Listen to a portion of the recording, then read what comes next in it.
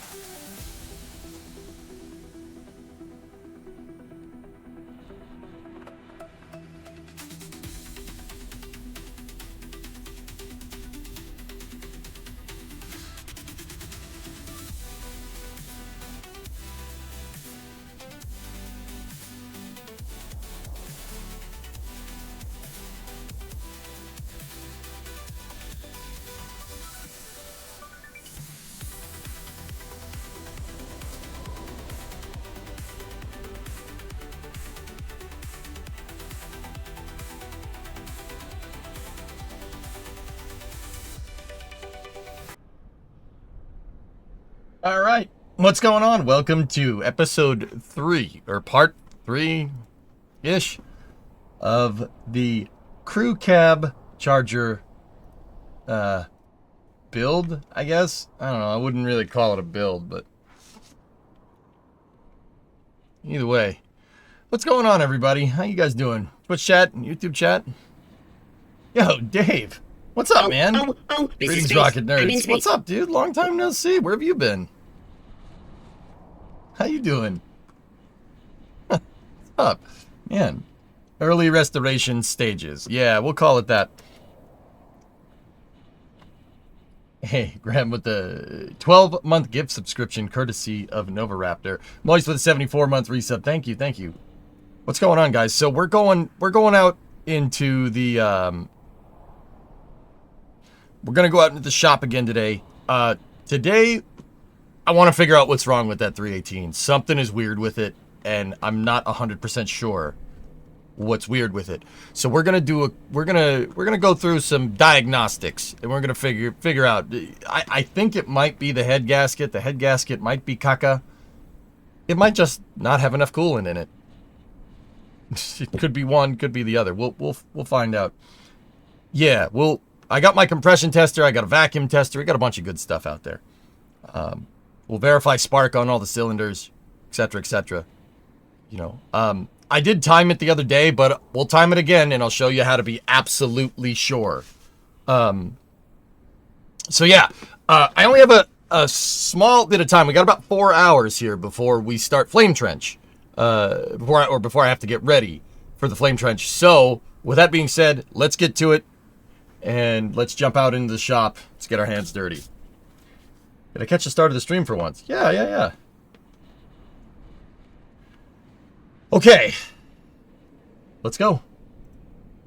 Hello? Ah, there we go. All right, cool. Stand by for loss of signal from the office as expected.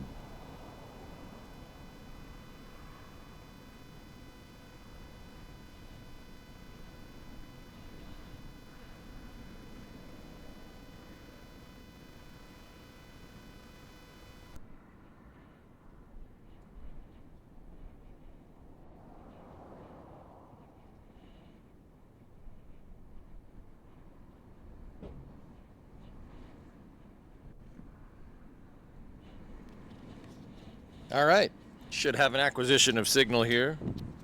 Everything is charged, Tessa, yeah. Everything's all charged. How we doing?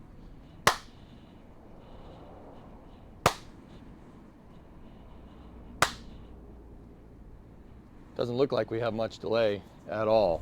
I restarted everything, guys, so sometimes it just needs to be restarted. 5x5 and on. All right, let's get to work. I'm gonna grab water here real quick.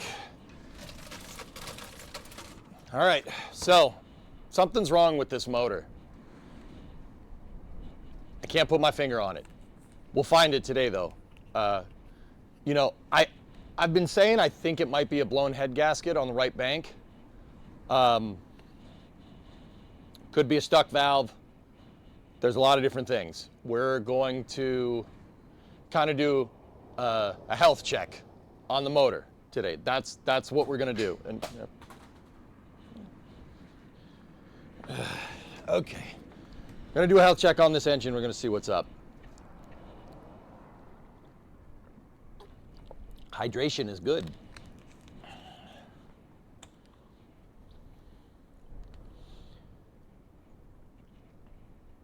Get a new one. Oh, the dirty water bottle. The floor is clean, man. So actually a little bit of an update from part 2 real quick before we start doing this. I did take this outside. I backed it up. I drove it around the yard. It stops. Oh, it stops. It stops so hard it shuts the engine off. So that tells me that something is not exactly normal with some adjustment or some idle screw or some air fuel screw on this motor somewhere, or it could be a piston down. It could be running on 7. So yeah, we're gonna have to figure all that stuff out.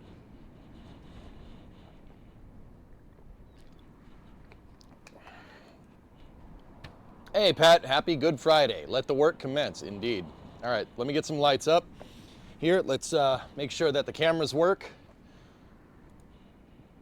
Is that camera working? Yeah. Oh, standard def EJ. That's not good.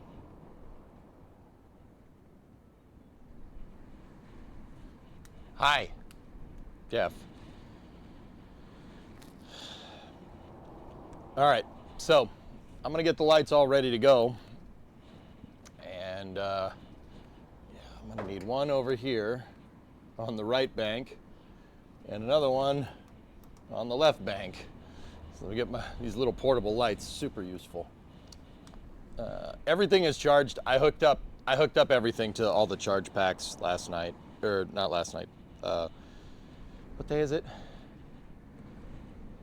Doesn't matter. Everything is charged.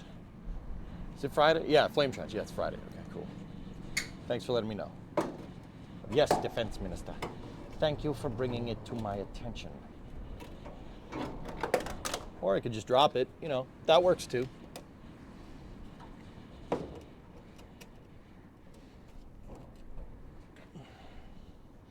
Actually, that's a good spot for both lights. Just prop them up against the hood hinges.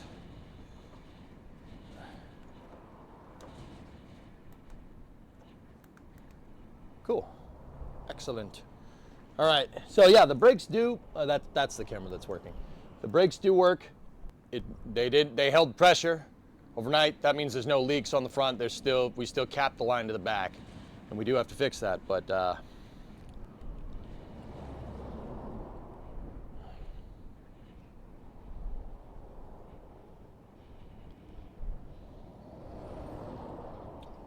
so far he's dropped every single thing he's picked up.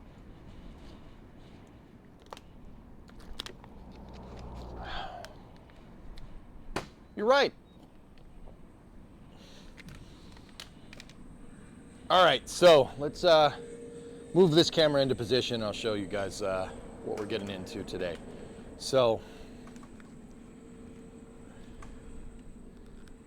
let's just get down in here.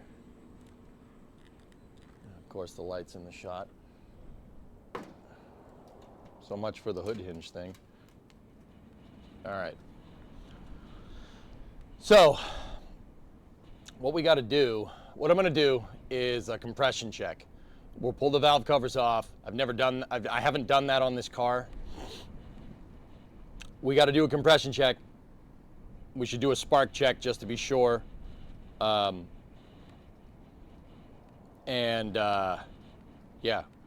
just verify we got good spark. Verify that all plugs are firing. I can do that. I have an in-between light. We can do that way. Dropping tools, as is tradition. Yeah, Dave. What's going on, man? I haven't seen you in a little bit. How's things? Hey, Flykin. What's going on? Kelly, how you doing? Yeah, Tessa, you know, you want me to get that, stuff. Like, yeah, the head gasket leak stuff. I ran out of time. I don't have it. We can do this with a compression test by depressurizing the coolant system to be absolutely sure. You don't need the dye or anything. It would help, absolutely. but I don't have that here. So we're gonna do it. We're gonna do this the old-fashioned way. So first thing that we really got to do on this, we got to test for spark. Here, let's think of order of operations. I want to test for spark. I want to test for compression. Now, spark is making sure that the spark plug works. I'm pretty sure this works. I'm pretty sure we're getting spark on all cylinders. But when I ran this car the other day, so a little bit of an update, like I said, over part 2. When I ran this car the other day, or I worked on it yesterday morning before I played Timberborn on stream. You should go check that VOD. It's pretty good.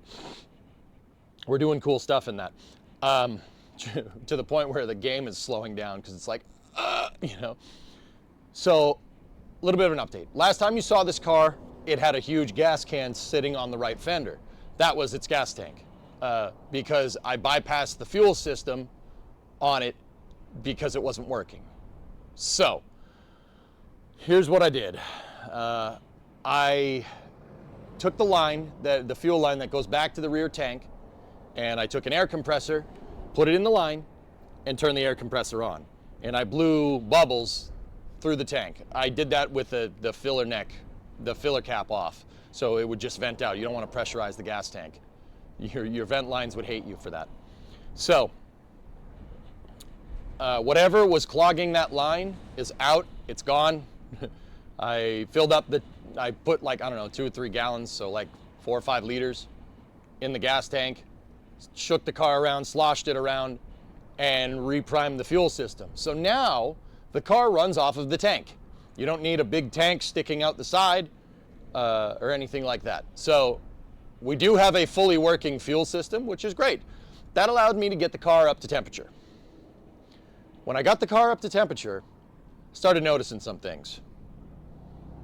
Misfiring, rough idle, stuff like that. I also noticed that it was making a noise out of the right bank, and I have my temperature reader here. It's a little infrared temperature reader. You can point it at things and it'll tell you how hot it is, right? I was noticing a huge difference in temperature between the right bank, which is the 4 cylinders on the passenger side, and the left bank, which is the 4 cylinders on the driver's side. The 4 cylinders on the driver's side were reading 300 Fahrenheit, which is, I don't know, like 140 C, which is fine. That's fine. That is where it should be, per the manual. We have the manual. It'll tell you. The right side bank, 200 degrees. So that could be a couple of different things. That coupled with the noise. I want to do a compression test because I want to make sure that each cylinder has compression. That noise means gases is escaping somewhere. Now that could be anything. That could be an exhaust leak. Unlikely. The exhaust on this car is actually pretty new. I had it done in 2018. It's got glass packs and a straight pipe out the back. It's pretty cool. The exhaust is actually something I've spent the most amount of money on in this car thus far. So I highly doubt it's that. But it could be. We'd have to, well, let's prove it, right? Also, a 200-degree difference could mean that coolant is getting into the combustion chamber because of a blown head gasket. And because coolant is getting in there, it's not enough to hydrolock the engine to stop it, but it's enough to keep the cylinder cool, even though it's still working, but you're diluting your fuel with water at that point, or coolant, which is not what we want. This engine does get a little bit of blow-by, which means that something is pressurizing the crankcase, which is not usually what you want. The crankcase should be sucking, it should be pulling in vacuum. So there's a couple of different things here, little tidbits of information that kind of led me to want to do a compression test with this car. We got to verify spark because a 200-degree difference, or 100-degree Fahrenheit difference between left and right there is, that could be a bunch of things. The noise could just be an exhaust leak. It could be a spark plug isn't tightened all the way down. It could be a bunch of different things. So we're going to get into it, and we're going to check it.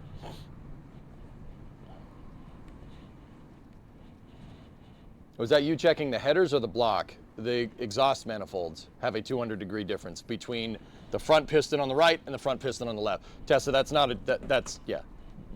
I'll show you. Anyway, let's, there's a couple of things that we got to do.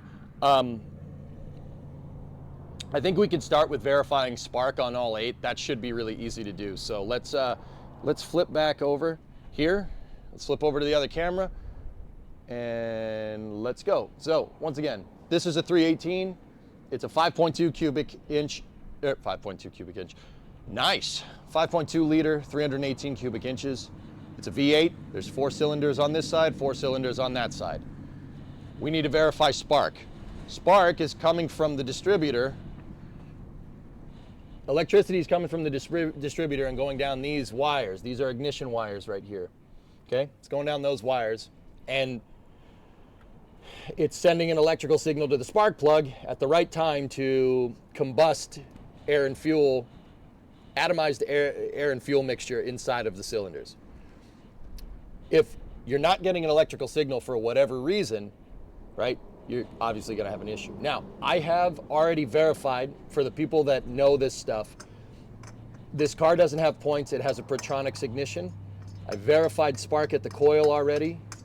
Actually, I haven't verified I know we're getting spark. I haven't verified if it's the exact thing for the coil. We're going to have to check it. But I know we're getting spark to the distributor, obviously. The motor does run, if you want to see. We can start it right now. It'll fire right up. Now that I said that, it won't, but here, I'll show you. Ready?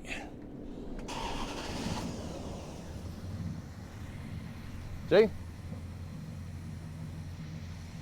Fires right up. Not bad. But something's weird. The more you look at it, some weird stuff happens. I don't know if you guys can see. The motor is kind of jittering around a little bit. See that? It's very, very subtle. I don't know if you can see it on camera, but you can see the ignition wire shaking. See the wire shaking right there? See that? That's not good. Something's weird. Something is weird there. It could be something broken, or it could be me just not having the car having everything dialed in. But that's a rough idle. See how it's kind of shaking back and forth? That's not what should be going on. You can hear it in the sound too. It's misfiring. Blah, blah, blah, blah, blah, blah, blah, and it makes a pop every once in a while. Listen.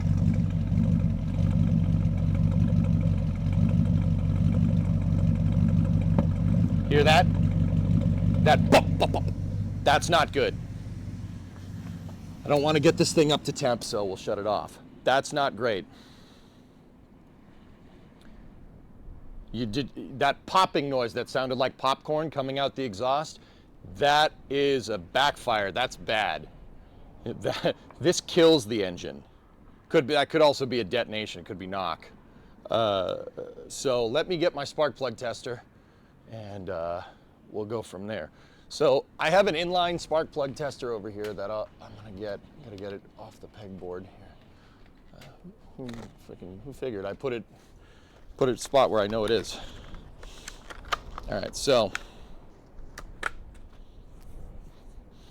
this thing, it's an inline spark plug tester. So what we got to do, let me take the negative terminal off because I'm paranoid. What we got to do is pop off one of the ignition wires, right?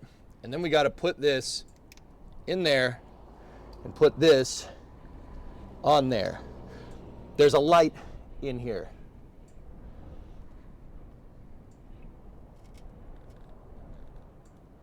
See the light? It's right there. There's a light bulb. The light bulb will be going off if we have spark. You'll know it when you see it. So let me try to zoom in on that. All right, so let's verify on number 1. The cylinder up here at the front of the left bank is number 1. So let's turn it and see. Yeah, okay. We got spark on number 1. Perfect. Did you see it? Can you guys see it go off? Did that work?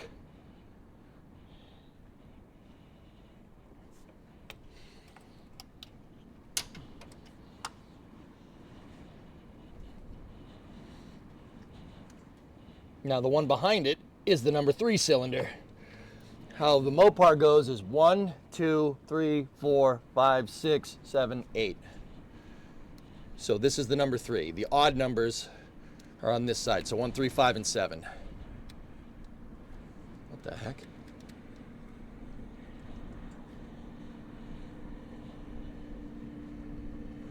Uh-oh. Hold on a second, dudes. We may have found the problem. This thing took the top of the spark plug with it. Hold on.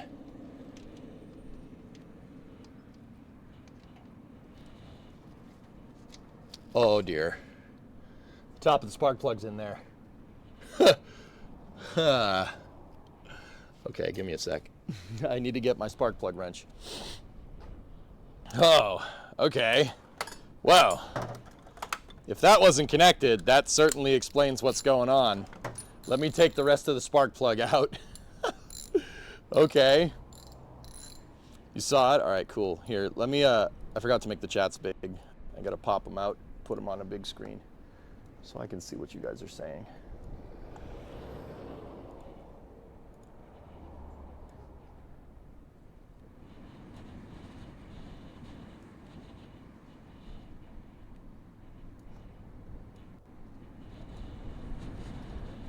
Yeah.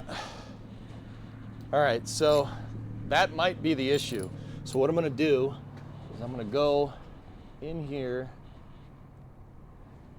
and if you see, you just see the top of the plug in there. I'm gonna take this out.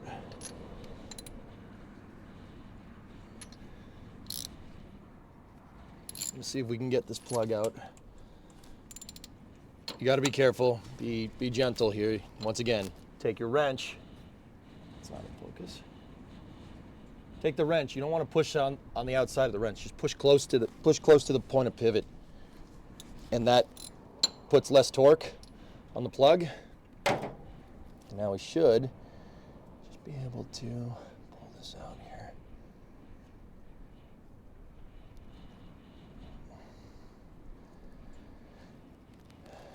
Okay. Come on, you. It's coming.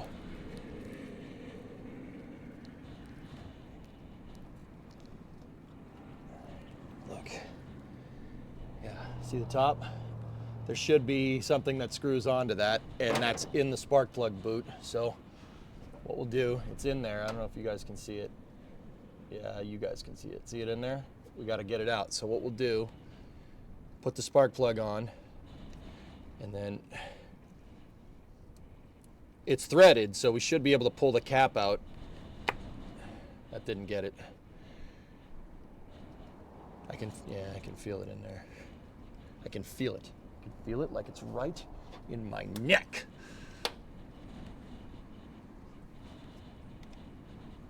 Yeah, if this wasn't connected, number 3 wasn't firing, so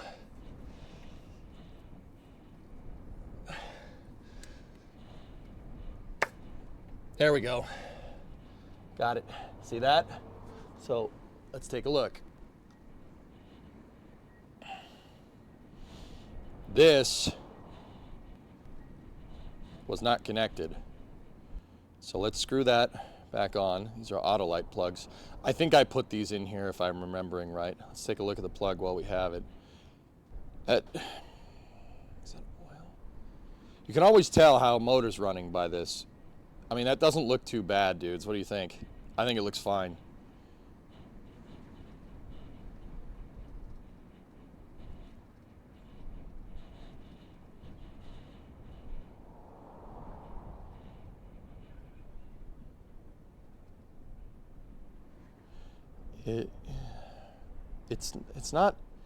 It's not fuel soaked, dude. That's what. Oh yeah, no, there's a little bit of residue. See that? See how it's dark and a little wet inside of there, like inside of the strap right there. I don't know if you guys can see that. Let me move it closer. See right there?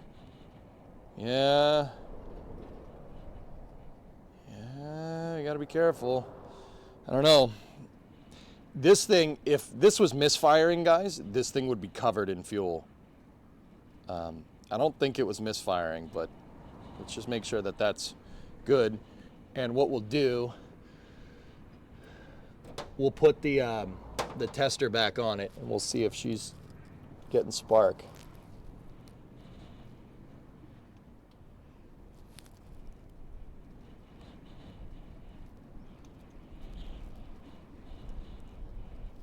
I always hate finding the thread for these things. There we go. But yeah, that top part not being threaded on, that could be misfiring. It could be because the motor's shaking around, right? It could be temporarily making a contact there. And if the motor shakes again, it could be misfiring. Like you could not get a good contact when it commands the cylinder to fire. Or it commands the spark plug to fire, excuse me. So once again, with putting the plug back in, you just don't go hard. Just get it snug. You don't want to break one of these off in the head. That would be not ideal.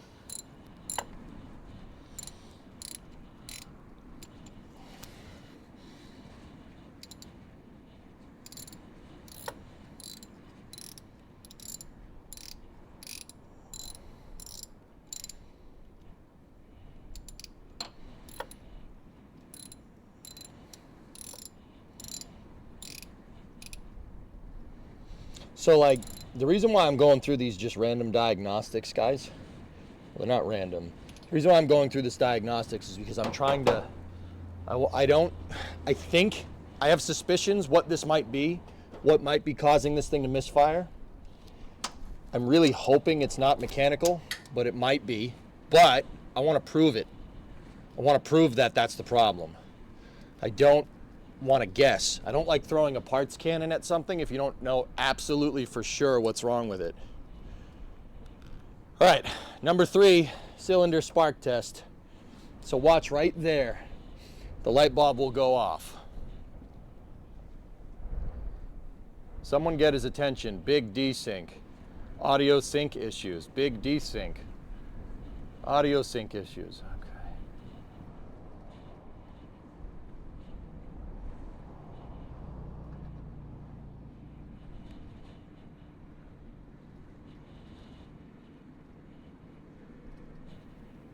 Okay, are we back? Look at the lower left, ready?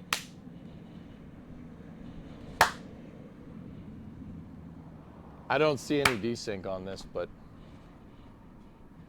clap in time, 5 by 5. Okay, that's weird. I don't know why it would have suddenly desynced, but okie dokie. All right, so let's verify spark on number 3. Ready? Yep. Yep, there it goes. Number 3 is spark. Okie dokie.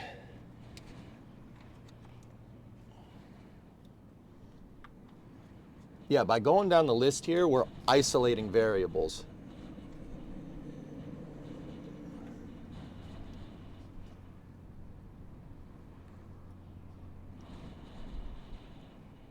What the heck?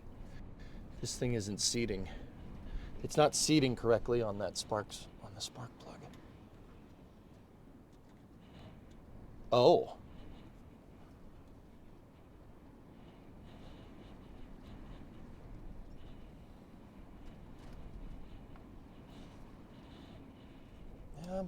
Yeah, that's on. All right, let's go to number 5.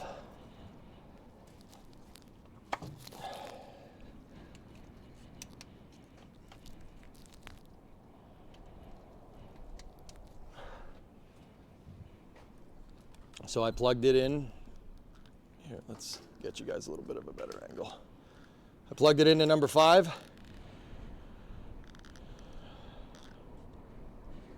Let's see what happens. Ready? Yep. Okay. I saw it spark. So we'll just go to number 7 real quick, and then this bank is good to go. We know that we got spark at the plugs, and I don't think we have any bad plugs here.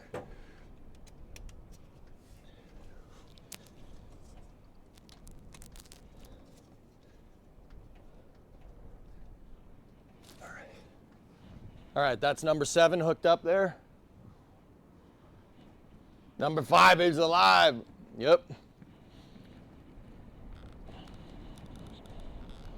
Let's see. All right, checking.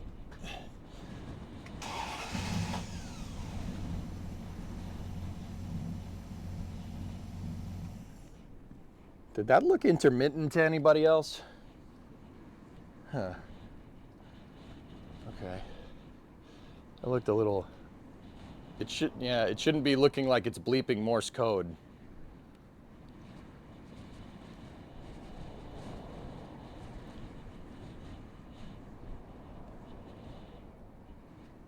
They all looked intermittent. It's possible that the Pertronics could be sending 2 sparks down the line each time it goes to fire a cylinder. So it would look like or just you know, it's possible it could. I don't know too much about Pertronics stuff, but it could be. It could be sending multiple sparks. All of them look like that. Huh. It's a Pertronics distributor, dude. I don't know too much about them, Hellfish. Still got a shimmy, yep. The light is not going to be exact, but all right. So we have 4 cylinders verified over here. We're getting spark down the wires, which is good. Let's do the other side. Huh, that's weird.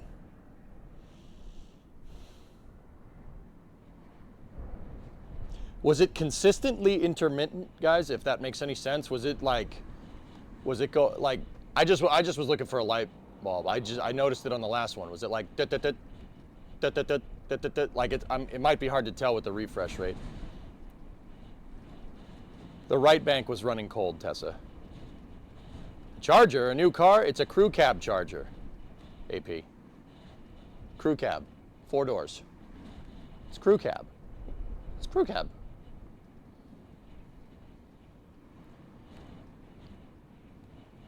Three flash all the time. Okay. Just clean the plug and see if it runs smooth.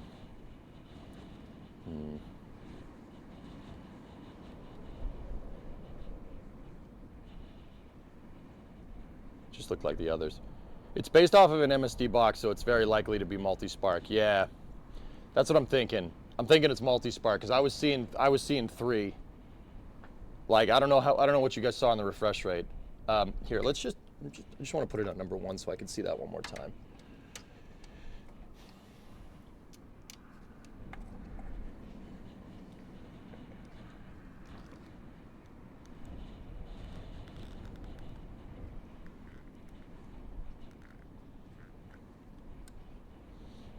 All right, let's take a look.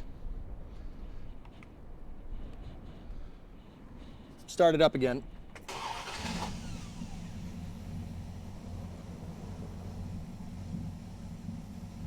That's consistent.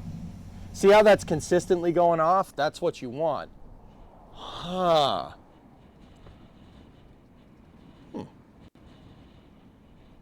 Interesting. Okay. Looks fine. Probably the plugs need to be cleaned off. Yeah, the plugs looked okay. The top of the plugs look fine, Doom, but... All right, let's get at it. Get at a point where you can see all of them. So I'll just check the tops of these plugs. Once again, one of them didn't have the strap on it, dude. Like, not the strap, the top piece was loose.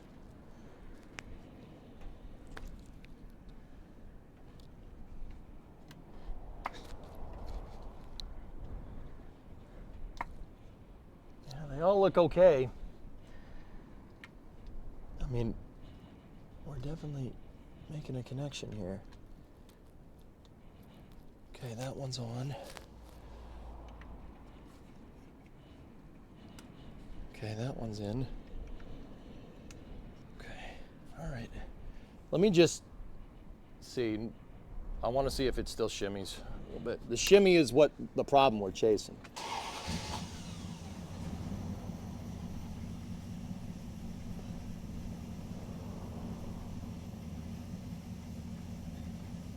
Yeah.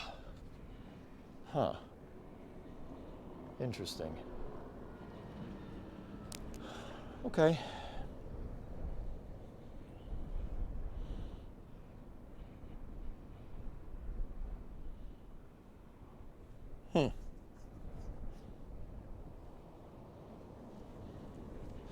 Shimmy looks worse. Yeah, worse? Yeah, it definitely does. It's misfiring all day.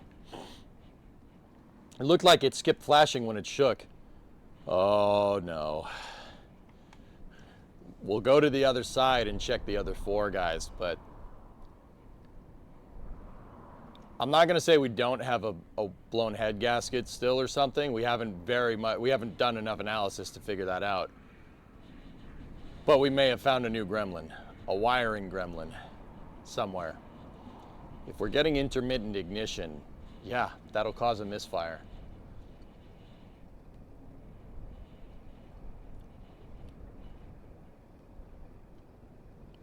Mice, baby. We're gonna have to look. Could just be a frayed wire. It's an old, part of it's an old wiring harness. We're gonna have to figure out the Pertronix ignition. I don't know how to do that. I mean, once again, we can just Google it. It's not a big deal, but. Stupid, but are you sure the plug wires are going to the right cylinders? Yeah.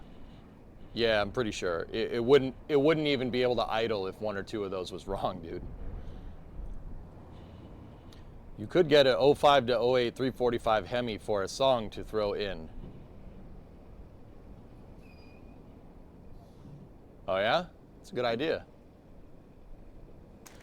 That's a good idea, man. Doom, I'm cooking. Don't worry. Old Papa EJ is cooking up some good stuff for you. All right, let's go to this side and we'll do the same.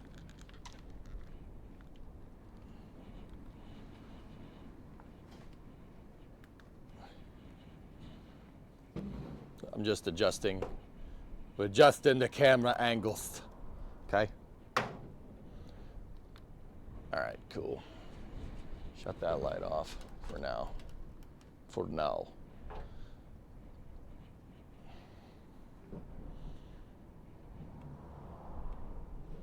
You're gonna have to take a ride in the supercharger, yeah?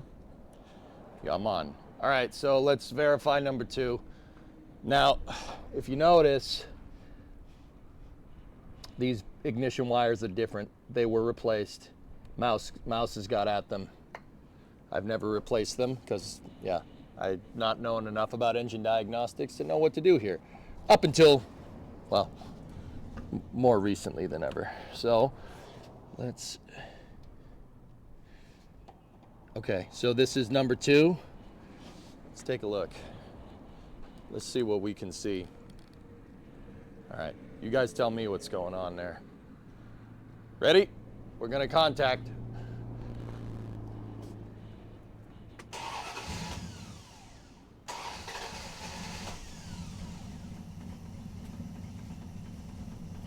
Oh. What the hell?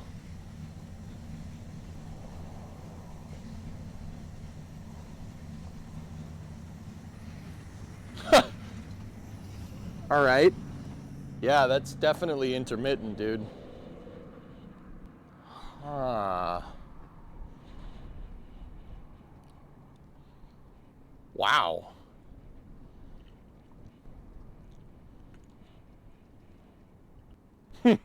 You see that thing shake around? Do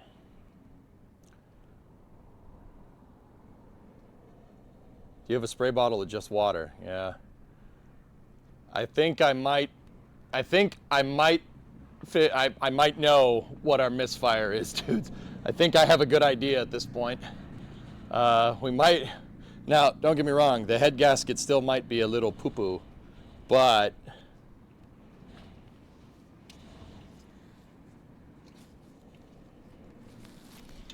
let's put this back in there. And let's try number 4. So this is the number 4 cylinder. We'll do a full diagnosis, but I have a feeling I know what's going on here. All right, I'll shut the light off. Might be easier for you guys to see it. All right, let's try it again.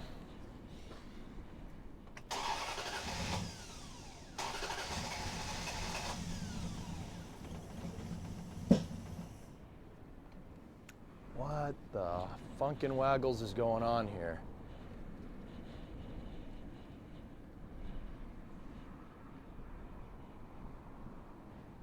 Let's try it again. Just want to see it.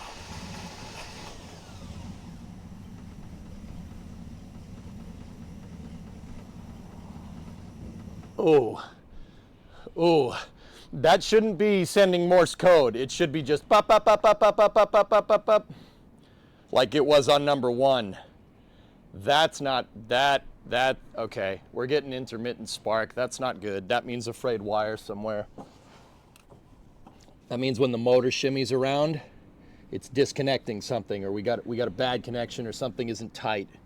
We're gonna have to go further up into the wire harness. Now, don't get me wrong, guys. I'm not gonna lie to you. I've looked a little bit further. I know that it's a Protronics distributor. I've had the cap off, so I have an idea. But I wanted to show you guys. I'm pretty sure I know what's going on here.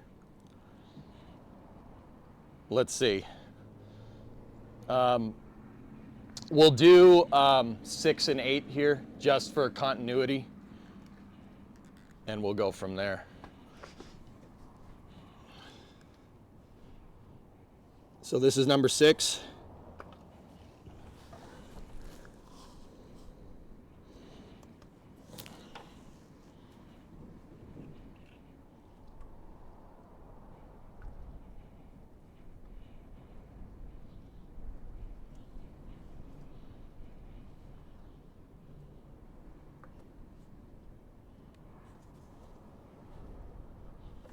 Coolant wire, or the coolant hoses.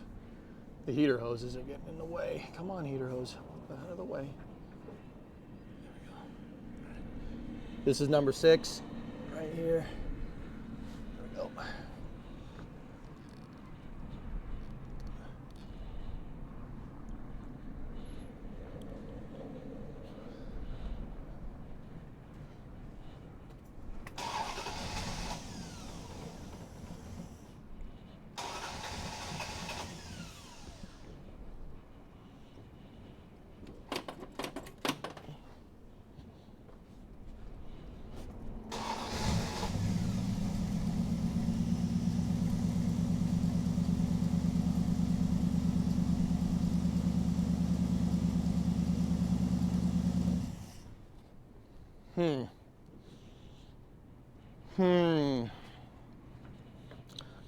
I gave the carb a good pump and the motor flattened out. And then the coolant hoses decided they wanted to be in the shot, so.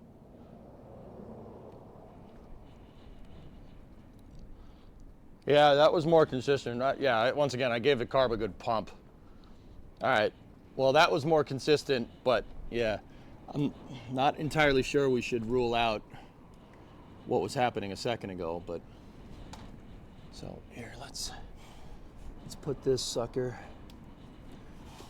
in over here on number 8.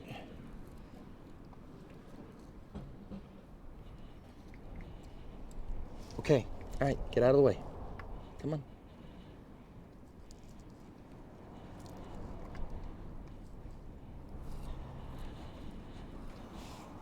All right, you guys, take a look in there.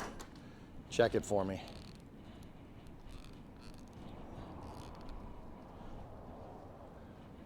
I'm not sure the intermittent spark that we were getting is real because the motor was not getting enough fuel for whatever reason.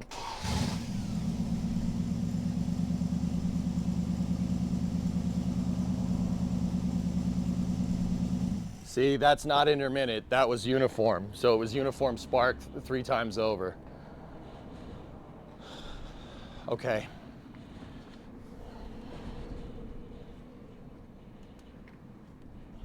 All right, so we got spark at every cylinder. It possibly could be intermittent. We'd have to look.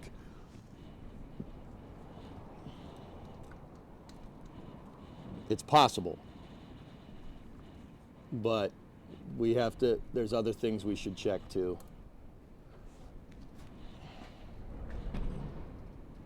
All right, all those are hooked back up. So we do have spark at all 8 cylinders, which is good. I've seen the top of the mountain, and it is good.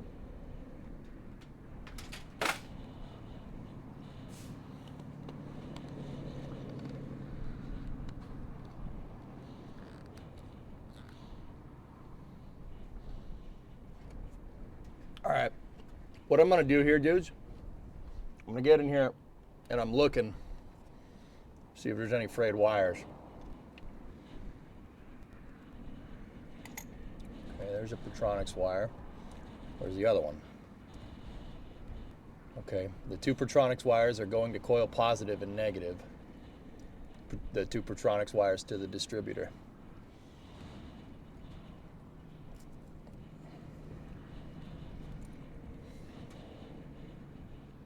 Just looking around for anything else that might be weird. Looks like there's an oil pressure wire and a sensor back here. What's this?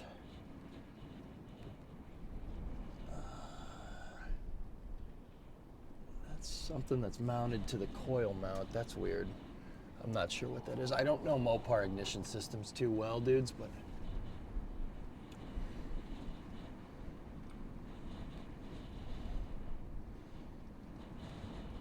where are the other two wires going? So that's Pertronix. It's going to coil negative. The other one's going to coil positive. This wire right here is going into main harness, which means this is, I mean, if it's going to coil negative, that's got to be the exciter wire, because you got to generate a field in the coil for it to work. Then you have your main output right there that goes to the distributor. All this stuff seems okay here.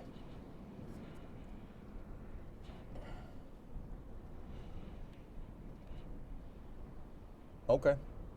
As I don't necessarily see anything weird here. Everything looks okay. I don't really see any frayed wires. There's definitely been mouses in here, for sure. Oh, hold up. One of the nuts on the coil is not tight.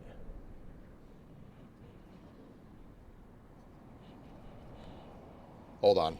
Let me get a wrench. Pop the cap off and check the contacts. It's Pertronix. There's no cap. There's no points, dude.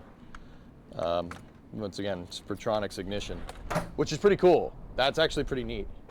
But my coil positive was coil positive. That nut was loose, so wires could have been jumping around there.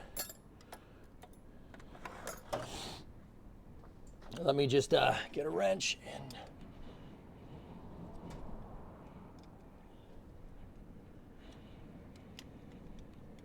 Yeah, previous owner put a Pertronix in it, which is actually, that's super cool.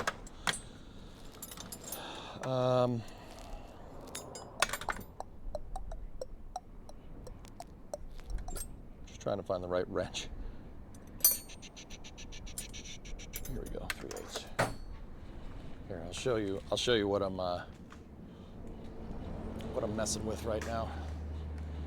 So the coil has 3 plugs on it. See them right there? So the one on the left is negative. The negative is going to the distributor. The negative is the one of those, see the green and the orange wire right there? The green goes to coil negative, right? The orange one goes to coil positive. The exciter wire, which is that one that goes up off of the positive terminal on the right, is what charges that coil. The negative is not really connected to anything. It's connected to the distributor, so I'd assume it's grounding out through there. But the nut on the right it was not tight. So let me go in here. Just make sure these are snug.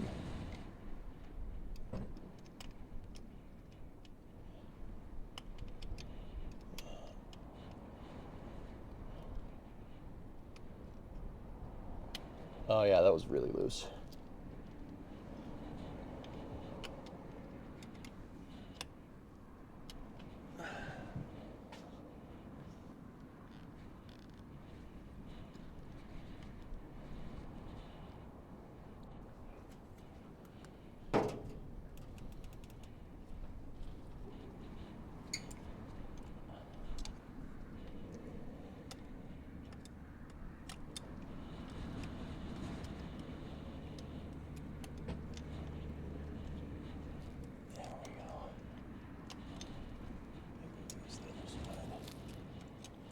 Yeah, she was a little.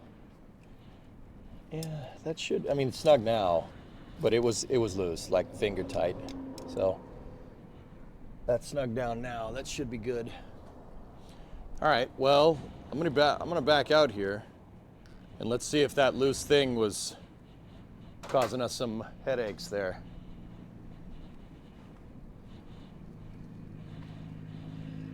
Take a wire brush and clean the contact surface on both sides. I'll do that if it's still intermittent, just to be sure.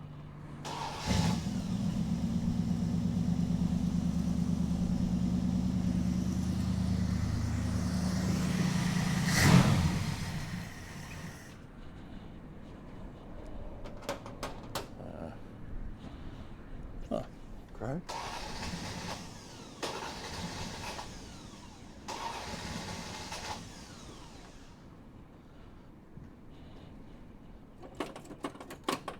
That should do that. That should fix it. Ready?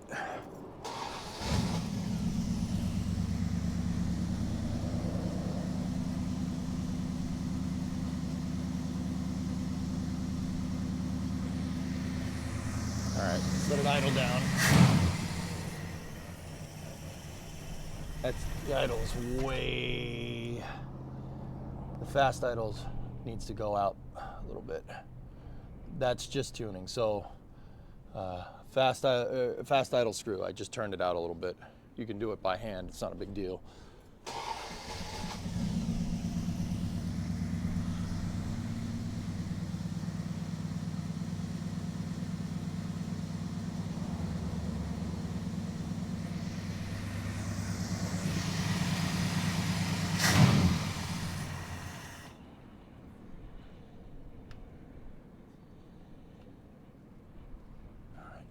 Let's go a little bit more.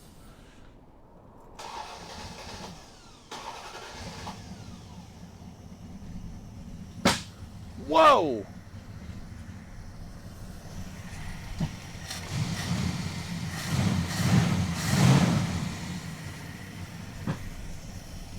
Still misfiring. Hear that? Yep. Nope. Shut it off. Yep. Sounds like gunshots. That's great. That sounds like gunshots. That's good. Lovely. Well, the good thing is that we are definitely changing something.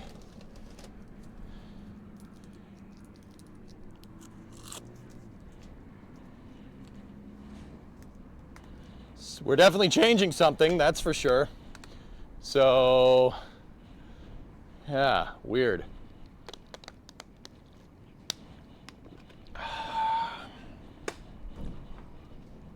Pull the cap. You really want that cap, huh? Okie dokie. All right, I'll pull the cap for you.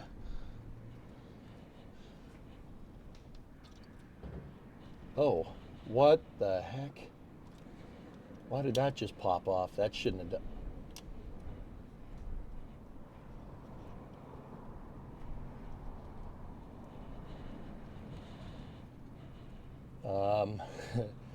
Okay, I think we need new plug wires. See this? That shouldn't do that. That shouldn't just be able to pop right off. But one of those was super loose. Before I pull the cap, I want to see it one more time. All right, let's go through.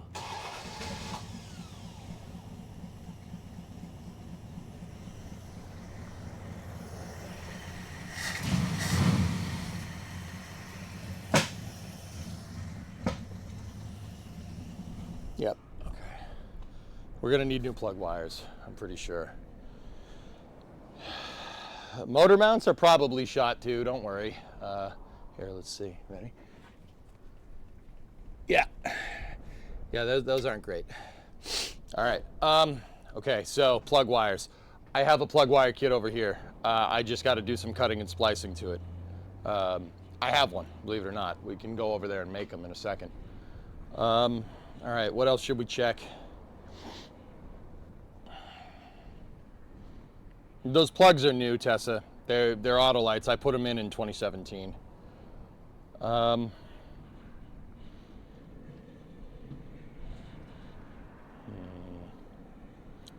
Coil resistance, we should probably get at that, huh?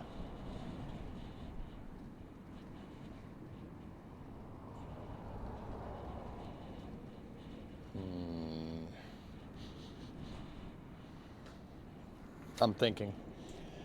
I still think we should do a compression test on this thing, but it's very clear that something is not happy back here. How do you, I forget how to do the coil, how to test your coil. But all right, we'll still pop the cap off. Let's see what's up. Let's see what's going on in here. Yeah, this is Protronics. It's brand new. Yeah.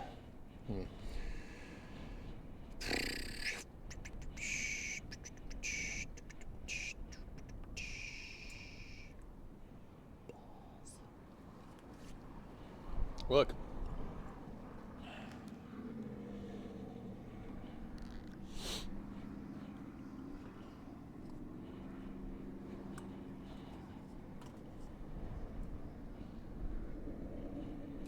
Looks fine in there, dude. But yeah, that, like I said, Protronics ignition.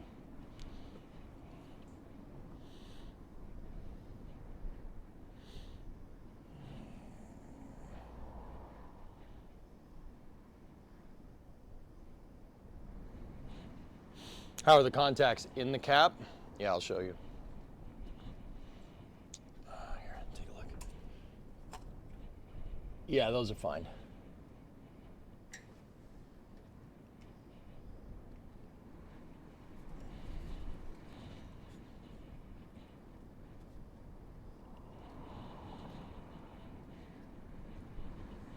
Yeah, those are all good. There's no corrosion on any of those.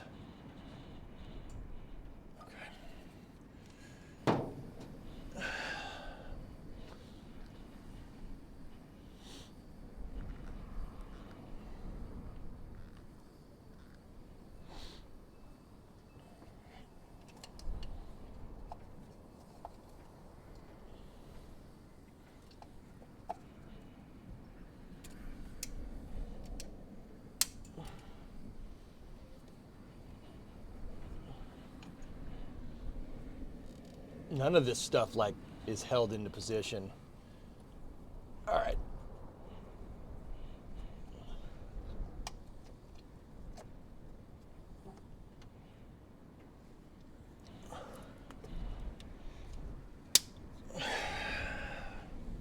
All right.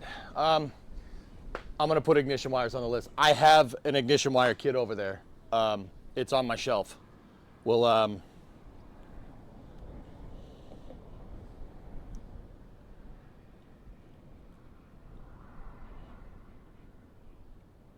Any bets on when he gets the first swear word, Karina? Oh man, you're not giving me much faith there, huh?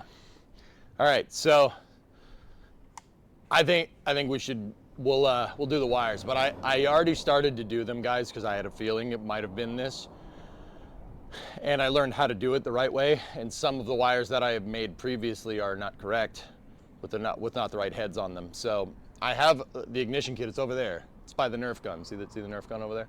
So I'll move the cameras around, and we'll make a new kit here. Yeah, 4 of the wires are wrong. I made 4, and then 4 of them were incorrect. I'll show you why. But I have an ignition kit over here. I had a feeling it might be this, but we still should do a compression test. We should still do that just to be sure. Also, I want to be absolutely sure. I'm going to verify that my balancer, the harmonic balancer at the front, the timing mark on it is verified, to make sure that we didn't skip a timing chain. The timing chain didn't skip a sprocket.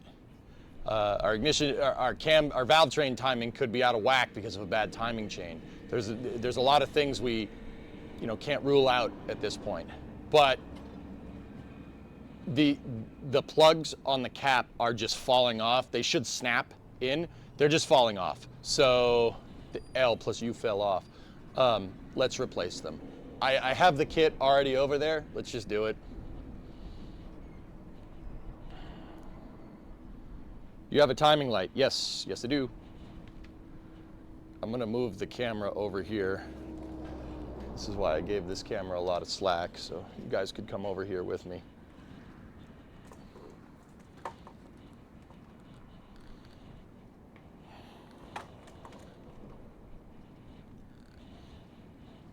All right.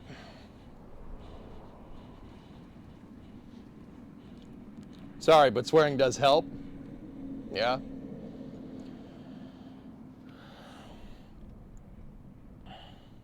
I have not done compression yet, Electron, no. We were getting intermittent spark. I found some weird stuff with the ignition wires. I already have an ignition wire kit, so we'll make some new plug wires for this thing and we'll go from there. All right, so welcome to my electronics workshop table.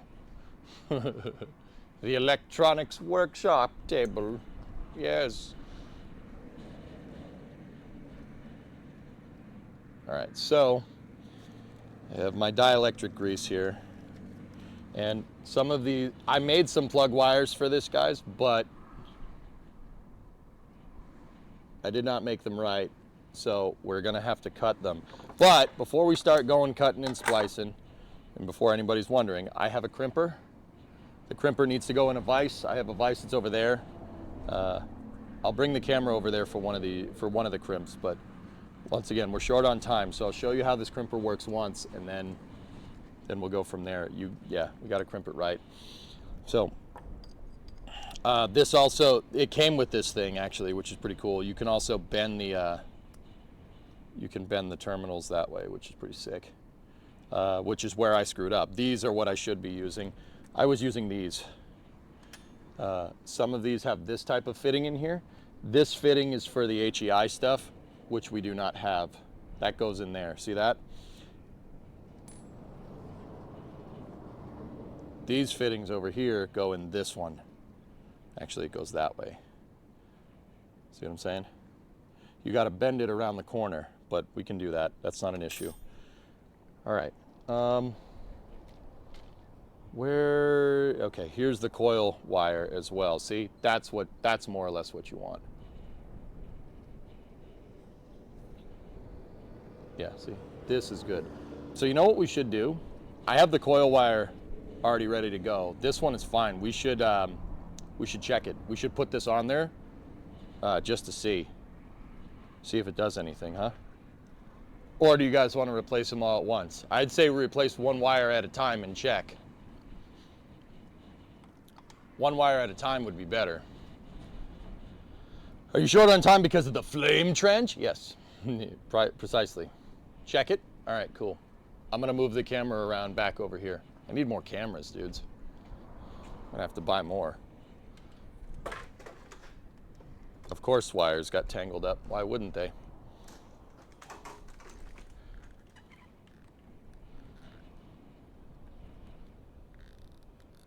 All right, so let's flip back over to this. So there's the cap. So what I'm going to do, see it? See that? See how easily that pops off? That's not what you want. You don't want that, because if the motor moves around, it's gonna unplug it. So that's no good. This one is good. This should snap in. Ready? Or actually, you know what? Let's use this side. There we go. That's what that should be doing. Now go up and over. See? Look. Look. That's no good. That's why we're getting intermittent spark. That one clipped into place. That one did not. All right. There we go. That thing is like sticking straight up, like way up in the air. Let's just run it underneath like that so it's not sticking up as far. I might need to redo this one too because it's too long. Come on, baby. Hey. Hey now. Get in there.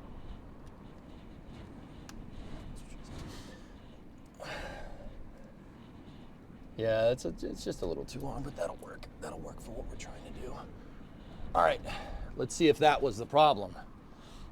Let's see if we still got some motor shimmy. Honestly, just replace them all at the same time. Yeah, maybe.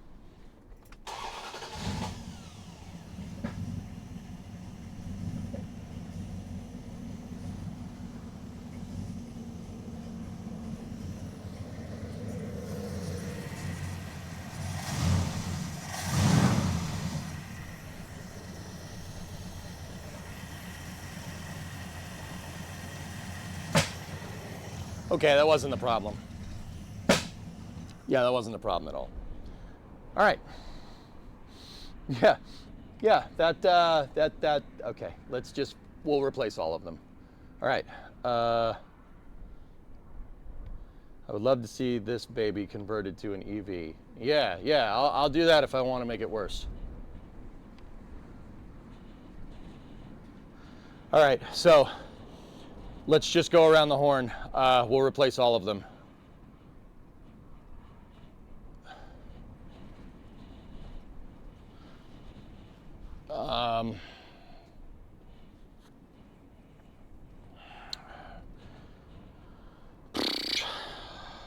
Let's just go, start at number one.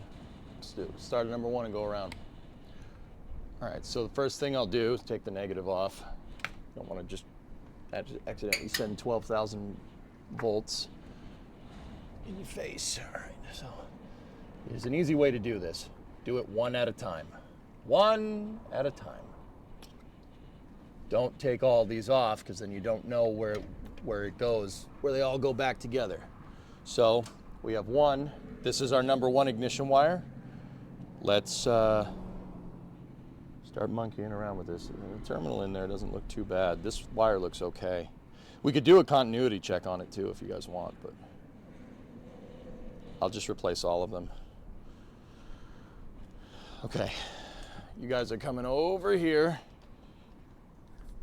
It's an airsoft gun, just in case anybody's wondering. It's an airsoft gun, it's not real.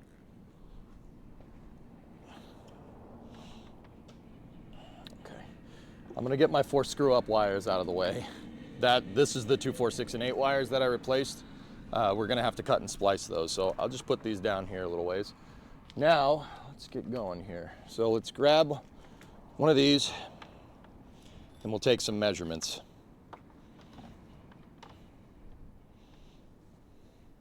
So there's a really easy way to do this. Hang on.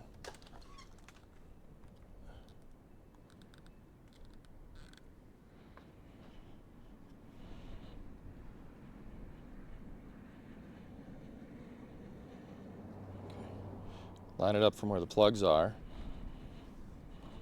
And there you go. I might want to give myself a little bit more slack just to be sure. But what I'm going to do, I'm going to take this, I'm going to put it in the car, and I'm just going to verify just to be sure that this length that I have right here is the right amount that we need. Because remember, we have these elbows, right? We have the elbow connections, and what this thing has is a straight on connection. So if we have to elbow around, we might need to go around the cap a little bit. So we might need a little bit of a longer wire. So let me just go ahead and go over here and make sure we're at the right length. This is why I need another camera. All right. So imagine just me putting this in we're on the number 1 spark plug. Okay. Gotta go back.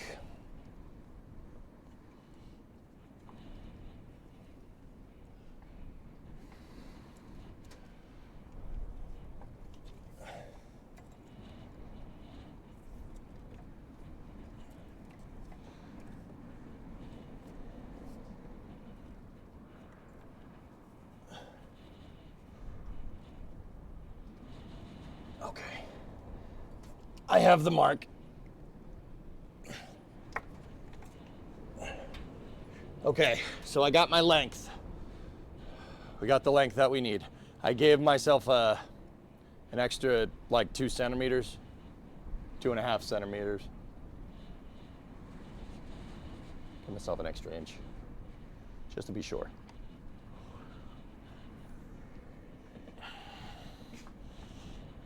All right, so let's just verify again. Make sure we're in the ballpark here. Okay.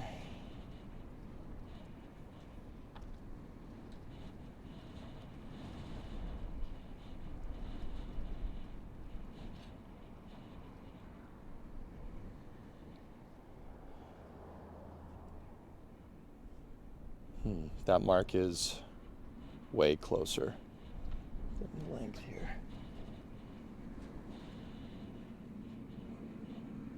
Interesting. I'm gonna check it one more time, dudes, just to be sure.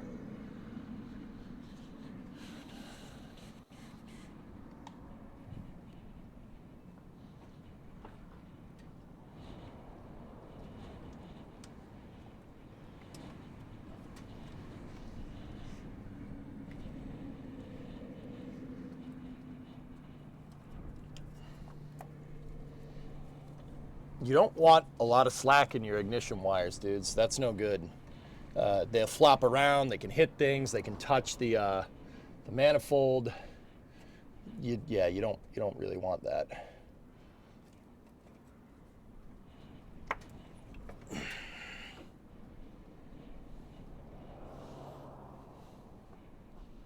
Yep, okay. Because this one is going around. Hello? If I sponsor the purchase of a camera, will you call it the Pope Cam? Sure. Dude, you already did. You already did with the money you gave yesterday. Don't worry about it. Buy another camera. Okay? I need another camera and a tripod and stuff, but I'm using my camera that you're looking through right now is a CX405. It's not expensive. It's like garden variety video camera. And I have plenty more provisions to put that in. I have plenty more ways to hook it up. Okay, cool. So we got our length. So where are my wire cutters? You know what? I'm gonna get a pair of dikes. That'll be easier to cut these. These spark plug wires are thick.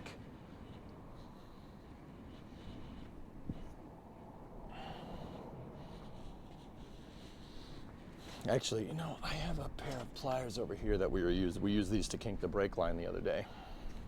All right. I put a little indent on this. It's right after where it says 8.5 mil. So let's just, once again, I believe, just give yourself a little bit of extra slack. First of all, we got to cut the wire to length, like that. All right. Now, if you look in the wire, you have your outer rubber, and then there's a little insulator there. You don't need this, like, these wires, spark plug wires always carry a huge insulator because if they're next to each other. And sometimes, if you don't have the insulator, it can arc from one wire to another, and you can get a misfire that way. That's why these things have that white insulation inside. That's to prevent arcing. But still, sometimes you hold these things together like that, like if they're up close, it will arc from one to the other. That's why we have spacers. See, you space the wires apart just to make sure. Keeping them like 1/4 of an inch or like, I don't know, like 6 to 7 mil apart from each other is good enough.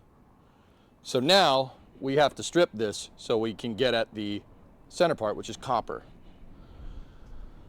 So I have these wire strippers, and this is why I gave myself a little bit of extra length here, because you're gonna have to pop the top off here. All right, let's see what this does. Ready? Hey, all right, what do we got? It's behind door number 1. Yep, there's your insulator right there. And then there's the wire. See it? There you go. I'm gonna give this a little bit of a tug. I wanna make sure I didn't cut it. Nope, the wire strippers didn't cut it.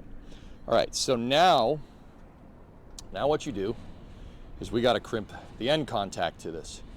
So what you do is you fold that over, right? See how the metal's folded over?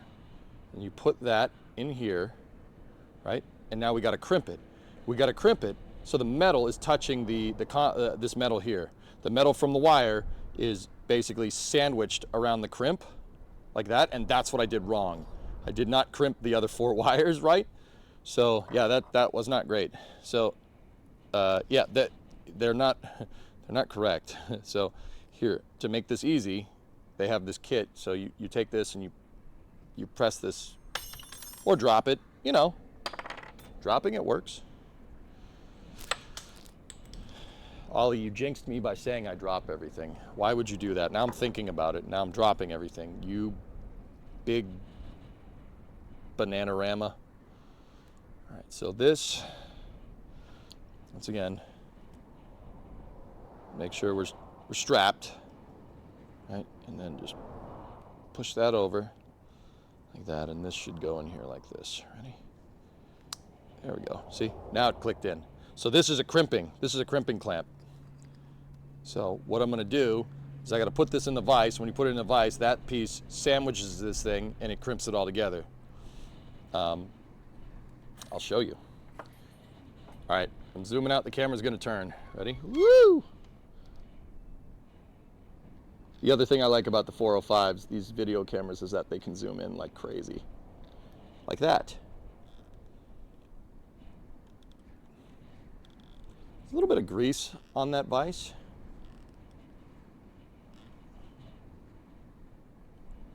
Not incredibly 100% sure why, but I'll clean that off. We don't want that kind of grease on this.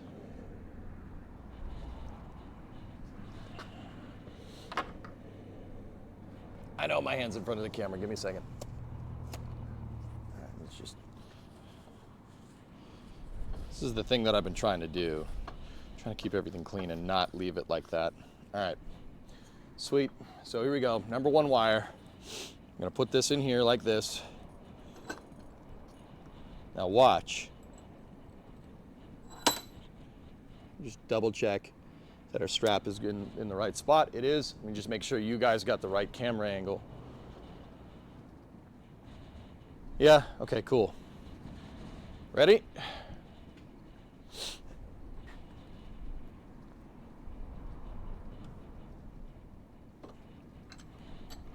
Just a little turn like that. Take it out of the die. Take it out of the die. Anytime soon. All right, cool. Now we got it. See? Now, the crimper, what it did was it put an indent on the back side here, and then it made this hug it. So now the strap, this thing is strapped around this, and the copper from the wire is now like hugged against this back piece. See where it crimps it right there? That's where the wire is. So you know you're gonna make a good connection. Now, let's zoom out. Come on back now. Now what I'm gonna do here, just to be absolutely 100% sure, we'll test for continuity, right? So take the multimeter and you turn it to right there. See that one, where it just looks like sound? If this makes a connection, that means it's good. That means we did it right. This thing will beep. Ready?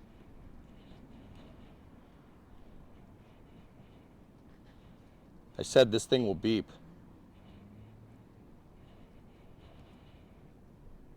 It's making a connection. I don't know why this one doesn't want to beep. Will you beep? Beep, damn you! Okay, that one has continuity. We're good. I wanted to check before we put this on here, before we put this through the Discovery, go at throttle up. put this into this thing. Put the boot on the end here.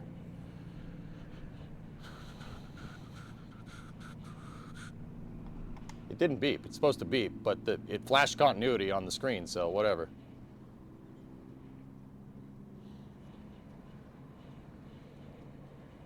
In case you weren't aware, popcorn is short for popped corn. Amazing. 84-month resub. Thank you, Element. All right.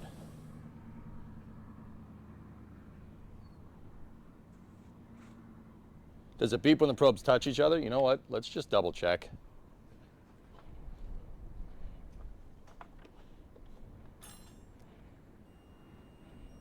It does.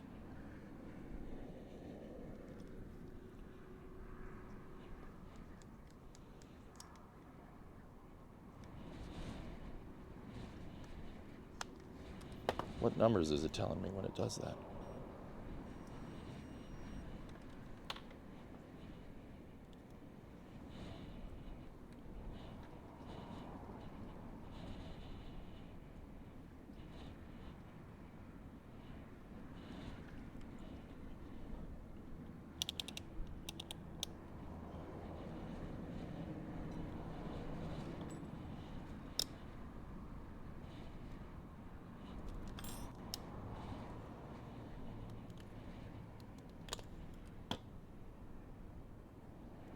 What the hell?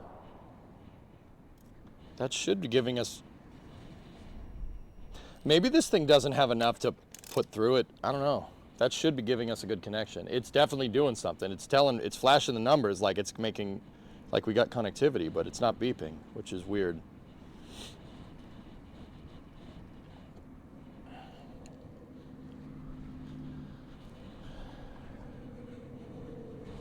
Test another, how many ohms? I don't know, let me check. Which resistance setting should I set this to? I don't remember. You're probably better at electrical than I am at this point.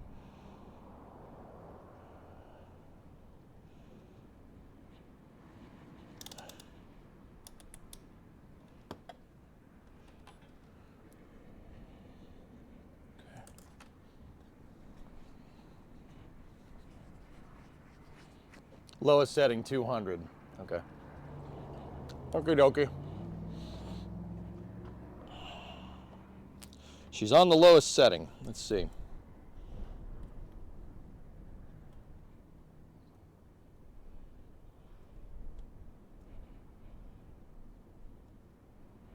Nothing. How is that possible?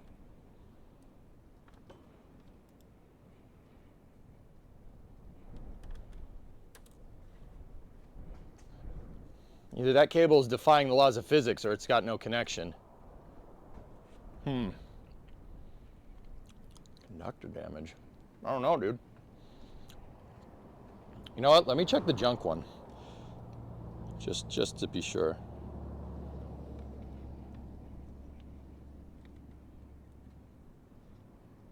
Yeah, it's not showing anything on the junk wire either.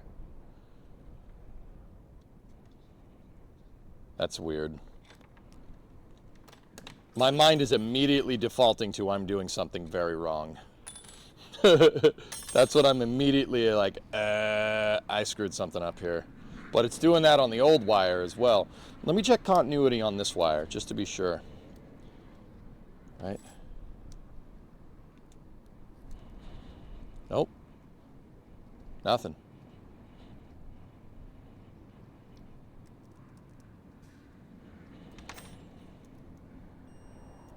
That's weird.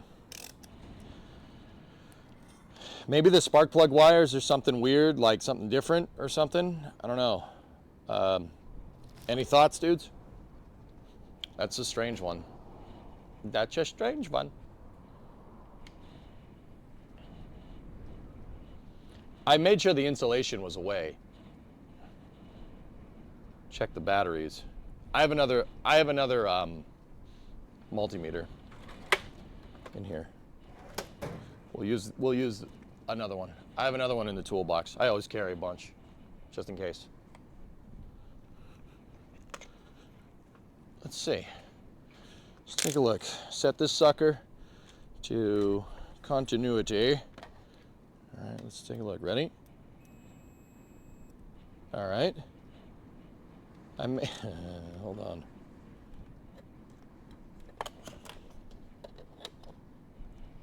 I may have the cables backwards. I don't know. Let's see. Ready? All right. So let's check here. Put that in there.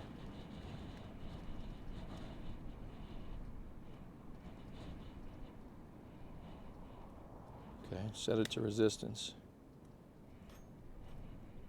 Same thing.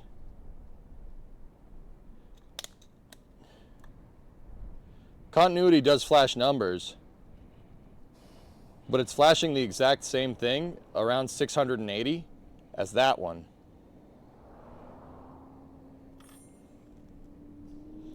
Let me just check something. Switch the terminal on the multimeter.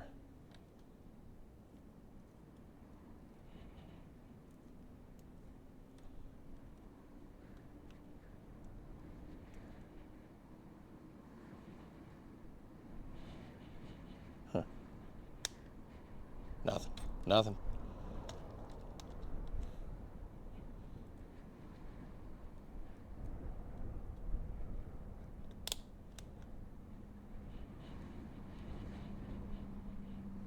It's not making a beep, but it is making a connection.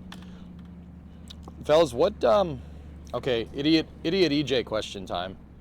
What does that number mean when on continuity? Yeah, so I gotta, that's strange. I'm not sure what that means.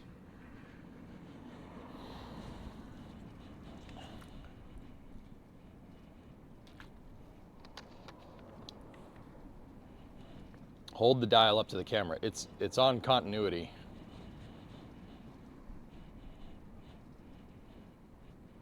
Martin, 0.6 is fine for you. It's the number it's flashing is 680 something. It's 683, 682, and both of them did it. Here, I'll show you. Let me zoom in on the multimeter so you guys can see it. Okay, so I'm gonna set us to continuity, right?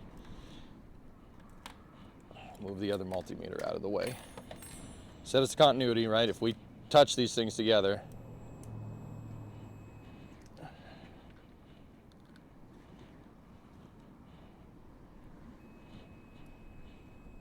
okay. So now we'll do this with the plug wire.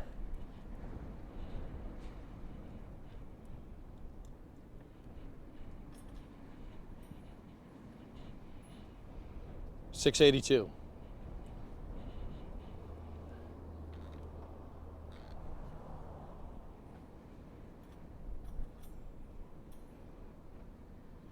Yeah, what's 682?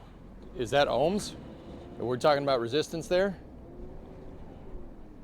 I mean, you're gonna get some resistance in the plug wire, guys, just because they have that super big insulator on it. Yeah, the plug wire, like I do know that.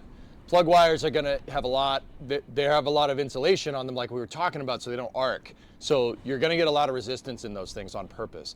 But what the electrical signal that gets sent down, a spark plug wire is like 10,000 volts at like with no amps behind it. It's like the bottle rocket of electrical signals, just, you know.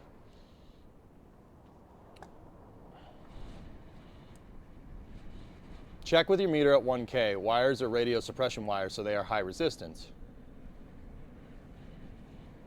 Continuity function measures ohms.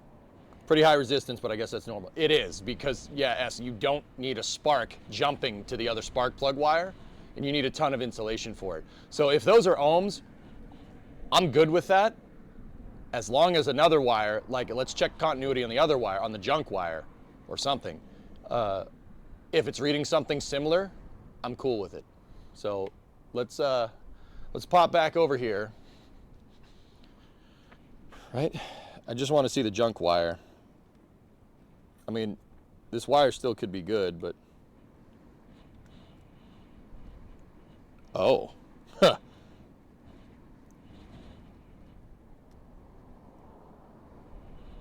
Fun story time. That's reading nothing. There's no connection here. Okay, all right, that's a little strange. What the hell's up with that?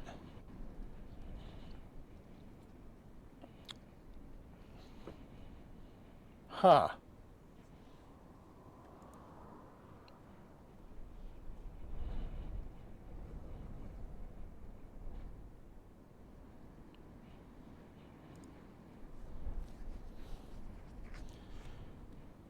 It was enough to send a spark down it, but that might be why that spark is so intermittent, because this wire is caca. So we take this wire, we take the old wire and we put it away, put it in its special place. All right, so 680 for this wire. Now what we got to do is we got to bend this and put a boot on it. One of these things here. Just send that sucker through there. Or, I don't know, maybe.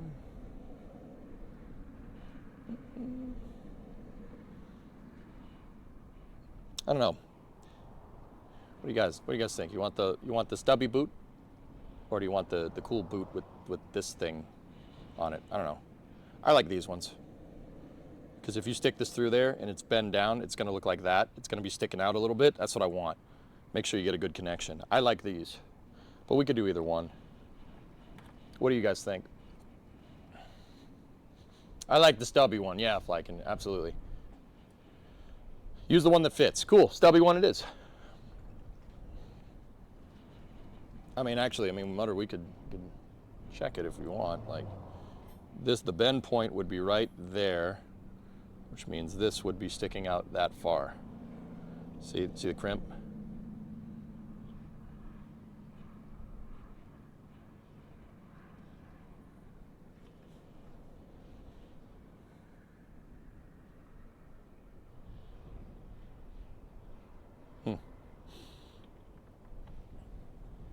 I like the stubby ones. I think it's okay.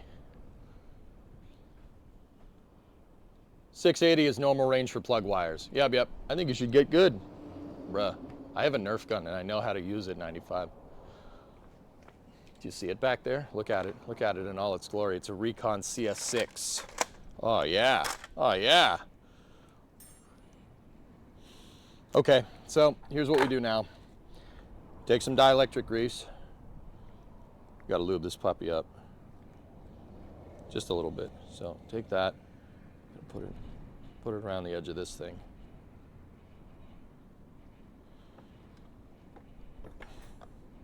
Then you got to put that on the cap there. And now we do have to crimp this. So I have to bend it. Which one of these does that? It doesn't matter, we can do it in the vise.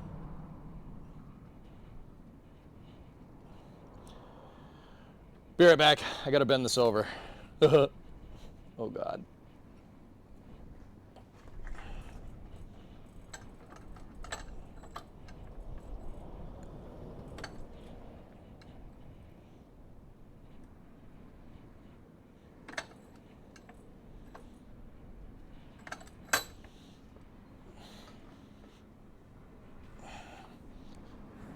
Go.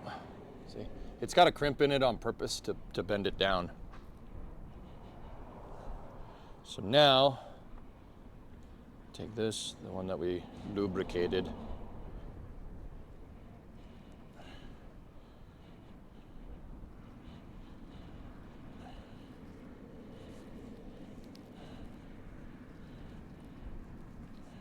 Come on.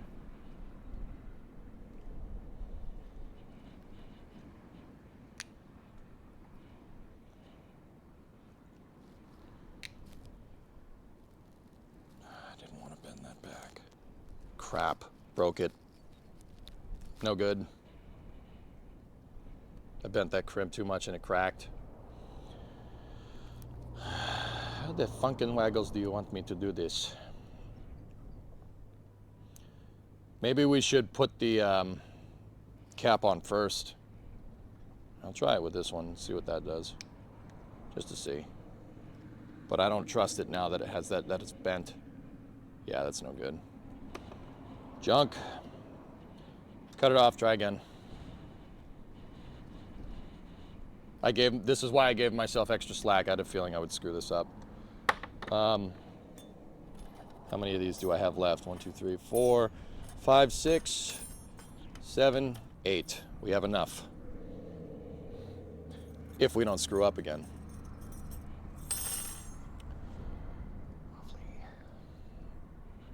Yeah, see, this is no good. I don't trust this because that. See that? The motor's gonna be moving around. If that breaks off, it ain't gonna work. So,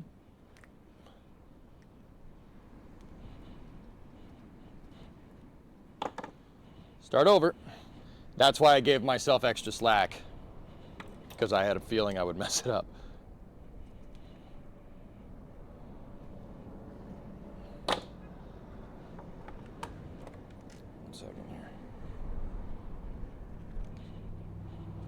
All right, we gotta get at that again. I'm gonna try cutting these in a different way than using that wire stripper. This is why I always use pre-mades, okay?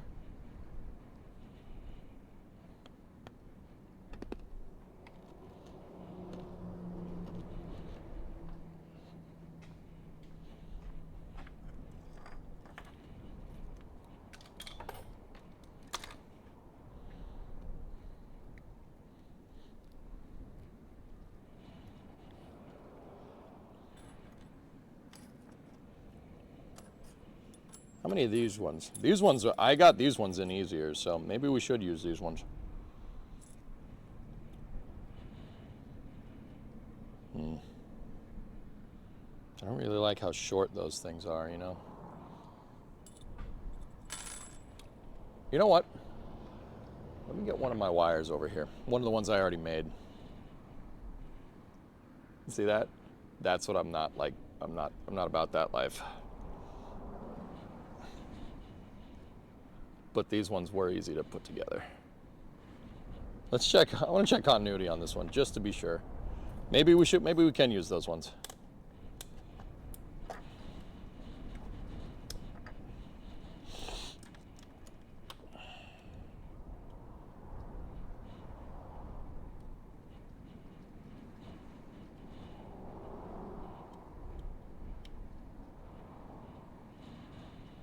Hello?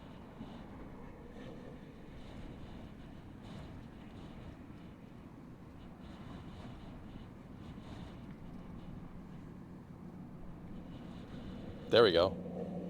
Yeah, I saw it. 683.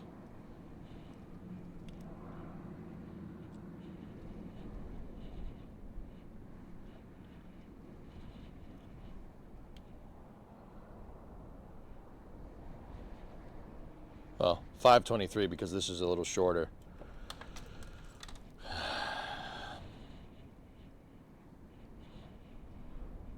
Problem is I didn't make that right. That doesn't have the strap in the right spot.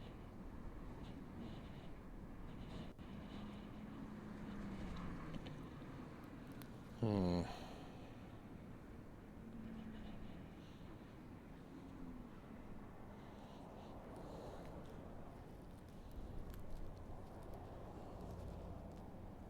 don't like these long things. These things suck. You can't get them around the corner before they break. It's almost like those are like for this, you know?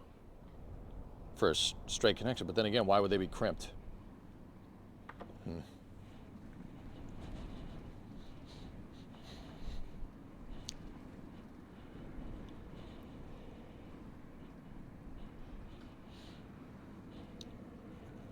Just check one of my spare wires. It measured 6.5K. All right, nice. The short terminal is for HEI. Yeah, that's right. I know. This is for HEI. I used that on the first 4 because I thought like, oh, that was the one that goes on this plug, but it's not. Paul, I've never crimped one of these bad boys around a corner. Like, how do you get this thing through there without breaking it? You know? Do you have to do it when it's like straight? Like pull the thing through?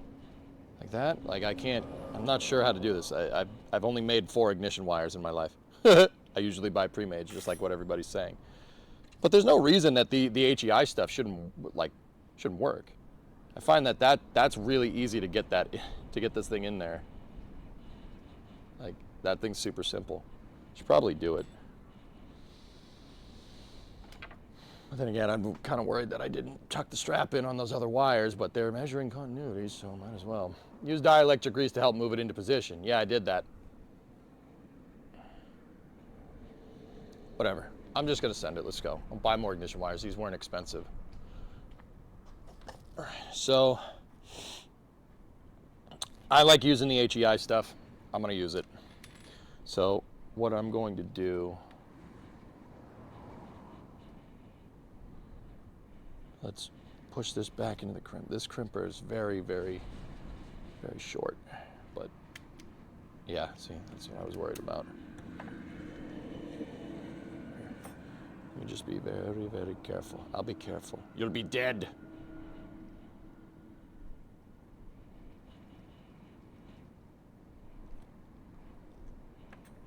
Got it. See?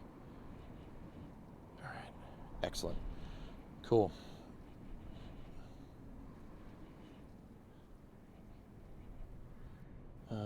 Where's the crimp? Where's the other one? The other part of this. Chat, don't do that. Don't hide it on me. What are you doing? All right, push that in there.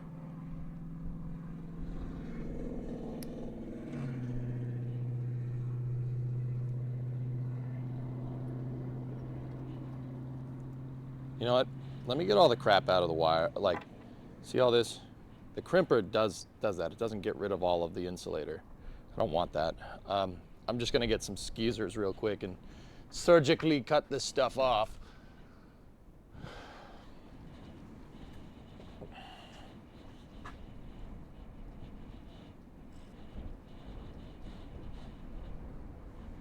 I don't want to cut the metal either.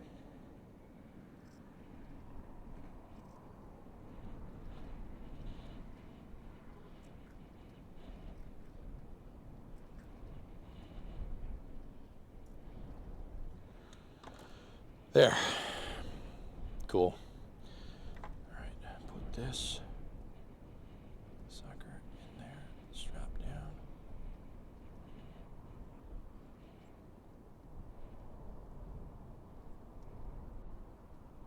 All right, I'm gonna go crimp this. I'll be right back. Do it real quick.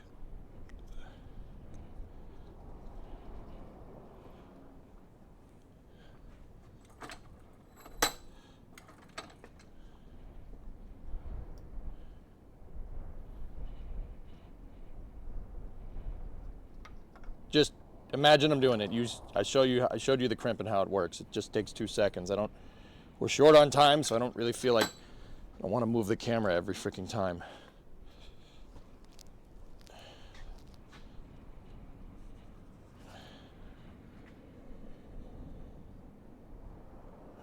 Come on.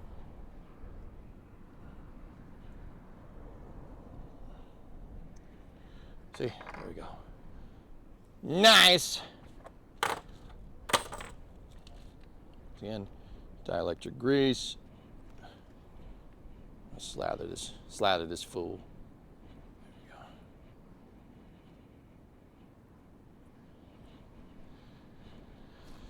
go. Put the remains on the end here.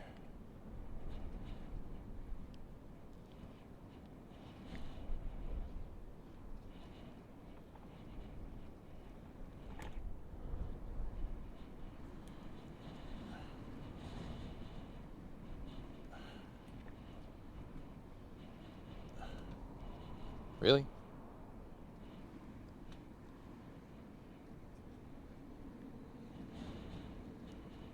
Really?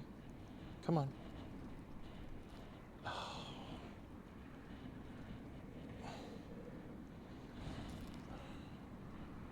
I'm putting it in the vise gently, just so I can try to get this forced on here. Give me 1 second.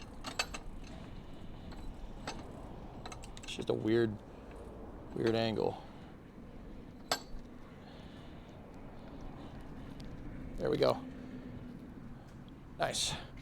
I just used the vise to very gently get that crimp started in there. So now,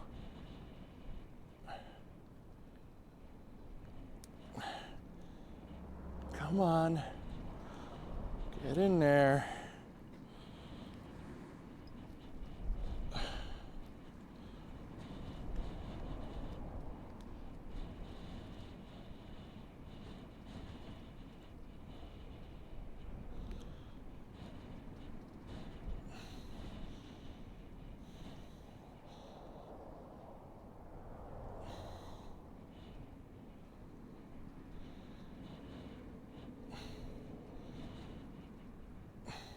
Just got to be patient.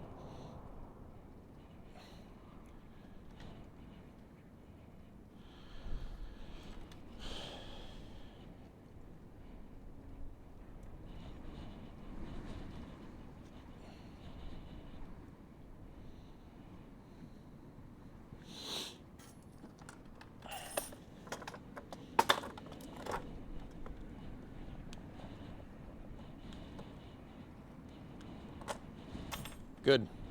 See that? There we go. Perfect. That works. Let's get the continuity meter up here.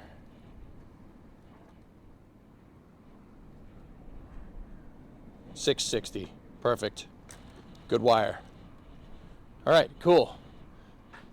Now, after 20 minutes of deliberation, we have made one plug wire. Let's go hook it up.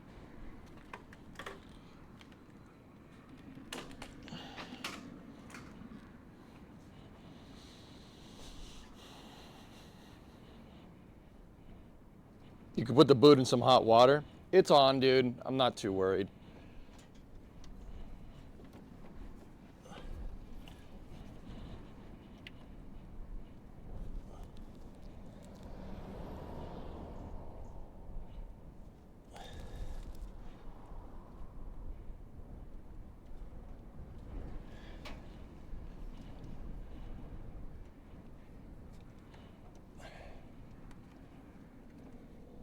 Freaking weaving in and out all the other damn wires.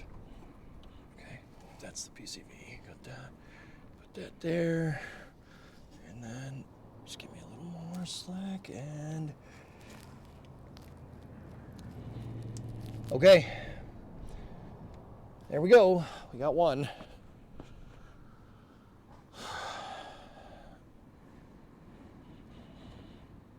You have a known good cable. Use the test light to see if it's fixed. Okay. Yeah, sure. Good call.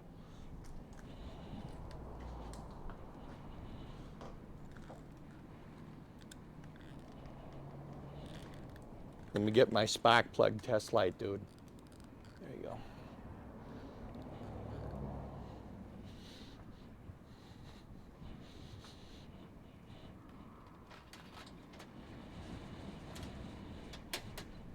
So we're just doing a fault tree here, trying to figure out exactly what's wrong with this thing. This 318 it's a good motor, but it's not happy. We have to fix.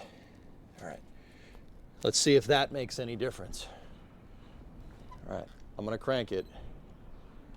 You guys, here, I'll zoom out a little bit in case this thing shakes, because it probably still will. Put the negative back on. All right, ready? Engage.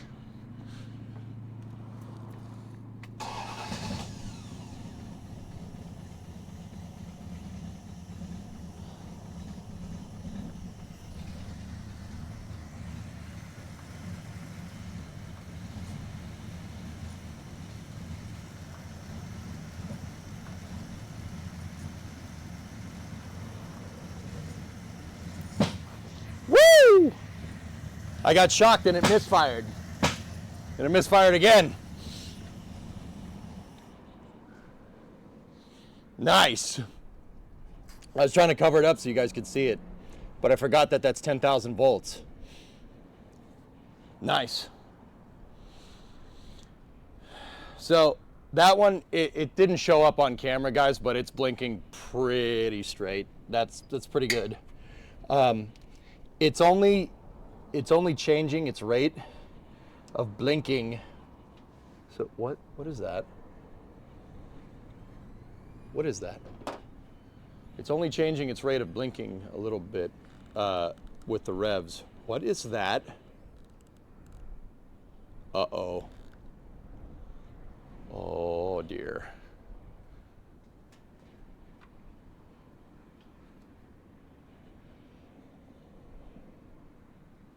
That's coolant. Uh-oh. That is not a place you want to find coolant.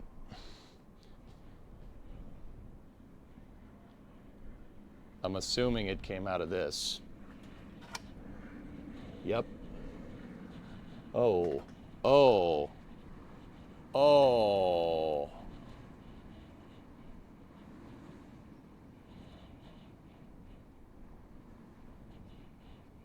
That came out of the PCV. Yeah, that seals the deal. I know we got a blown head gasket. Yeah, absolutely a blown head gasket. Yeah, that's enough evidence for me. Coolant should not be there. That's where oil should be.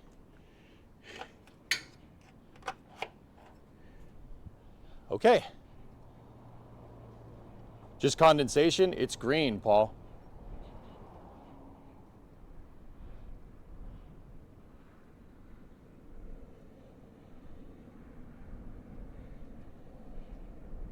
That fluid was present since before the light test. Okay.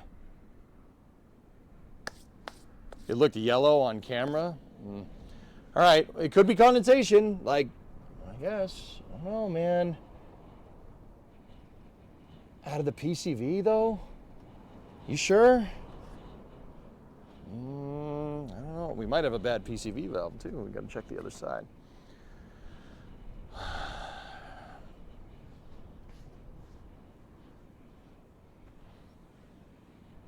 All right, well,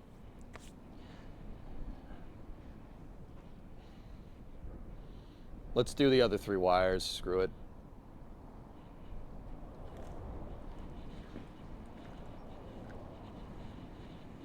I'm gonna bring the rest of the wiring kit over to the tool bench over here so I can see chat while I'm doing it. So why I gave myself a bunch of different workbenches. I'll make myself some space over here.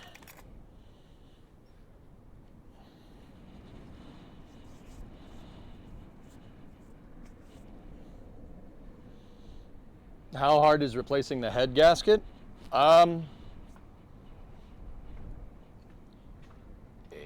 It's not anything that's like particularly technically involved, dudes, but it is something that it's time intense. We can do it. I want to do it.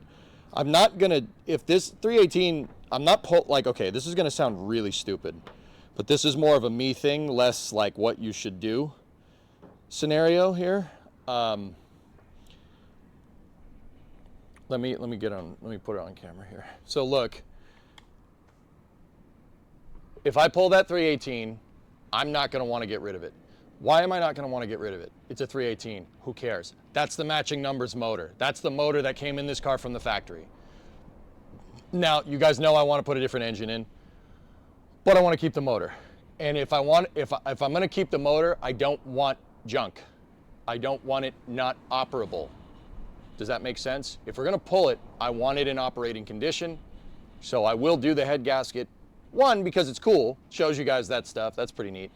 And 2, because yeah, if I, 3 numbers, 440, yeah, we'll see. Yeah, I even if we pull it out, I still want it operable and running, all right? It'll just make me feel better, and it's cool content for you guys, so that's what we're doing.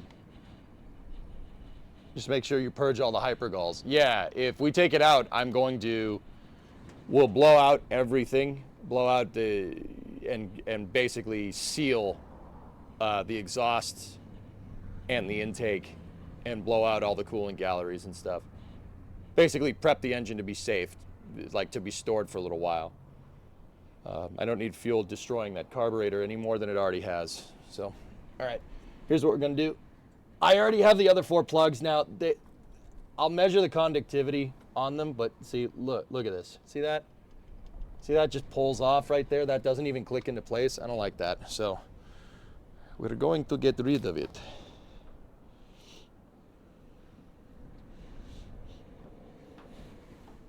Discovery, go at throttle up. Go at throttle up. Let me just double check the continuity on this sucker.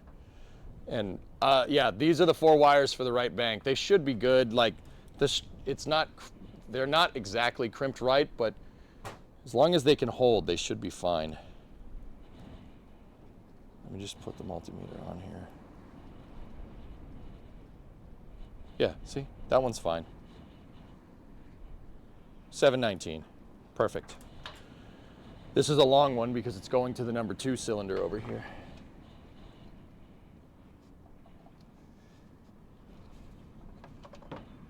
I really hope you guys are right and that's condensation, but I have a feeling you might not be. But we'll check more and we'll see what happens. Once again, it could have just been condensation, but that did not look like water to me. It looked like coolant.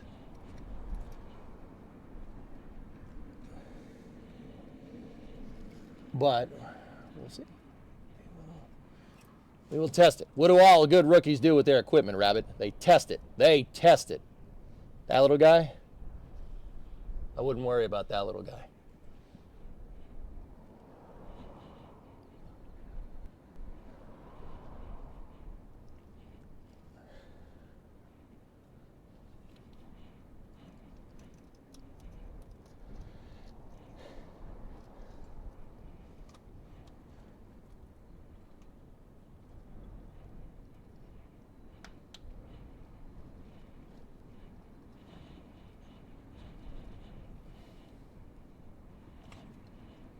how is this even?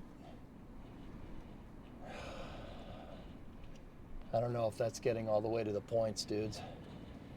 But then again, we know that these short plugs do work, so. All right.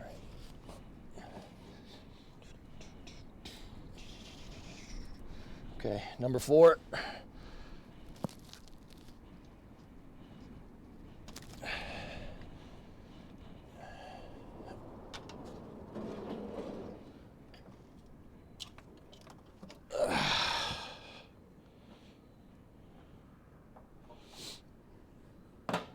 Let me test continuity on my replacement wire just to be sure.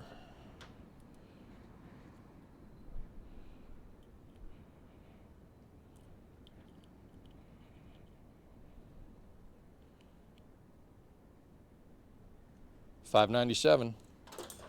Good enough.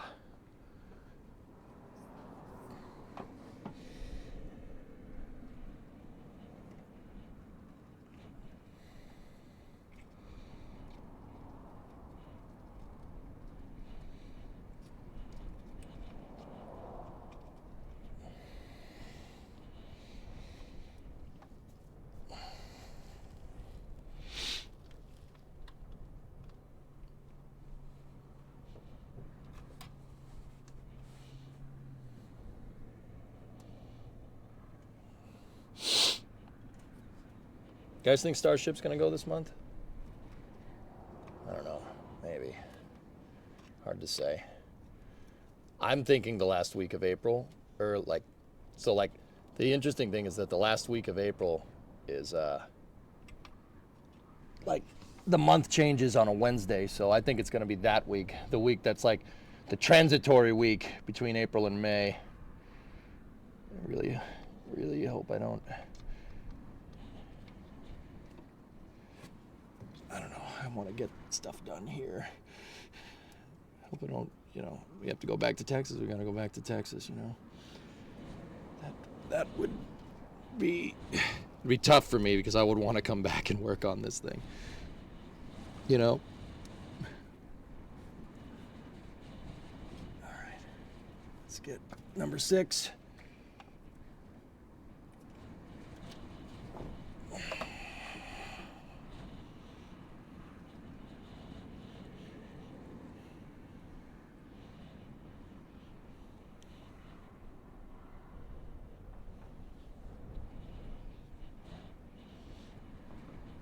One of these wires is superbly long. All right, well.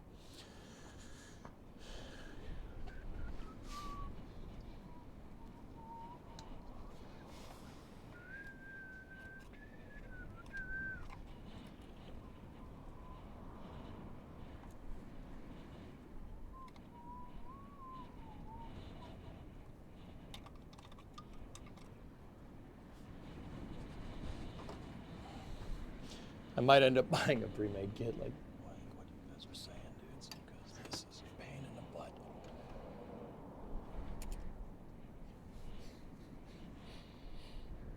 Yeah, see, this is the number 8 wire.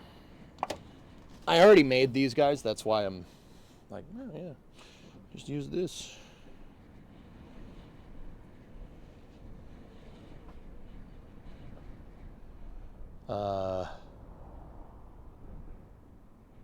Hold on one second.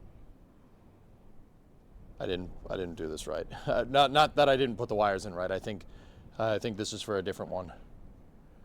So I'm gonna do what you really shouldn't do and undo 2 wires at once, but I know where one goes, so don't say anything. Don't breathe.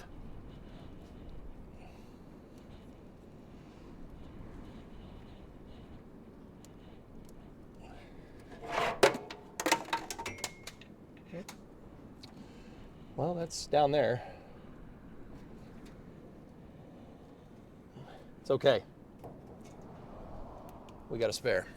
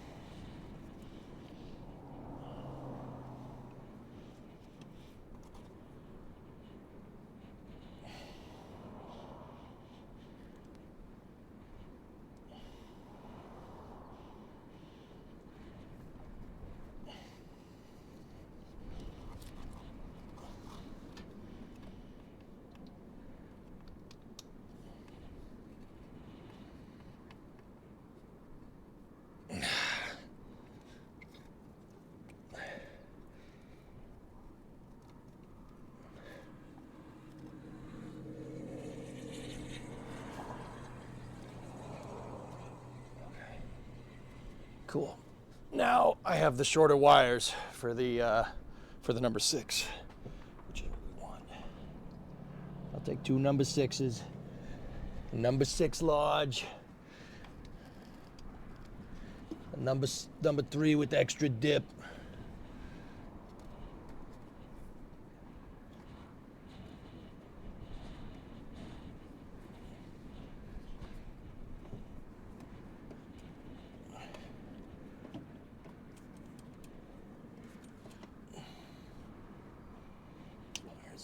Just a smidge long. I don't like how close it is to everything else, but that's all right.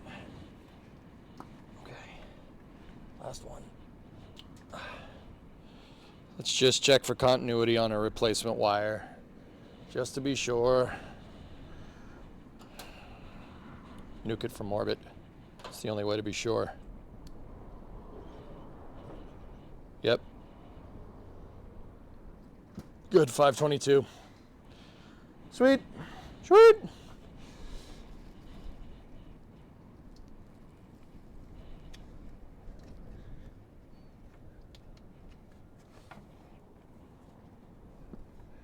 Ooh, the dumpster people are here. Nice. Finally gonna get that dumpster out of here. Give me 1 second, dudes. I'll be right back. Yeah, I had 2 dumpsters. I'll be right back 1 second.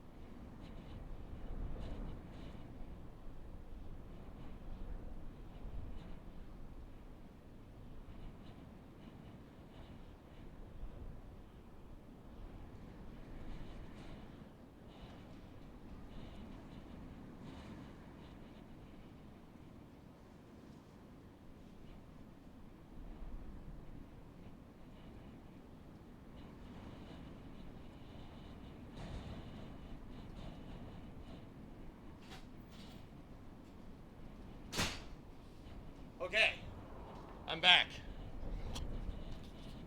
Oh, boy. So, guy noticed a coronet in the garage. He's like, can I go? I'm like, you can see it from there. Like, I was like, no, I can't go, you can't go in there. No, that guy was a lot cooler than the last guy. The guy was way cooler than the dude yesterday. Guy pulls out of the truck, he has a "if you ain't first, your last" shirt on. So I'm like, oh, word? No, I was like, I tossed all the pallets out, and the guy was like, oh yeah, that's cool, don't worry about that. Hey, is that a coronet over there? I'm like, yeah. That guy was way cooler than the dude yesterday. The dude yesterday was being a jerk. But hey, whatever. Sweet. All right. Plug wires. Let's get back to work. Yeah, that guy was cool. Freaking good stuff, man. All right, what do we need to replace next? I think I'm gonna get some pre-mades because I didn't cut these right at all, but you know, let's just let's see if just out of curiosity, let's see what happens when we crank it. We have 5 out of the 8 wires replaced. I want to see if she still pops a little bit.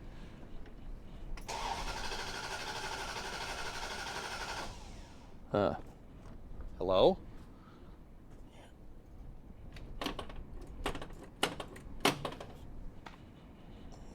Hello?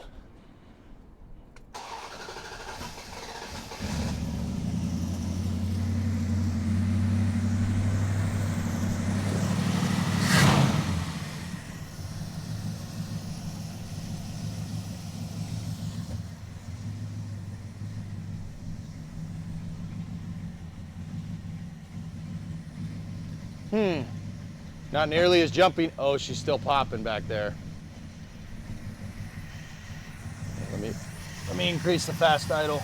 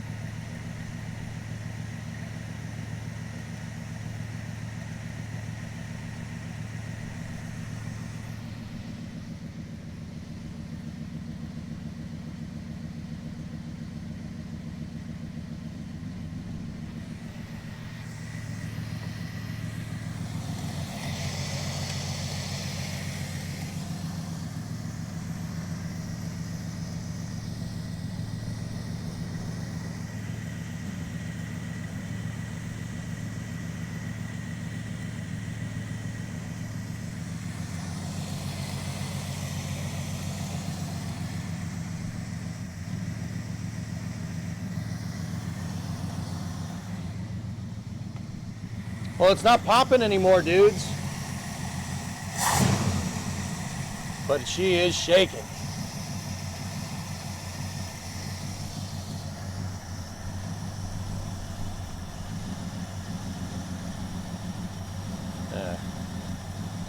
All right, here, hold on.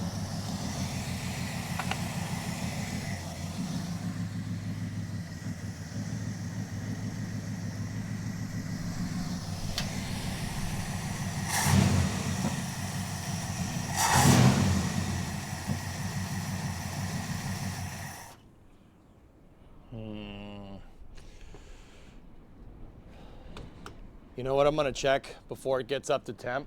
I'm gonna pull that cap. Let's see if cooling comes out of that cap. Because, dude, there was definitely more stuff coming out of there, but we'll see. Have you checked compression? XJ, that was my thing to do after we did all the plug wires. I just have 3 more plug wires to do. What time is it? I just gotta check too. What time is it? 2:30. All right, cool. I wanna check the plug wires and then we can do a compression test.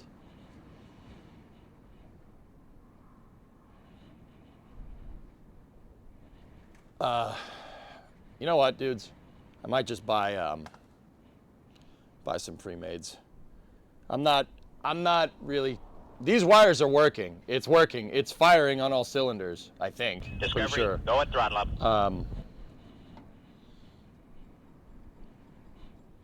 I might get a pre-made kit just to be sure. I'm not sure I trust my crimping. Eliminate the variable entirely. Yeah. I'll let me just summit. Who was that subbing in there? Hey, Skaw, 38-month resub. Lloyd had 26er in there too. Thank you. Thank you. How's the crew cab coming along? It's coming along. I want to do a compression test. That's what I really wanted to start doing today. Oh,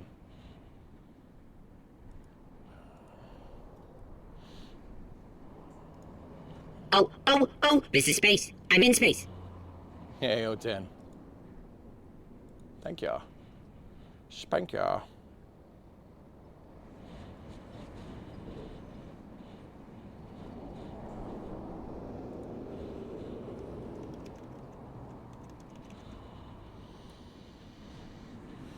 Wear gloves and stand back before you take the radiator cap off just to be safe. You know nothing about things getting up to temperature, do you? It's not, the thermostat hasn't opened, man. It's not, if it sprays coolant, it ain't gonna be hot. And I have a feeling it's going to.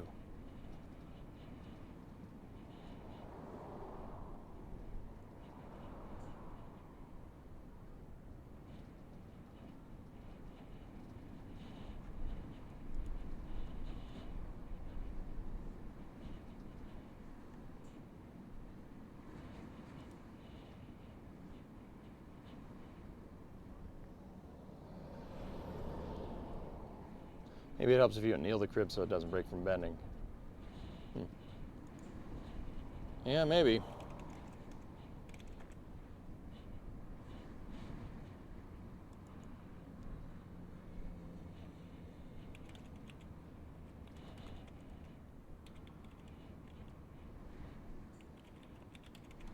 Hang on.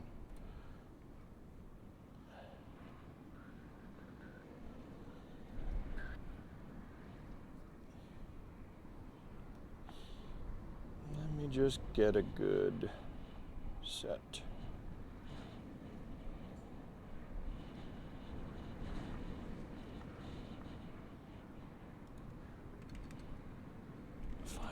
You gotta put a 5.2 liter in there.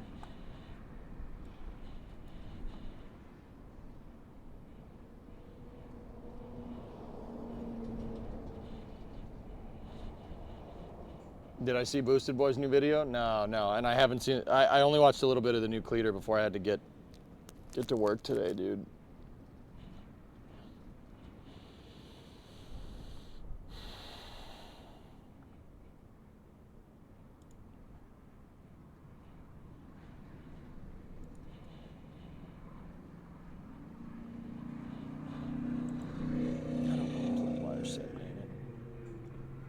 All right, you know what?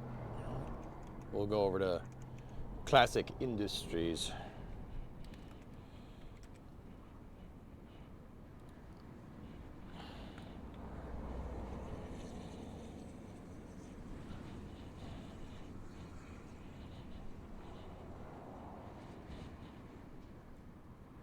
He's like 45 seconds by chopper from Cleater.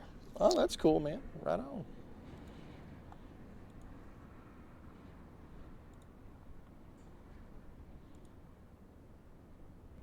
I'm not showing what I'm doing on stream just because if I sign into my accounts, there's information there. So you guys are just gonna have to believe me that I'm buying a set of plug wires, okay?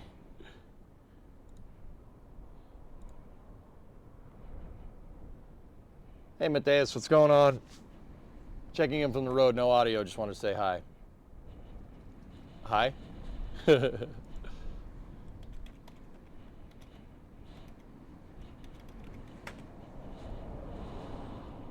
Oh, now what's your account info? Ah, yes.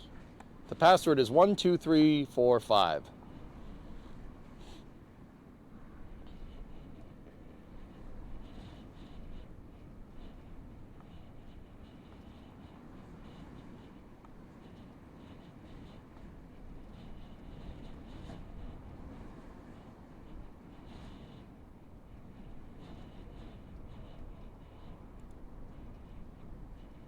Ooh, 68 to 73, small block, Mopar, genuine part kit in stock now.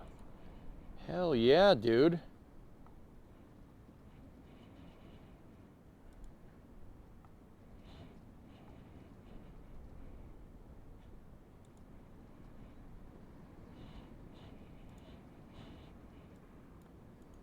Part number MN1124. If you guys want to write that down. Those are stock 318 plug wires. Mopar small block orange. Yep, we're good.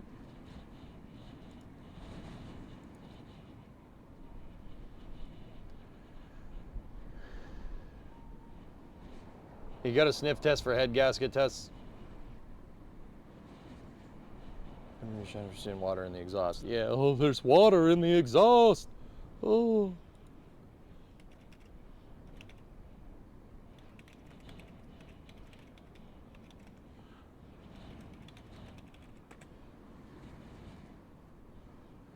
Is that the car you crossed the country with? No.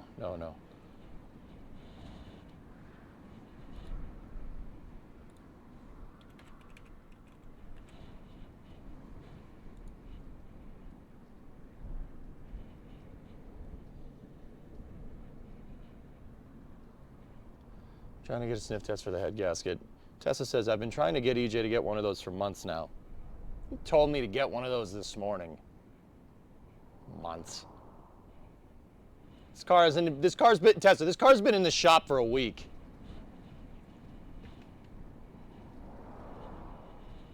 Well, I've been coming here for 20 years. Sir, we've only been open for 10. Well, shut up. Months, I tell you.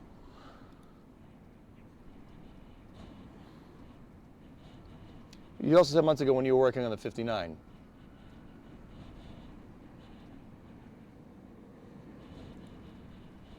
Sure you did.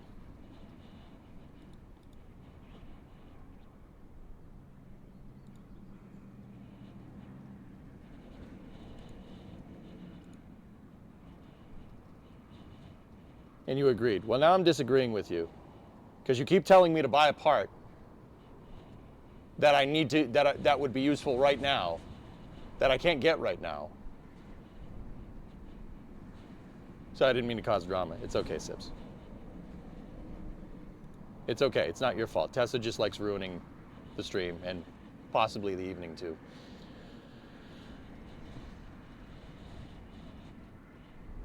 Okay, view cart and check out. Where's my wallet?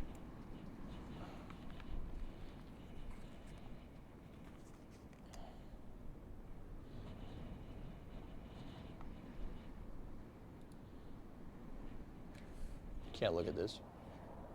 Don't look at this. Don't look. Don't look. Don't look. I'm just gonna put on my card.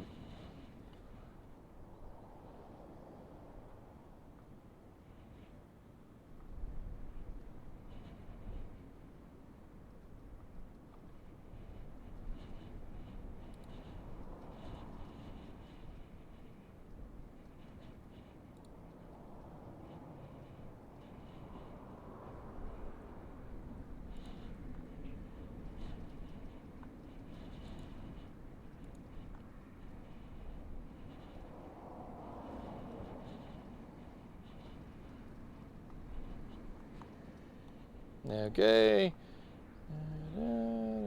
Yes. Oh, nice. Nice.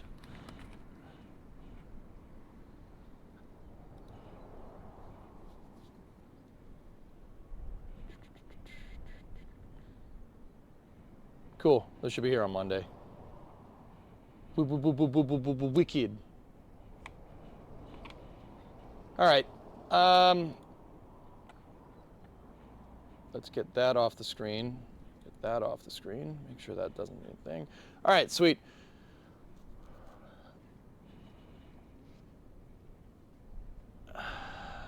Okay.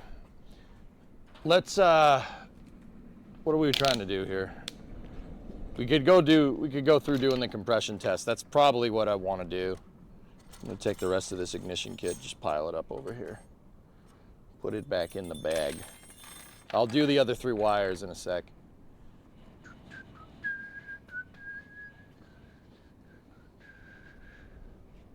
You got an oven back there? Yeah? It's in storage, okay?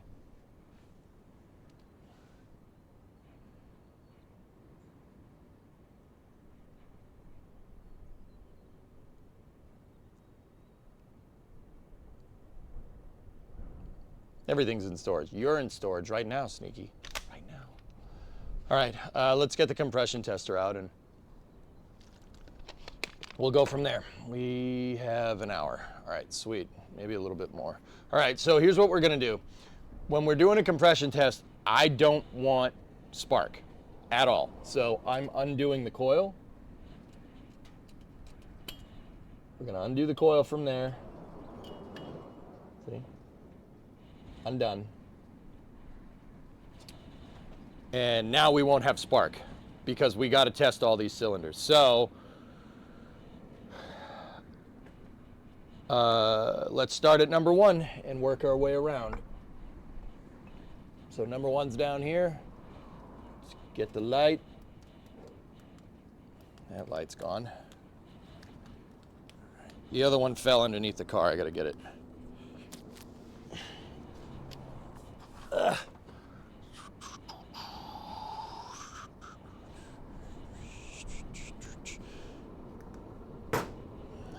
I don't know, man.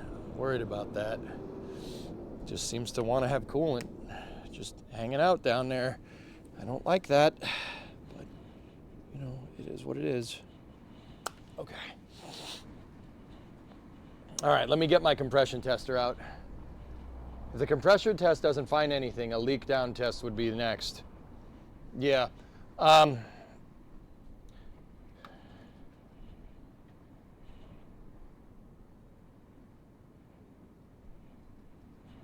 Leak down. Yeah. I don't know how to do that. I'm sure we can figure it out. I'm sure you'll tell me now, which is fine. Let me think. Let me think. Okay, spark plug wrench. That's what we need. I'm gonna put an extension on it.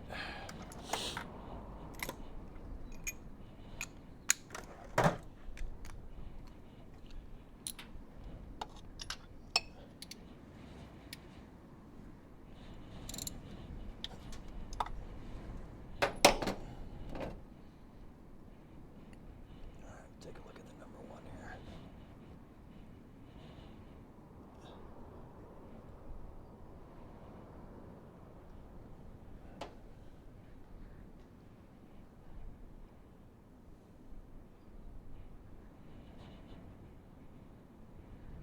Really doesn't look too bad, dudes. That looks okay. Yeah, so we've seen the number 1 spark and we've seen the number 2 spark. That seems to be fine. There's just a little bit of gunk, but that's from the engine. Yeah, that one's all right. Sweet. Let's get the compression test out.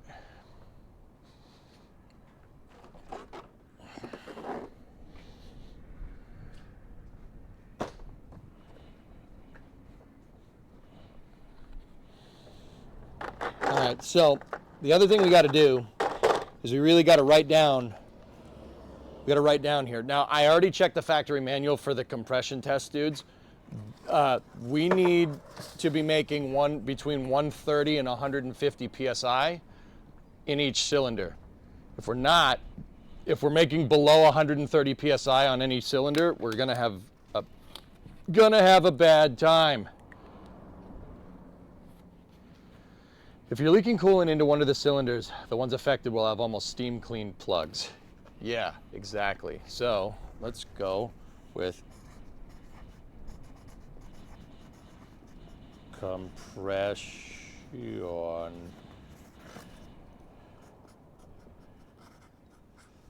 test. So we need cylinder 1, cylinder 3, cylinder 5, cylinder 7, and then 2, 4, 6, and 8.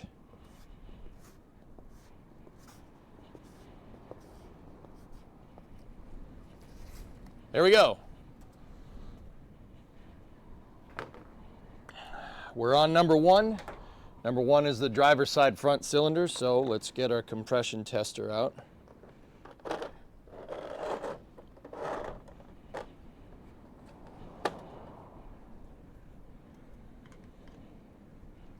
So this is just a pressure gauge right here.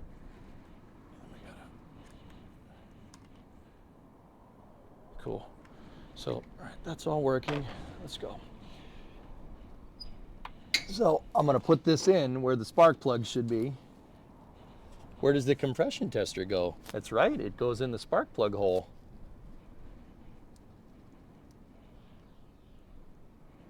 Okay. Now, what we're going to do, put that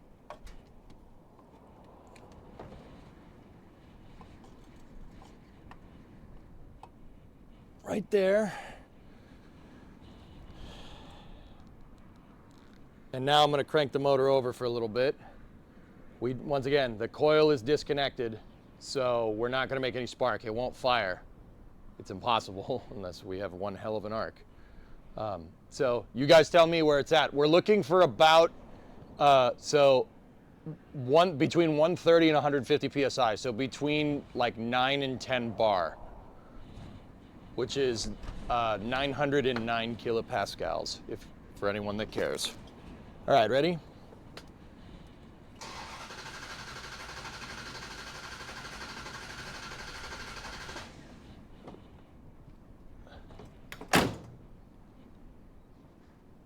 Disconnect the fuel.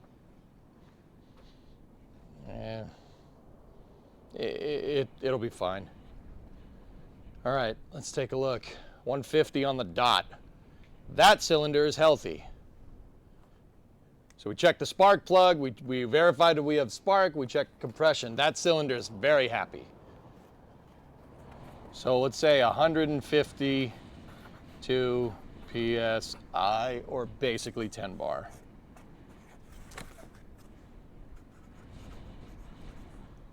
Cylinder number 1 is happy. We're good. Cool. Now, what we can do while we're here, hold on, I gotta decompress. What we can do while we're here is, I just want to do one more thing where we verify top dead center on this. But actually, you know what? We got to take the valve cover off, so we'll do that again in a second. Pretty sure that the harmonic balancer is timed, but that is another thing we should check.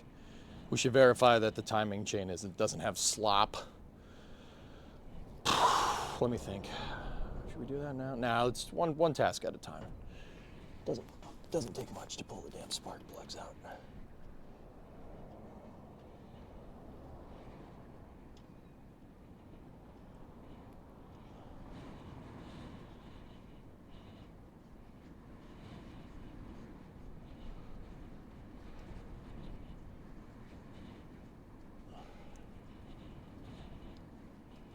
Okay. So that one's good. Put that one back on. Now pull this one.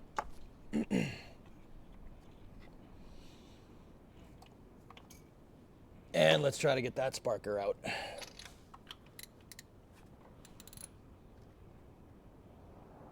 It would help if I, made the camera not suck.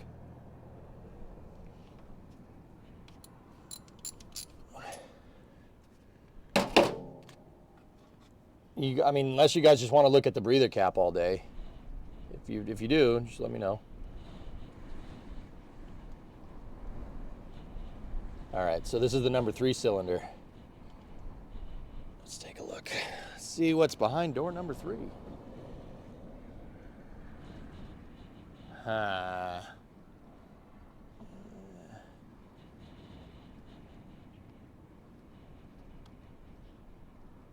Uh-oh.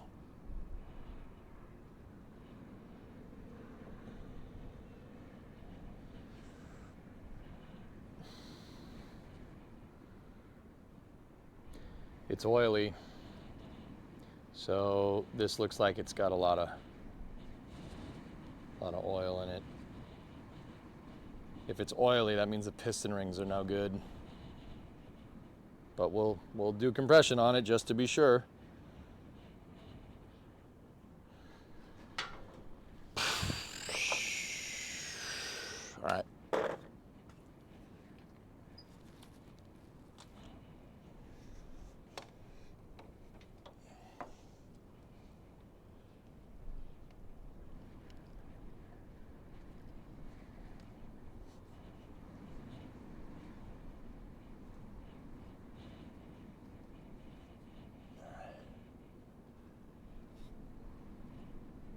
It's not a happy cylinder. Yeah, I got a feeling, dude. All right, let's see. Well,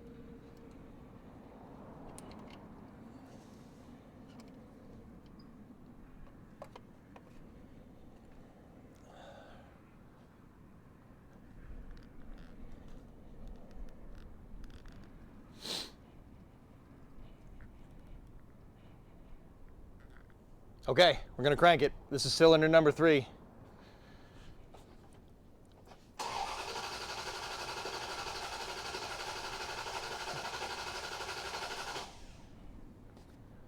Well then.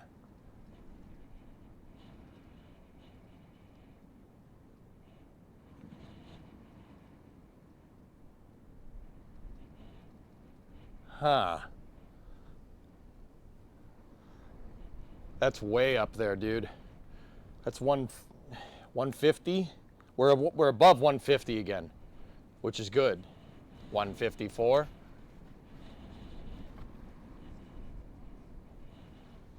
Yeah, that's up there. So I'll put 154, give or take. It's pretty much 154 on the dot. It's like 10.5 bar.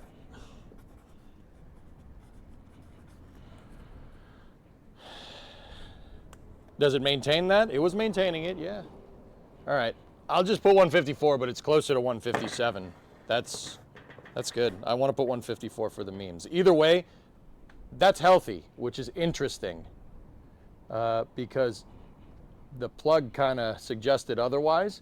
But then again, fellas, the other thing to take into account is that this plug, when we pulled the ignition wire off, this was unscrewed.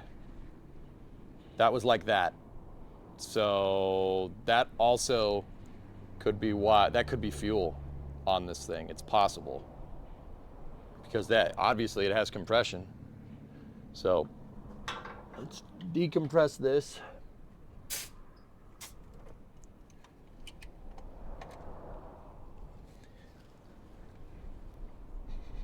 I smell coolant.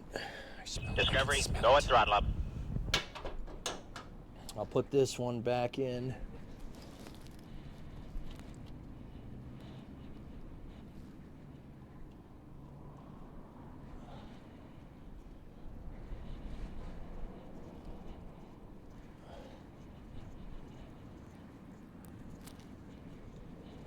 Okay. Just snug it up with the wrench. You don't really want to push, don't really want to like super tighten these things.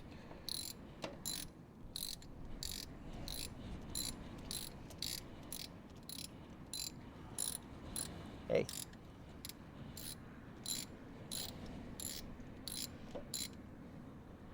Good.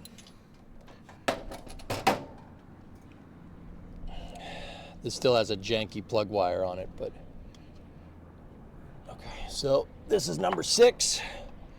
Let's get that spark out.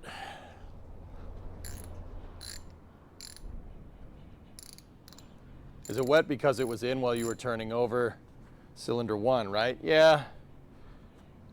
Yeah, this isn't 6, this is 5. Yeah, good, you're right.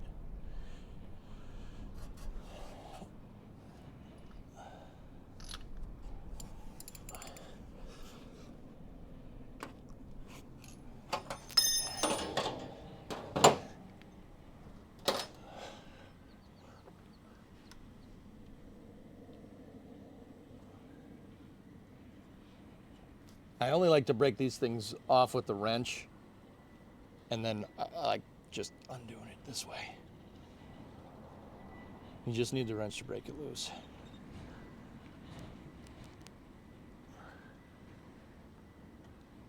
All right, what's behind door number 5? Yeah, looks okay.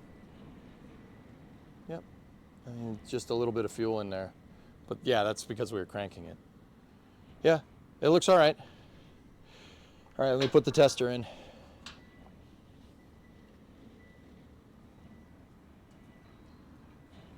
It's not cool and it's oil blown by the piston rings. Yeah, dude, this is strange because these plugs don't look bad. But then again, just because these don't look bad, I suspect that if we have problems, Matthias, it's on the right bank, not the left bank. Now, for what it's worth, all these cylinders, right? All these cylinders should be making about the same pressure if this motor is happy.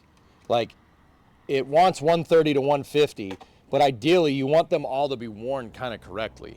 If one of them is drastically different than the others, like not, i.e. not at 150, like if one of them is pulling like 130 or 120, we got a problem. All right, compression test number 5. Ready?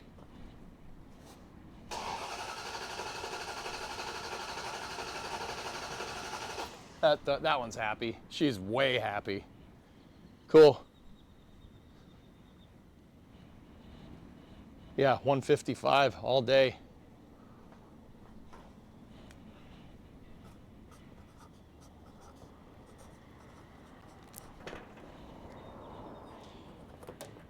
All right, I'm gonna move quick because we don't have a crazy amount of time here before flame trench.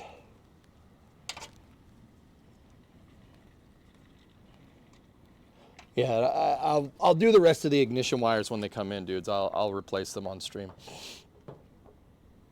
But yeah, that one's fine. Once again, I was getting when I was kind of looking at this with the heat gun or the thermometer gun, this side, all the temperatures over here looked fine. I really, really suspect that the problem is the other side, but you got to prove it. I don't want to, once again, I don't want to just throw parts at this thing. That's my beard and my face.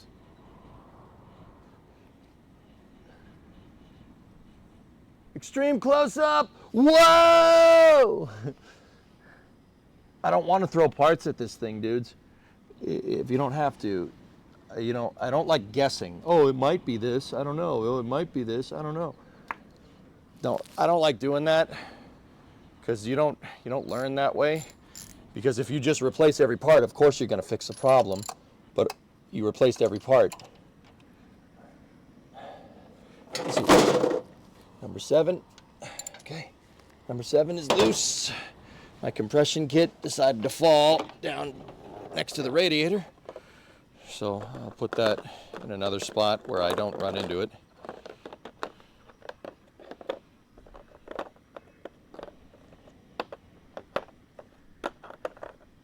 This has, the compression tester has other fittings in it for, it has other fittings in it for smaller spark plugs.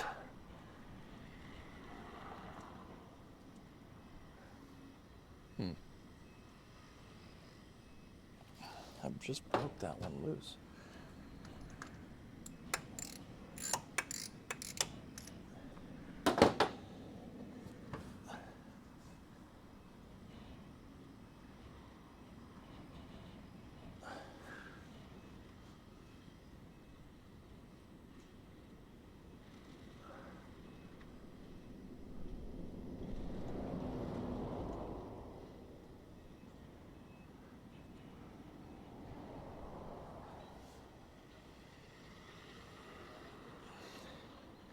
Who made these damn threads so long? Then again, probably want the spark plug threads to be longer than shorter. Ford tried making them shorter in the 2000s and that didn't work. All right, let's see what's behind door number 7. Yeah. See, this crap up here is just stuff that's that. We want to look right at the strap. Really not bad. Seriously, that's fine. I'm gonna go ahead and guess that this one's probably happy too. All right, let's put the compression tester in.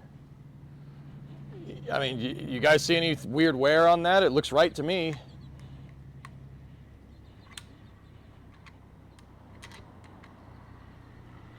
Fine, that looks dark as sin. What are you talking about, man? It didn't look any darker than any of the other ones.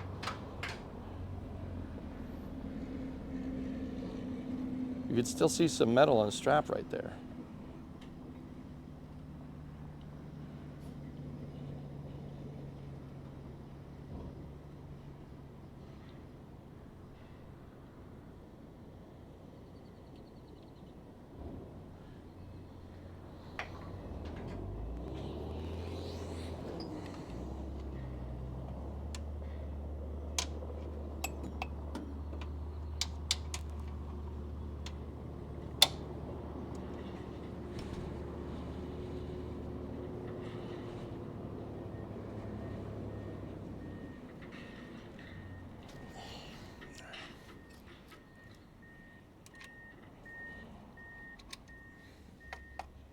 Okay, number 7.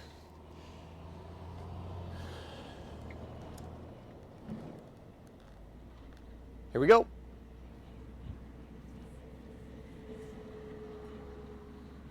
The Italian tune-up, that's right.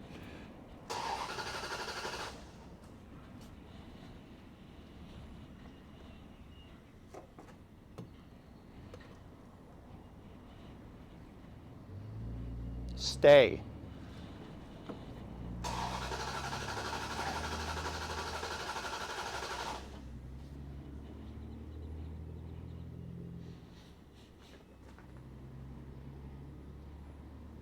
Yeah, that's fine. It's okay. 150 again. That one's a little lower than the other ones, but it's all right. 150 is fine.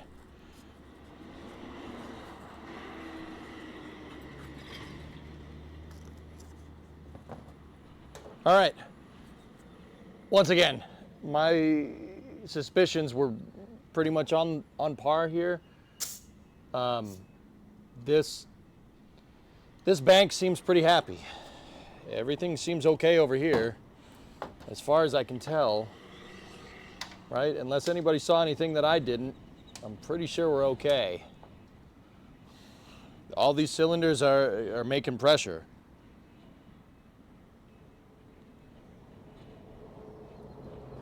Yeah, 152, 57, 57, 50. Like, you know, I'll be honest with you guys, I thought for a little while that this motor might have 196,000 miles on it, but now I'm thinking it is 96. It's 96,000 miles on it because this motor is healthy. At least this side is.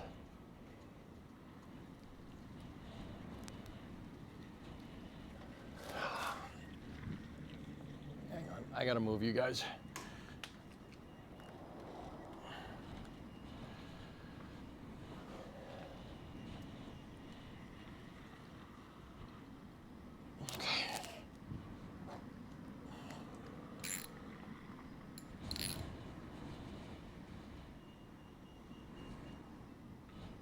You think it's cool and ready to run? Yeah, I mean, unless anybody saw anything particularly weird, I didn't. It looked all right to me. We had spark. We're getting spark at all 4 on this side. And I'll admit, when we were hearing lifter tick, it was from the other side.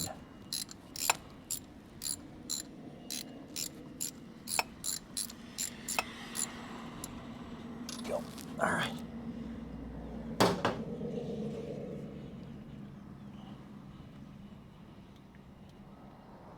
Okay.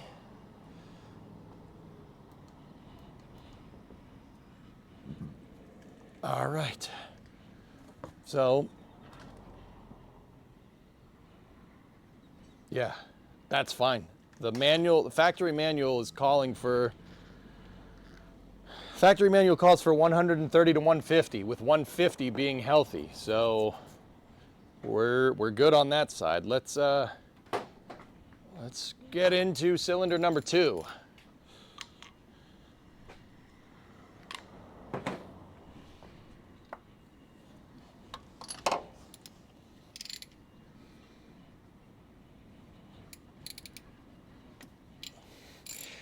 Guys, the other thing I was thinking is that it's entirely possible I just don't have this tuned right. Like that is a distinct possibility. You know, misfires can be caused from head gaskets and whatnot, right? But it's very possible that I missed something, and it's just something dumb. All right. Oh.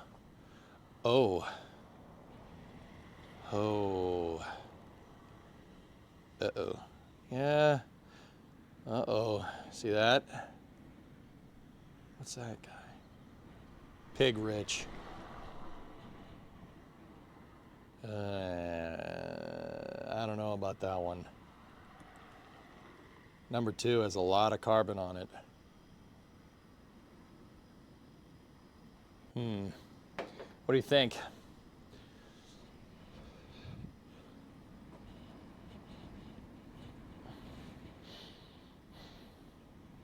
You might be 180 out. I highly doubt that the engine would start if we were 180 out, dude. It's got a Protronics cap and rotor in it, Miff. I ordered plug wires. Could be from the misfire. Yep. It still could be bad spark. Yep. Just replace the spark plugs while you're at it. Yeah, we can get plugs from any store, dude. I'll just do that in a little bit. But yeah, I mean, I put these plugs in 2017.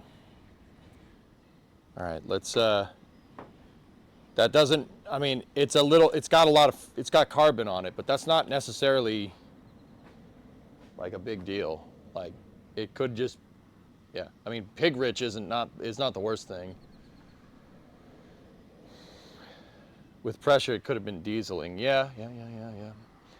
This thing was dieseling yesterday, but it was dieseling on start and only on start, which is weird when I got it up to temp.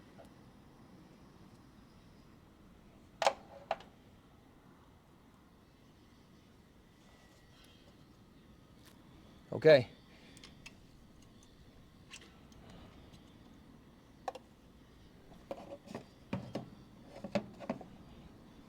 I just want to put that there. You guys don't mind looking at it upside down, do you? Actually, you know what? Screw that. We can do this better.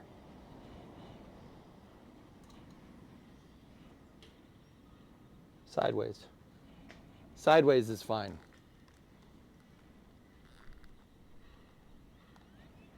Cool. All right, we're gonna crank it and see what's behind. See what number 2 does.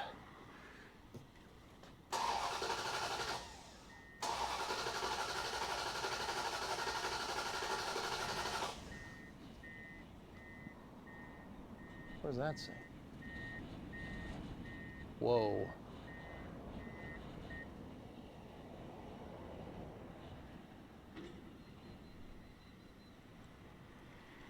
Hold on.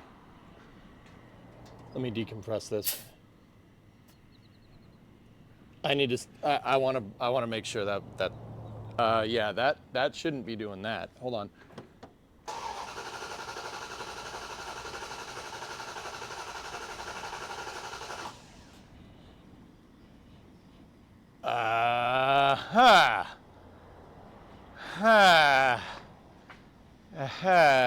This one wants to party.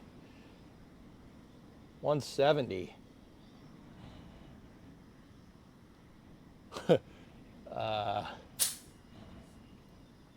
Okay. We'll log that for the archives.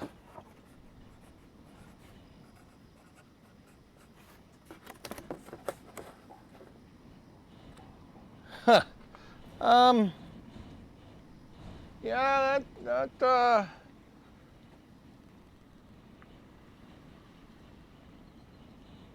yeah.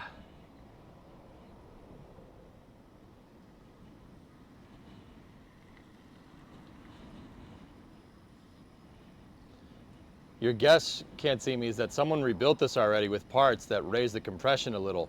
A 97,000 mile motor should not have that much compression without a previous rebuild. Better 179 than 50. Yeah, that's, see, high compression like that is fine. That's really good, but you want it to be the same as the other cylinders, dudes. That's the big one. That's the big thing here. 170 is great. That would be really good if they were all 170, but they're not. We're seeing a 20 PSI difference there. That's bad.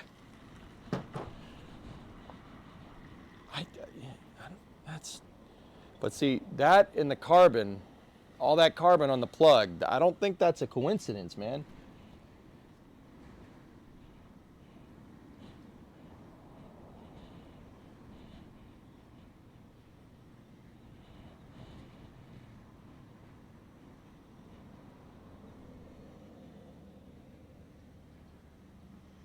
Oh, come on, I hate playing this game.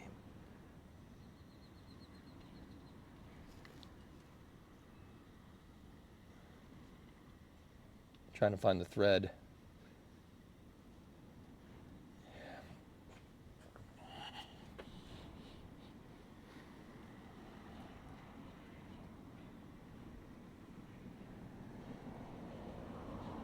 Lots of carbon buildup can raise compression. Yeah, Joe.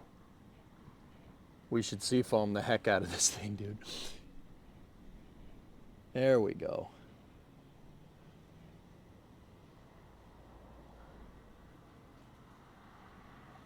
Okay.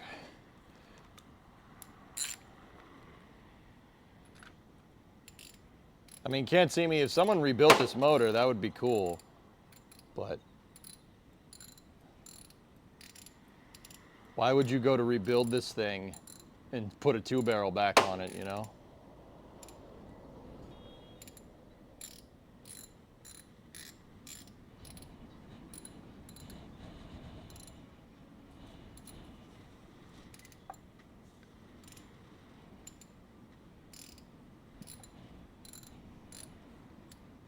But see, you know, it's weird.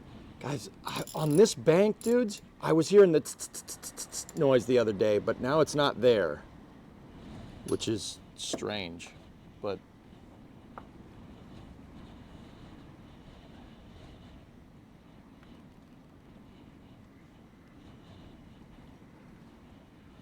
all right, let's get number 4. Let's see what number 4 is up to.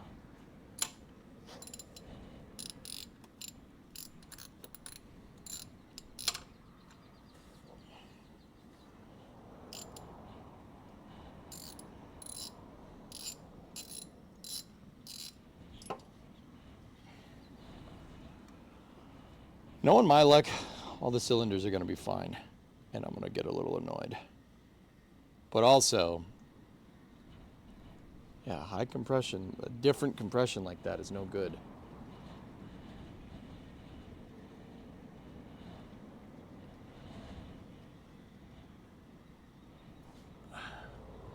All right, check number, oh. Well,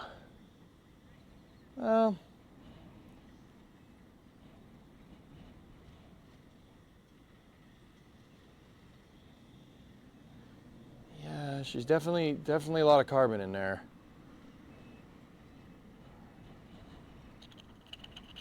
Yeah, definitely a lot.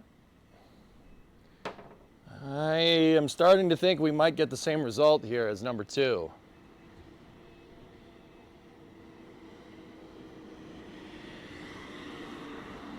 Yeah, old man puppy, you think so, dude? Dude, I think you might be right. I think this one's gonna pull 170 again. Let's see.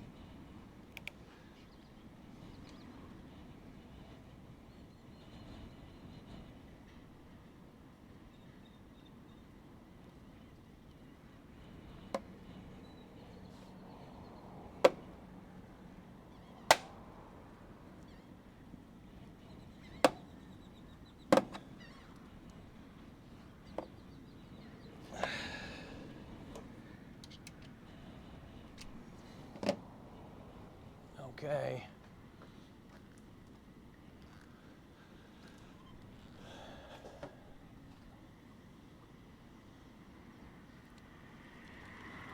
Okay. This is number 4. Ready?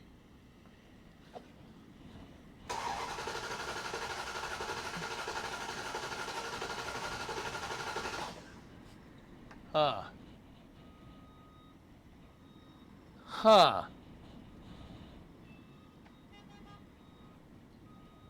Huh. Okay. 150 on the dot.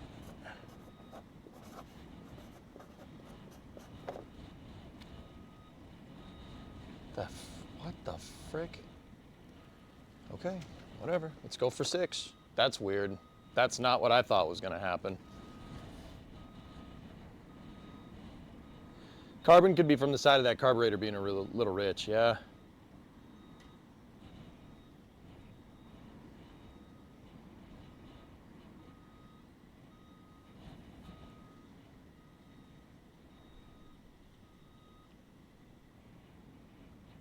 You'll have to watch the CRS-32 press briefing for Space News. Apparently CRS-33 will have a modified trunk with propellant tanks and more thrusters. Oh, cool, Phil.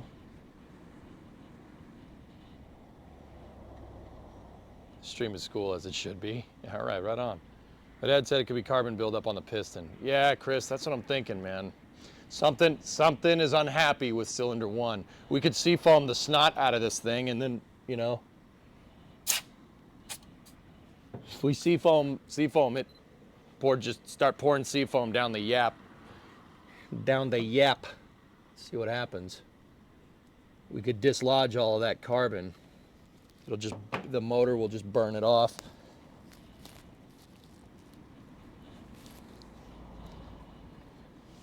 Okay. But I didn't rule out that this could be a tuning problem, you know? I might just be dumb.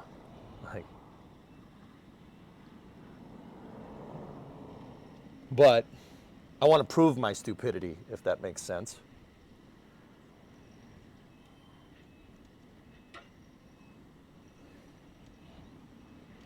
$170. What the heck could that be?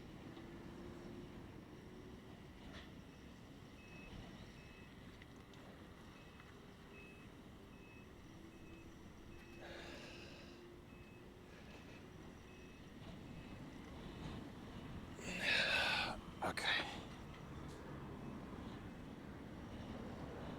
170? 170.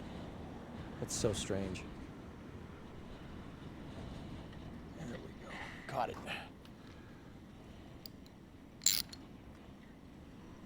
Fouled valve? Yeah, maybe.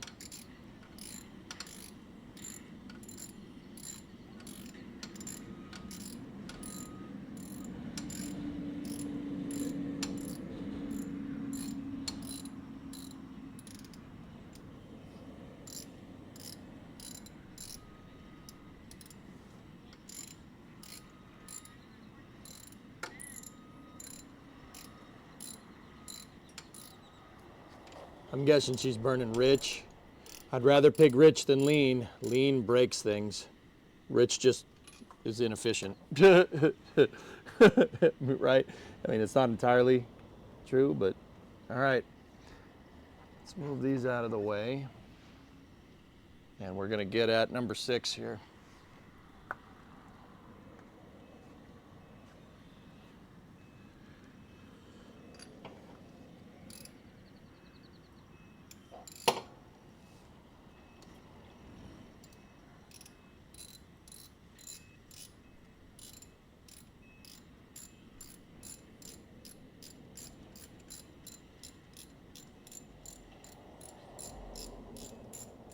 Wonder what Tori Bruno's doing today.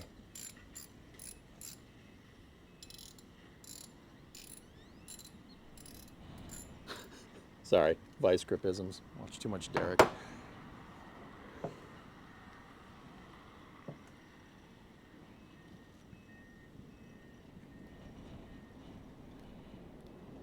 All right, let's check number 6.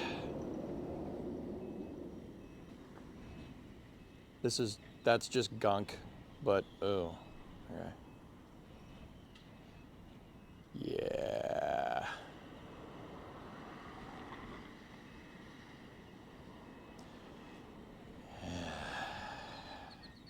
Rings. Rings. That should not be oily, dudes.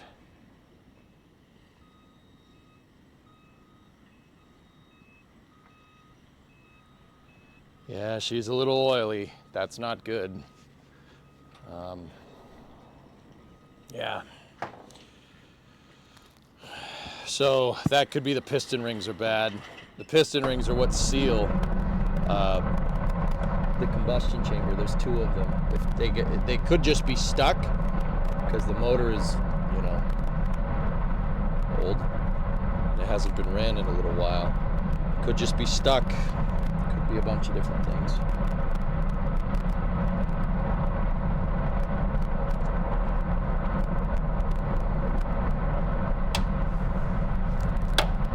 I'm putting the compression tester in now.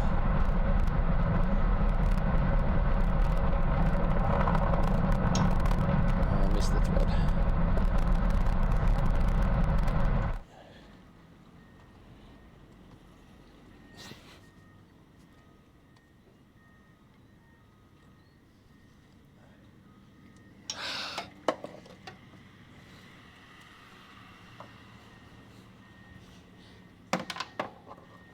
You know what? You know what would be really helpful? If I had a light.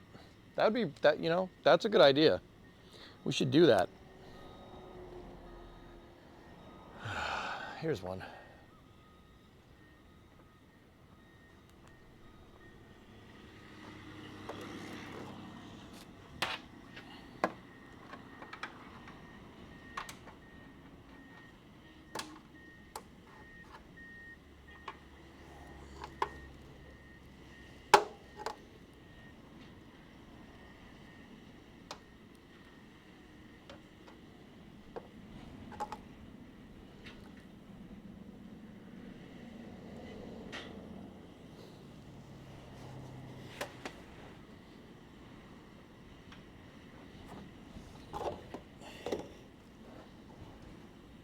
Why is this one giving me so much trouble?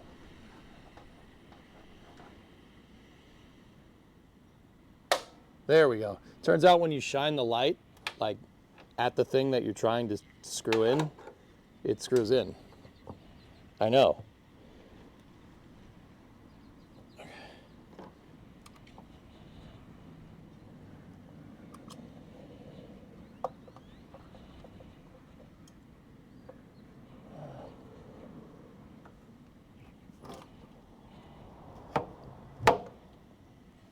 Okay, this is cylinder 6.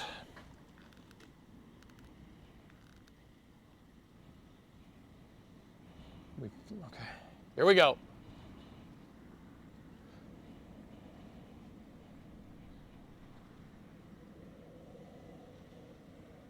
Did Starbase Live go off with an engine test?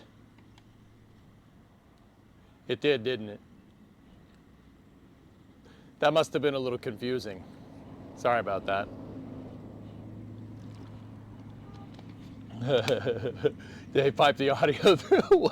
Was it loud? Sorry about that, guys.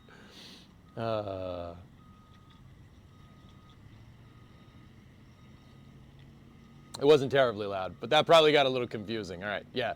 No, I still have it on. Just good background noise. You hear the cars going by and stuff. Sounded like you had a burner on behind you. All right, that's good. Cool. All right, here we go. Number 6. Let's see what happens. What do you think? What's behind door number 6? Oh, here it comes. Oh, it's going to be a rat. Hold on, chat. I believe in you.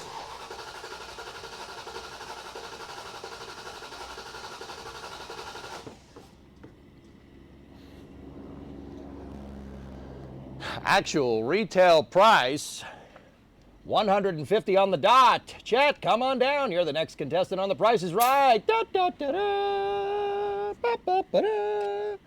Ba, ba, ba, da, da, da, da, da, da, da. Ba, ba, ba, da. Ba, ba. Shut up. Da, do, do, do, do, do, do. Sorry. 150. Huh.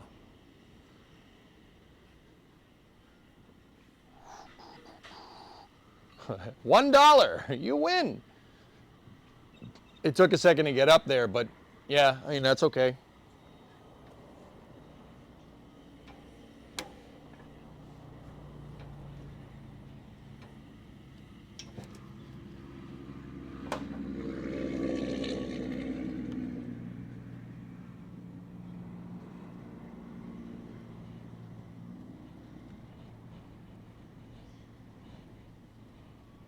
All right, I'm putting number 6 back in.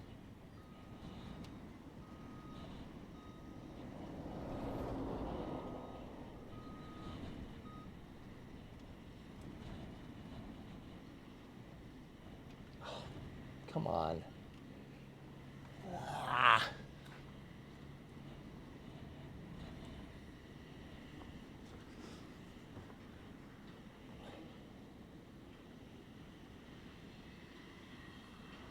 Interesting. Yeah, 150 across the board, dudes.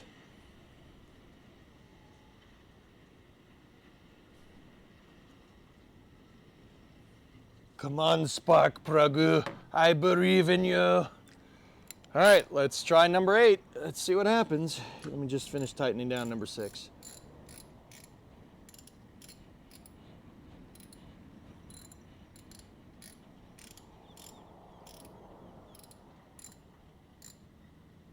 Okay, number 6 is back in position. Antenna in position.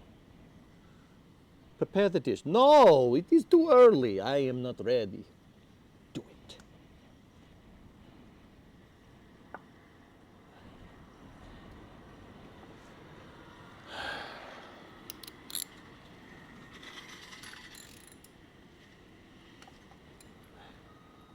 Okay, that one came out, no problem.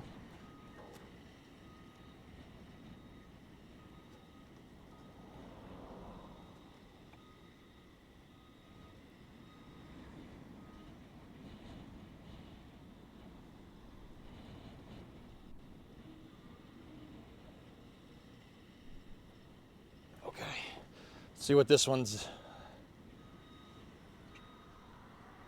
See, some of this is just crap that when I pulled it out, but uh-oh.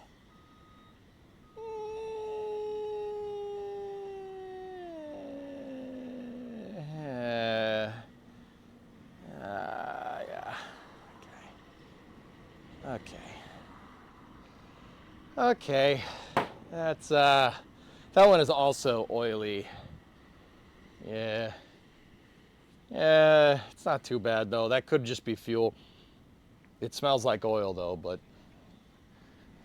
okay. I mean, yeah, it's not, that's not the worst. It's not like too bad. It's just, once again, just looks like kind of pig rich. Fat. All right.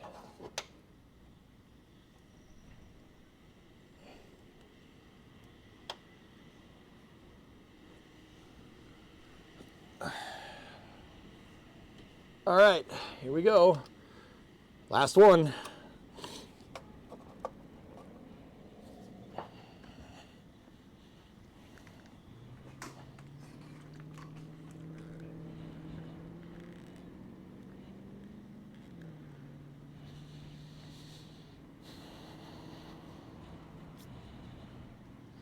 We'll clean it later with seafoam. Tessa, ready?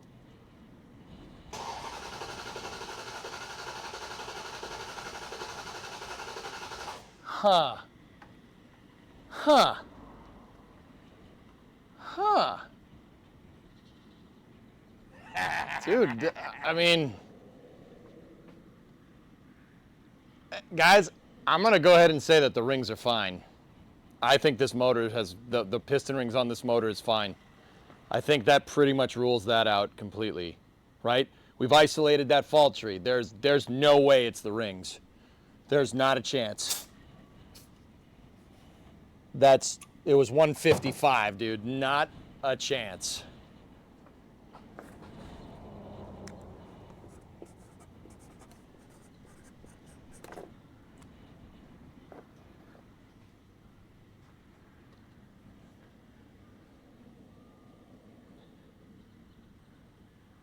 Cylinder 2 needs the scope. Yeah. I'm thinking the head gaskets are okay. Yeah. Yeah. Yeah, dudes. Like, okay, let me put it to you like this for the people that don't understand. If you're wondering why we're checking for this. I mean, some of these were a little fuel rich. That spark plug's a little rich. But also at the same time, if it was rings or a head gasket or something, which are the two primary things to seal. The head gasket seals the head to the to the top of the block, right? And then the rings are what seal the combustion chamber from the rest of the crankcase. Those are your two big avenues, we basically just eliminated those as possible failure points, which is great. That's actually super useful.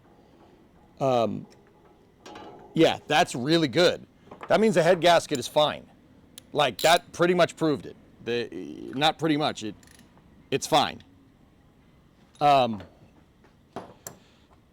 Which is great. So, what is that telling us?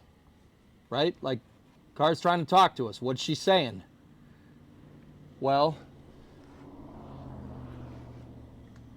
I think we might have been onto something with the ignition. We're getting intermittent spark. Intermittent spark can cause misfires. That's absolutely a thing. So, what I think we should do, we'll replace the plugs, coil, what else? Plugs, coil, plug wires,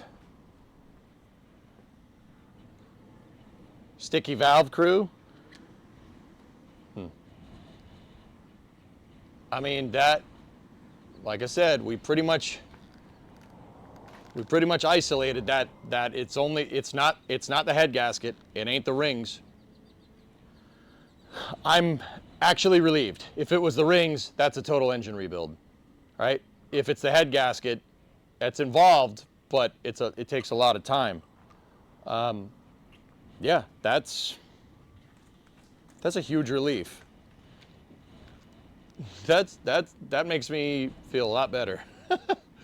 I feel a lot better.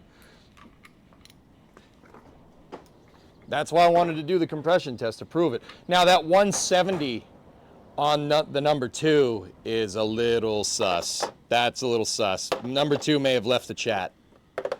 We'll see. It's possible. But it could just be carbon. It could just be carbon buildup. I'm just putting my tools away, or my compression tester away.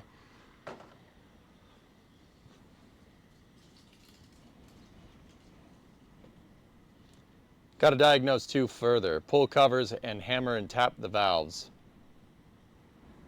It's got a Protronics, yeah. Protronics ignition. So I would have checked the points already had that been a thing. Compression is too similar for sticky valves. Yeah, that's what I'm coming down on. I think that might just be carbon buildup in the cylinder, why we're getting such a high number from that. We should... how much time do we have? I would like to get eyes on the valve train. How much time do we have? I got to stop. I have a hard stop at 4:30. So we got 45 minutes. I think that's plenty of time. Hi, EJ and Chad. Is that your car? Or do you restore it to help a family friend out? Guidall, this one's mine. This is a 69 Coronet. I call it a crew cab Charger because this is it's on the same body as a Dodge Charger, a 69 Charger. It's the same car. This one just has 4 doors, so it's crew cab. It's crew cab Charger, man. It's a like, look, you can even tell it looks like a Dodge Charger. It looks like Vin Diesel's car from Fast and the Furious. But mine's got 2 extra seats in it and 2 extra doors. Plenty of time. Why did you say that? Yeah, that's a good point.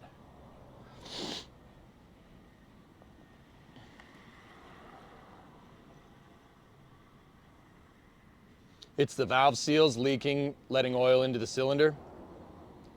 Yeah. I don't think oil is getting in through the rings. I think the lower end of this engine is fine. I think we're dealing We still could be dealing with a valve train problem, but we got to chase it. We got to prove it. I want to do a fault tree analysis. This motor is not happy. Something's pissing it off, and we're going to figure it out. More room for family. Family. Yeah, if Vin Diesel cared about family, or if Toretto cared about family, he would have had the four-door version. Family.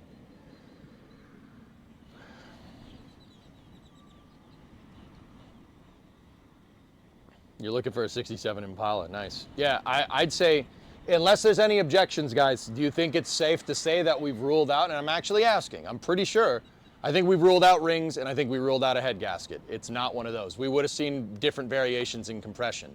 We would have seen lower variations in compression if it was one of those.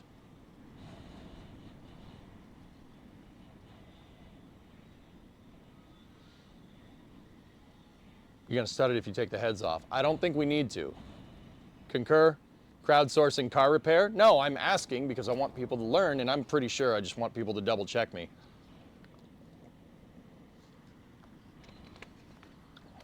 Head gasket and rings are solid over in the YouTube chat. Concur? Yikes, you bet. Concur. Head gasket could still be gone. It's possible.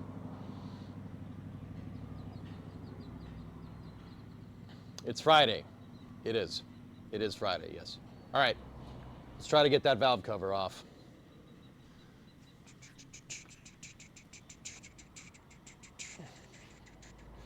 All right, so I'm gonna move the heater hoses. Yeah. These heater hoses are too short. They should go out here and they should go out over the wheel well, but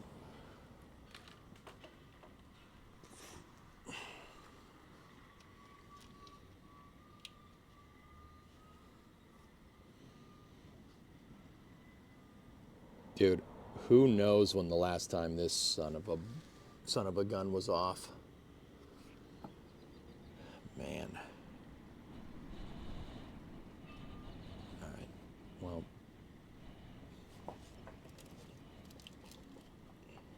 the retainers, there are retainers on the valve cover that are holding the wire harness in place. Those don't look like they've ever been touched. Ever.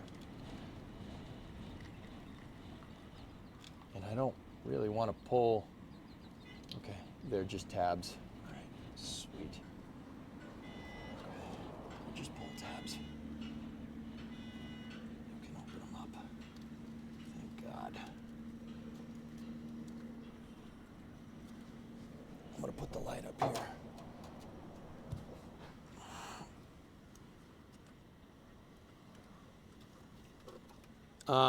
We should vacuum this out. We don't need any FOD going in the engine. There's some mouse crap in there. Let me get the vacuum out and we'll just do a quick once over here.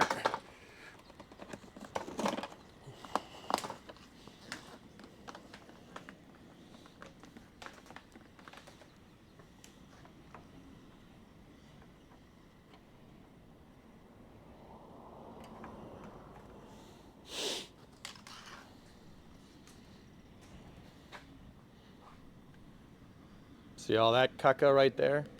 You don't want to pull this and have that, all, like acorns and stuff, go into the valve train.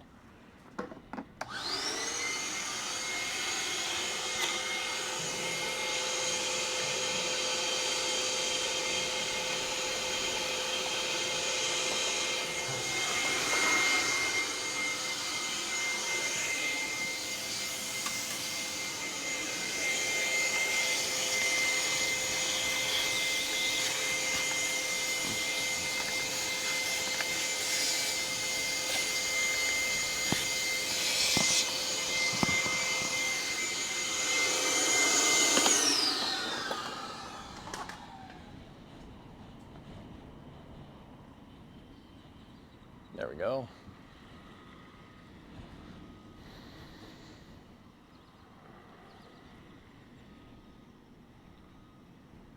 How's the PVC in that valve cover? I have not checked that yet, dude. I think we should.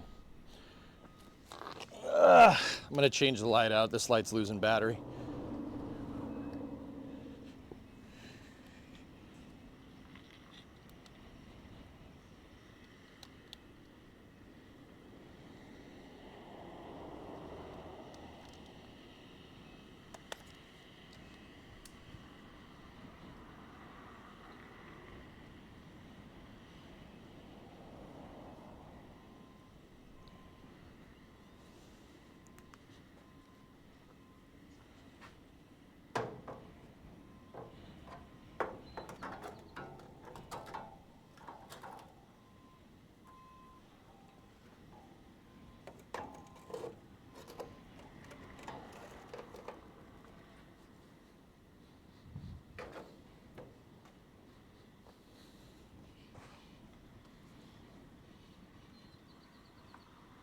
All right, we'll check the PCV first.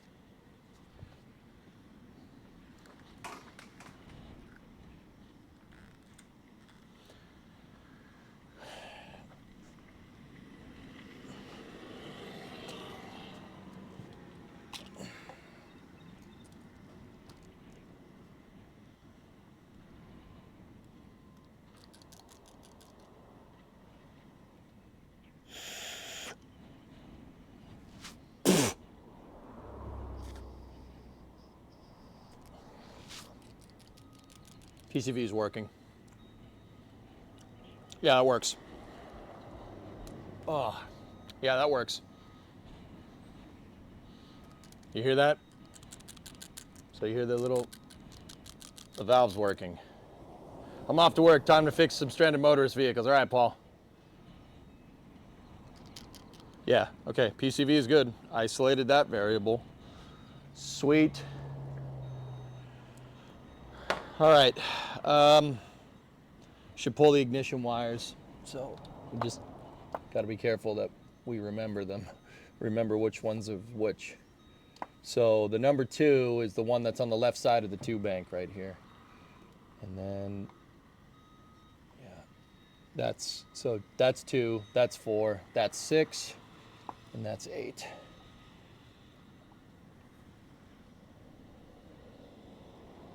Yeah, cable management.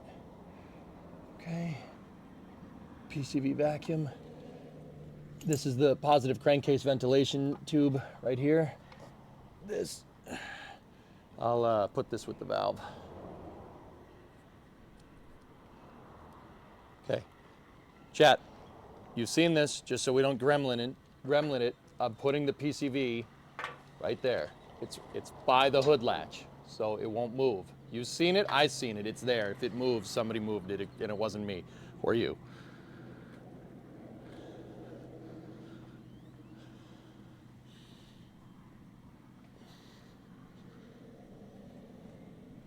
Mark him with a Sharpie.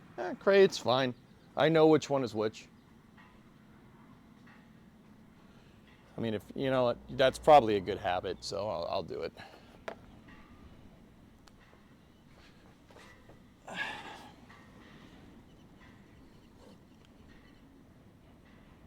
Two, 4. This one is 6.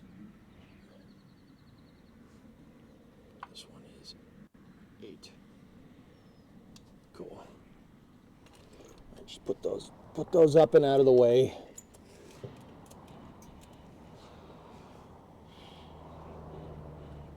We just also want to make sure we don't gack any of these old wires, right? Because the alternator works. The alternator's, God knows, well, that looks like an original alternator, so if it is, it's 56 years old and it's still doing its job, which is pretty cool.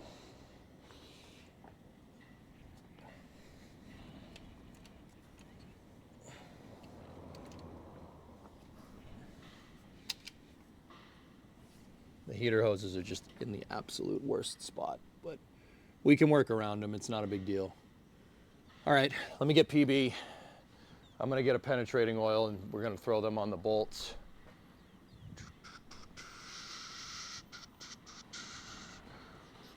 We gotta be careful, you don't wanna break anything.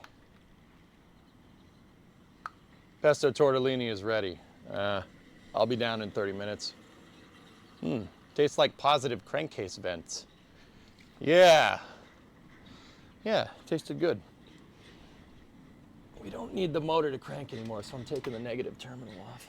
All right, so there's 5 bolts. I'm just gonna hose them down with penetrating oil. 2 bolts on the top, 3 bolts on the bottom. Now we wait a second. Let me move. This is the vacuum advance right here. If you're not sure about this, dudes, Creation is right in the chat. Mark everything. Just get a piece of tape. Put a piece of tape on it. You know? Just put a piece of tape on the thing. If you're not sure, take pictures with your phone. Like, this is easy enough. This is straightforward enough that I know what all the wires do, and I know where they all go, right? But, you know, do it right. I gotta get in there with a paper towel. I gotta clean some crap up. There's still some poo-poo in there. Like, document it, dude. Take pictures, label stuff. Believe me, you think you'll remember and you won't. Like me, the benefit of this is that you guys are documenting this for me by watching the stream.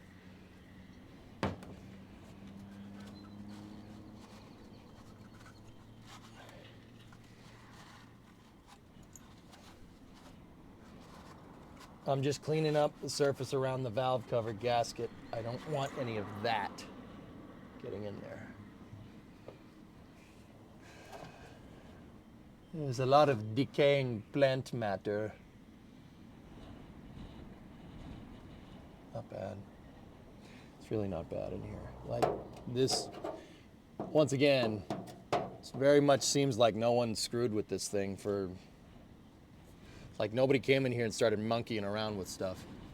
If anything, it was all done by the factory. Like, I'll be honest, dudes, those look like the factory valve cover gaskets. They very much look like the factory valve cover. So, we'll see. All right, I think those are 1/2 inch. I think those are 1/2 inch bolts. So, let me get a deep socket. We don't necessarily need a deep socket, but a deep socket and an extension would be fine.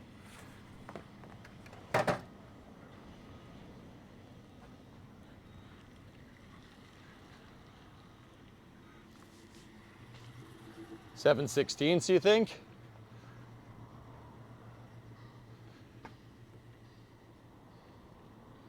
That seems pretty snug for a 1/2 inch. Oh, wait a minute. I had my drives out of line. So I got the right answer, but I used the wrong formula. Good call, man. You used I grabbed the 7/16 and a 1/2 inch was switched. So I grabbed the one that should have been 1/2. Right answer, wrong formula. Sorry, my freaking life, dude. All right, so once again, all right, we're gonna break off bolts here. No, not break them off. We're gonna undo the bolts. We don't want to break them off, right? I hope I didn't just jinx myself. See that thing right there?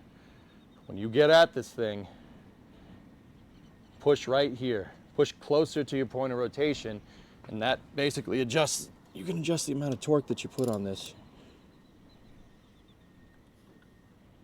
All right. I want to be very careful.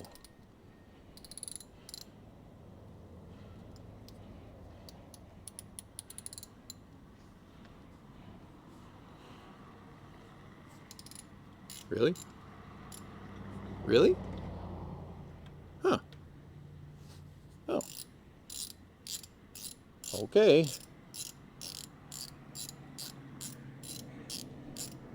That was not very tight at all. No, that was not.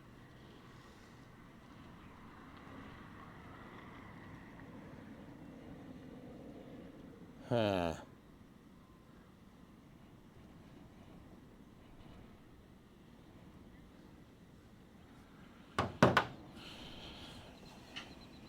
Yeah.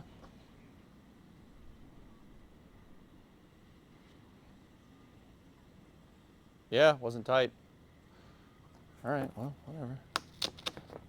So here's what I like to do. You know, we have the results of our compression test here. I just stick the bolt in the cardboard. We'll stick it in the pattern of the bolts. There's 3 on the bottom, and then there's 2 on the top. And that is our valve cover.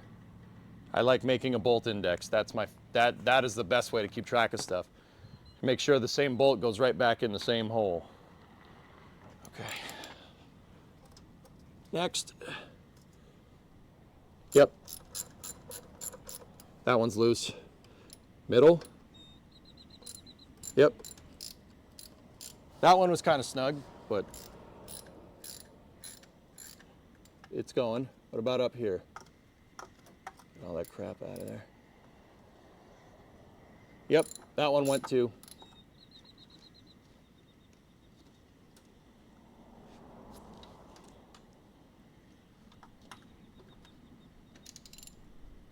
Yep, easy. They all went. They're all loose. See what I mean about the car wanting to live? The car will tell you if it wants to if it wants to die. it'll let you know.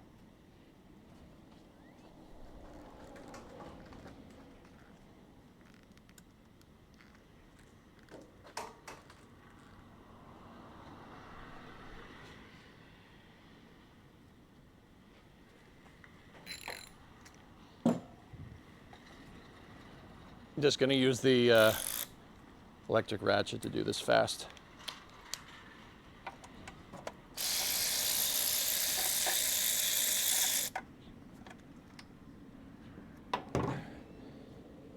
Take that one off, put it in the index.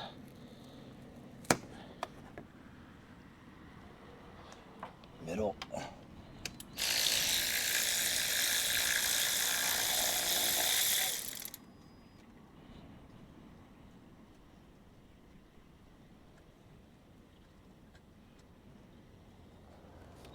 Take that off, put that one in the index so you don't lose it.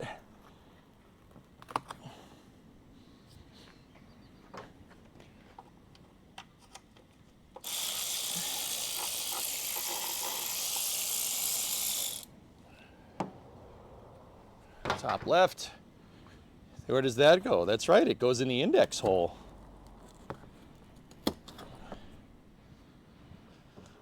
Okay, last but not least, the one at the very back. Can't really see it.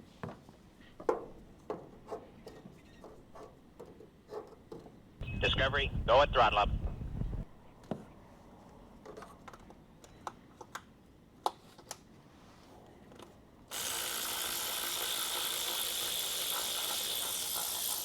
Don't drop it. Don't drop it. I can hit the light, that's fine. I said don't drop the bolt. The light has nothing. Mother trucker! Ugh, I got it. Fell right through. I love old cars.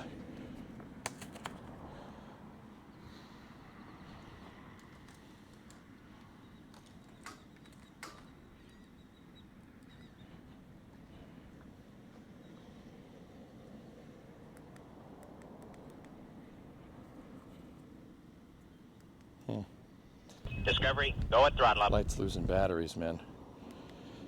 They're losing batteries fast, Captain. Oh, if I give it any more, the whole thing will blow.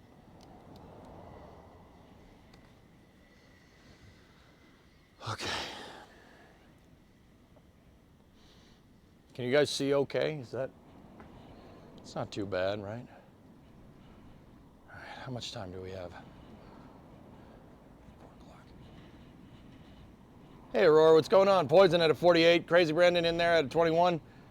I should know this, but what engine is it? It's a 318, Chrysler 318. So it's a 5.2 liter.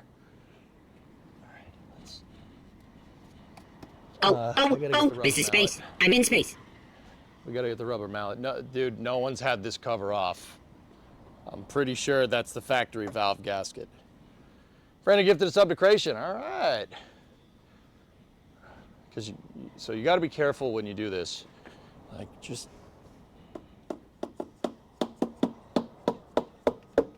Go. All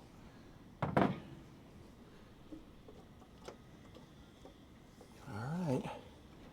No one's had this valve off in a long time, baby. Just careful when we're pulling it out.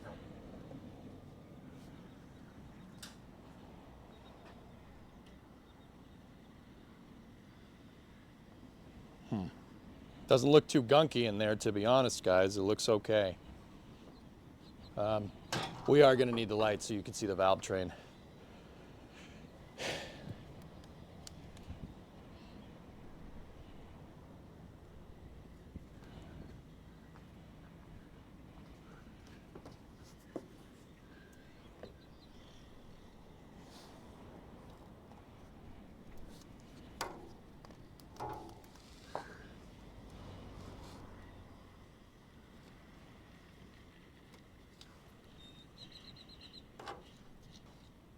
Want to gack the gasket.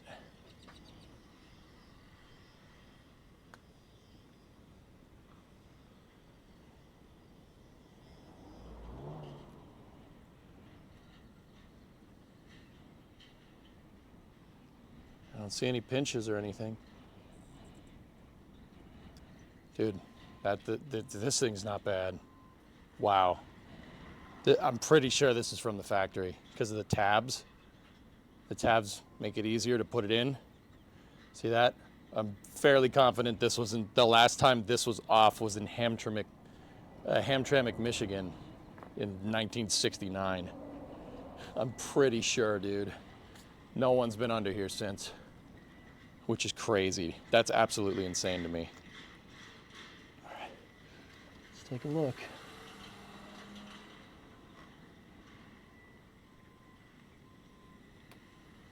Guys, it's clean under here. Seriously, it's clean. It's like, I don't have any other way to say it. It's clean. Like, get the wiring out of the way.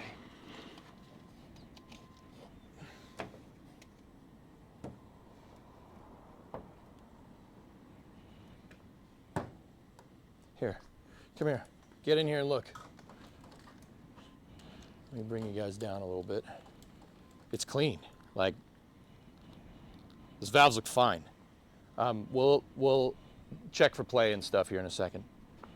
So, I mean, not the valves, the rockers. The rockers look fine. So what we got to do, can you guys see all of them? Yeah, you can. What we got to do is get in here and look. Okay, that one's a little bit out. So this is the number 2. This is your exhaust valve. That's your intake. Or, well, the valve's right there. That's the spring. This, guys, everything, dude, this is so clean under here. Like, let me check. So this is the intake. Intake's a little loose.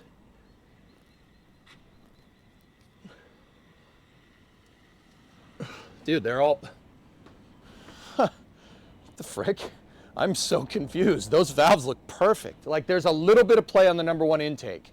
Just a little bit. Just a tiny, teeny, weensy little bit. Like, that's... I don't know what to tell you. Now I'm confused. I was expecting some gore under here. No, cold side was this side, dude.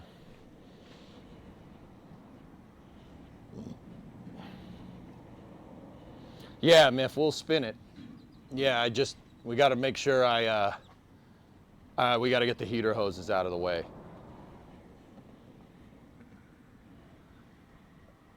The wind just blew the door. Oh, Bree's here. Oh, hello. All right. It looks like whoever put this together in Hamtramck 50 plus years ago, really knew what they were doing. Those Detroiters, they usually know what they're doing. Everything looks okay under here. Hamtramck. Yeah, sorry, I said it wrong again. It's all right. I'm just giving you a Ham bone. ham bone. Yep. Stay. Ham bone. All right. All right, well, so I thought about bringing your dinner, but I was like, it's just going to get dirty in the garage. So. No, it's good. Yeah, thank you. I'm all dirty. I gotta do this quick because I have to get ready for Flame Trench. Yeah, so exactly. enjoy your walk. All right, bye. Bye, Bree. I love you. Love you. I need a zip tie.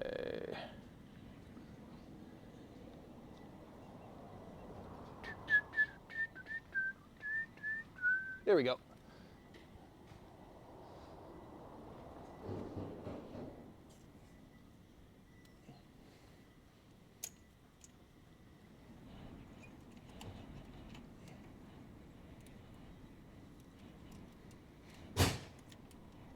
Don't slam the fricking door. Don't slam the fricking door. No more.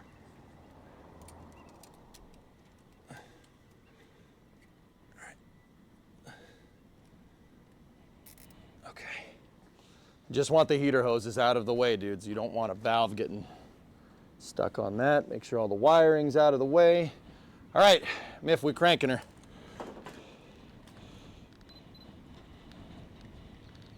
So when we go to crank it, those things will, they'll move back and forth. Just want to make sure we get the best view here. So I'll take the vacuum advance line and use that to pull that out of the way. Actually, that's probably just going to screw it up.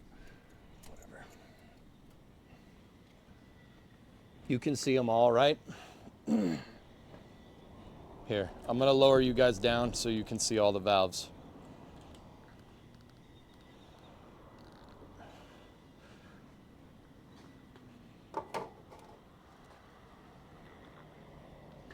Okay, we're gonna crank it again. Once again, we're cranking it with the spark off.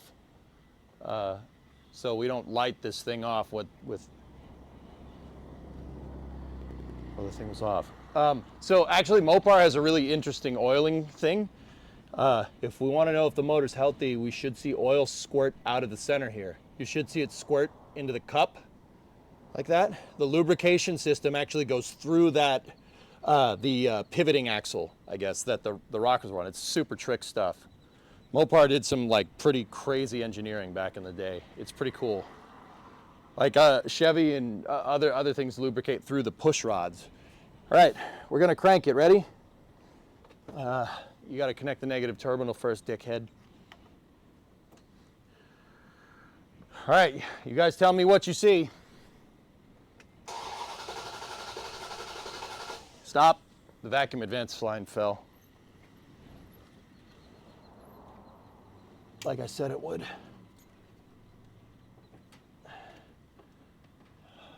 From what I saw there, though, it didn't look too bad.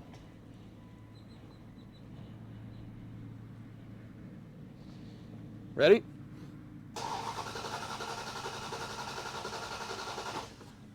Guys, I can see it. I can see that through the camera. You see anything moving? Like, okay, if this was bad, if any of this was bad, none of these would move. So like if we had a stuck lifter,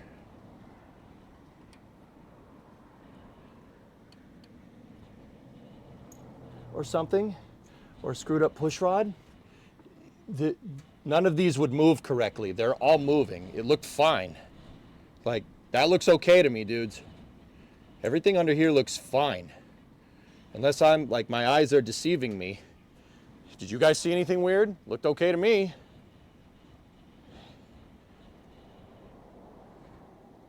Gonna grease pen mark them and check for rod rotation. Yeah, we could do that, can't see me, if we wanted to see if there's a stuck lifter.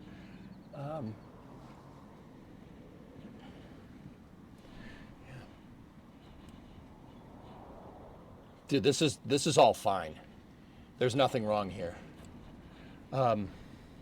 If I had more time, we could take the rocker arms off. It's easy to take them off. It's 5 bolts and you just have to retorque them. And we could check the valves, but the valves are moving. They're moving. We can see them moving. All the valves are working.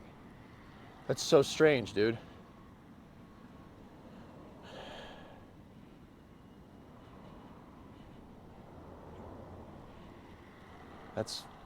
That's weird, dude. I don't know. Everything looks fine there.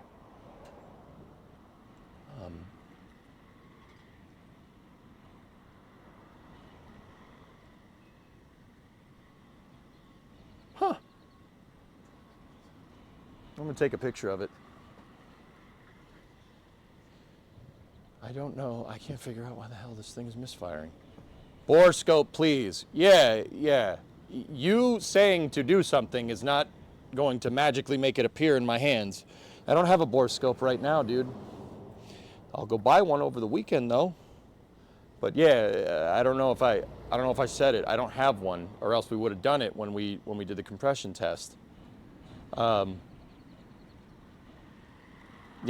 I gotta buy one. I'll go buy one. It's no problem. We'll definitely get our use out of it. I bet I love you. I don't have a grease pen on me, can't see me. I should probably grab one of those too. But yeah, I don't necessarily see anything wrong here, dudes. I mean, I don't know if you were here before when people asked about that, but I don't have one. So yeah, it's gonna be hard to use one. Huh. Okay, what time is it? 1/4 past. All right, let's get this all buttoned up. That looks Guys, it looks fine. There's nothing wrong there. Looks can be deceiving. Find top dead center and get your feeler gauge and check the clearances on the rockers. Okay. I don't have the time to do that right now, DJ. I got to be there for the flame trench.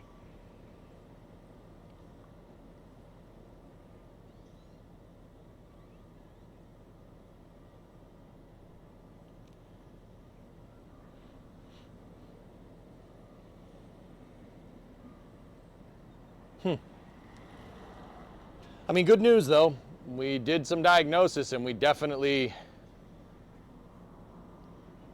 with the compression test info, I guarantee those are found. Those are hydraulic lifters. Yeah, it's a hydraulic flat tappet cam if it's running the stock cam. I'm pretty sure no one's monkeyed with this engine since it left the factory. Like, I mean, you see that?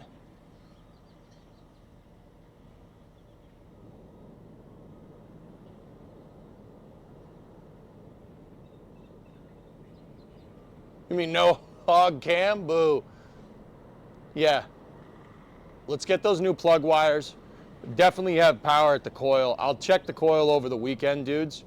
Plug wires should be here on Monday. Let's just get this buttoned up.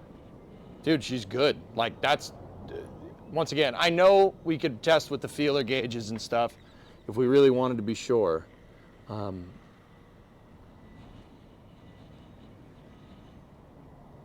DJ, you're not wrong. My only thing is that the number one has some lateral, or the number one intake, well, not number one. This is the number two intake has some lateral play. But then again, a lot of these can move back and forth. I think that's just allowed movement. I'm gonna take a picture of this, dudes.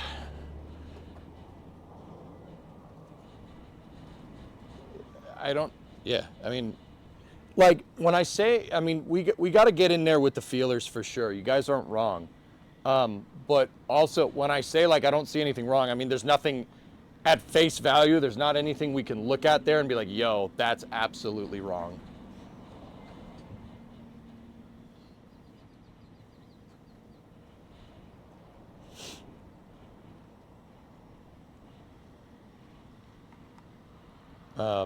Yeah, there's no glaring problems here.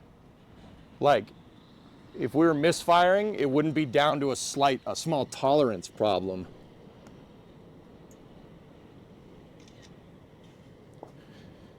Bro, that thing is, what is it? Where are we at? So 69, 79, 89, 99, 2009, 2019, 2029 would be 60. That's 56 years old. Half century. You've got to be kidding me. Like, dude, it's mint. Freaking 50 years old, dude. 100,000 miles. Look at that. It looks brand new. Dude, that literally looks brand new. That's like what it would look like coming out of the factory. Perfect. Like, everything is lubricated. All the galleys are good. See how there's oil in the cups right here? On the top of the rocker arm. See, the rocker arms kind of look like a bowl. There's oil all over all of them. This thing's, yeah, the oil galleries are completely open on this thing. That's what you want. That's good. That's a good thing. I can't believe that. So what the frick is wrong with this thing? It's gonna warrant more analysis. We need more analysis, chat. We're gonna have to figure it out. But let's button this up so I can get ready for the flame trench.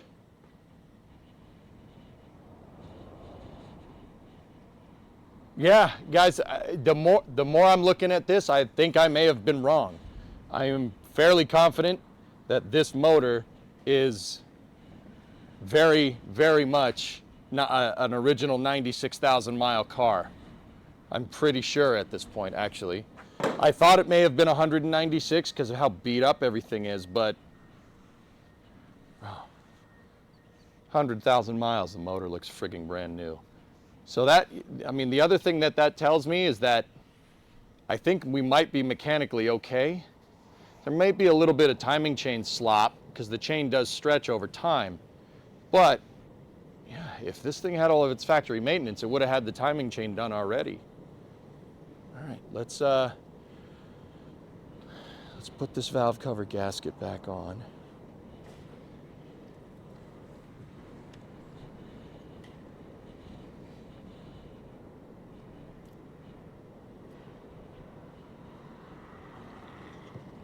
Actually, there's really a better way to do this. Let me get the valve cover.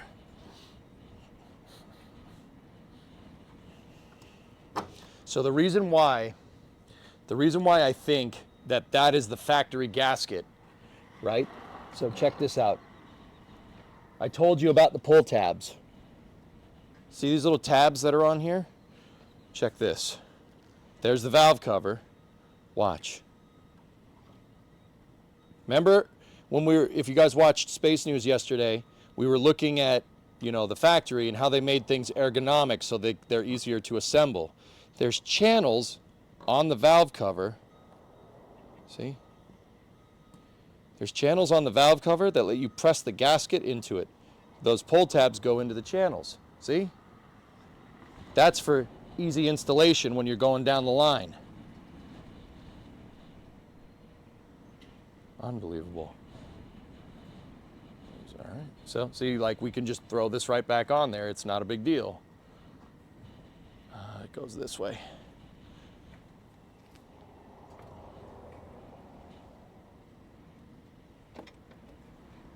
Okay. Now let's pilot it with one bolt.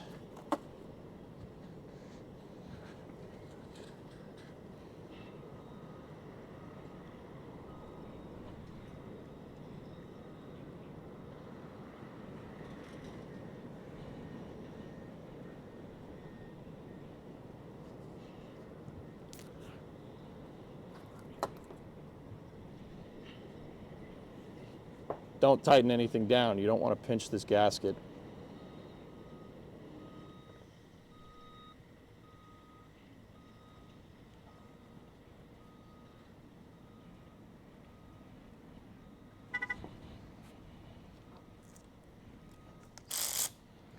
I'm just using this to get the thread on, to get it threaded.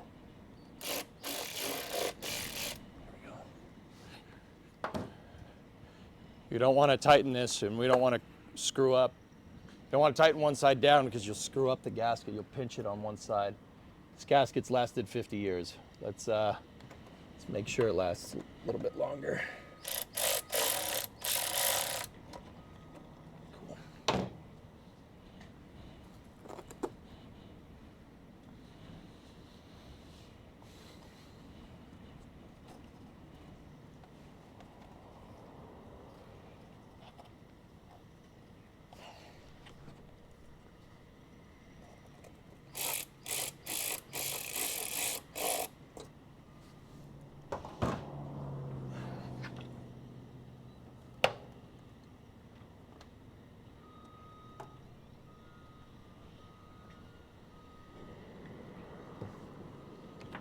What's the torque spec for these things, guys?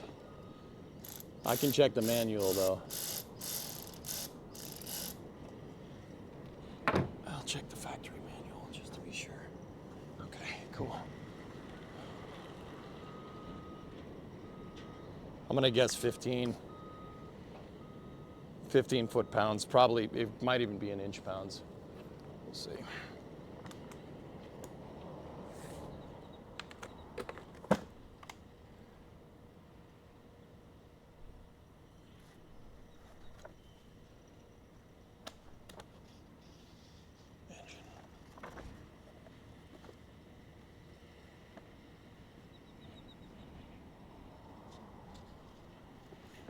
Okay, 273, 318, 340. Cool. That's 96. 170 to 225 slant. All right, here we go.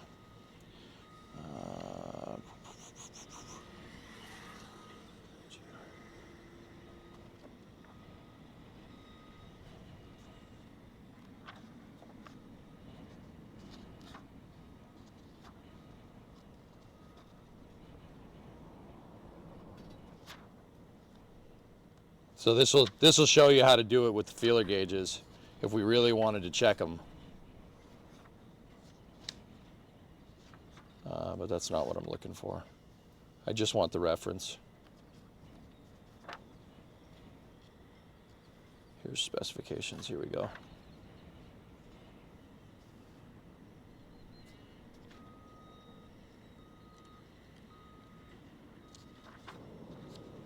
That's the 6-cylinder. 8-cylinder engine specs. Pistons, piston pins, piston rings. Crankshaft, main bearings, valves. Yeah, see, we can set the lash, but I don't think we need to set lash because it's a hydraulic flat tappet, you know what I mean?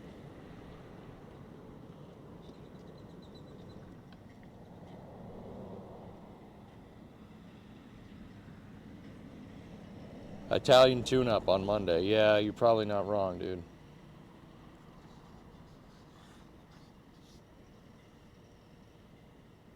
Bookmark this page, it'll be useful for later. 9-96.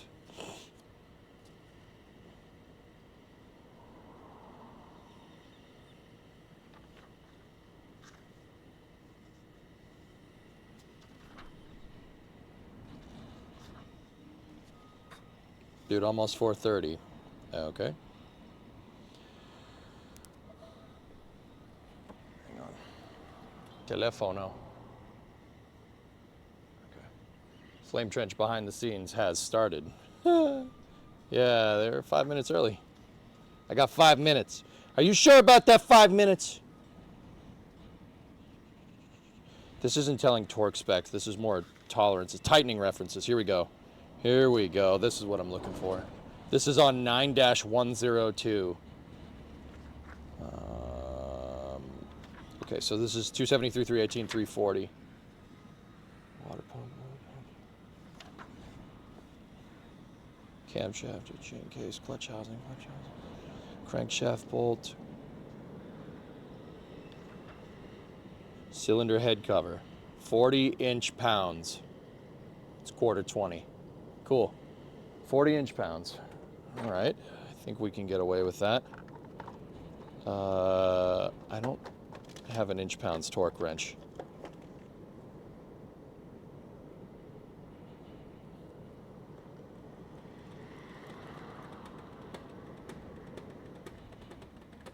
I actually think these are all foot-pounds, foot-pounds, foot-pounds.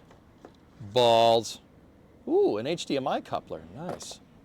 Oh, dude, I've been looking for that. What is this?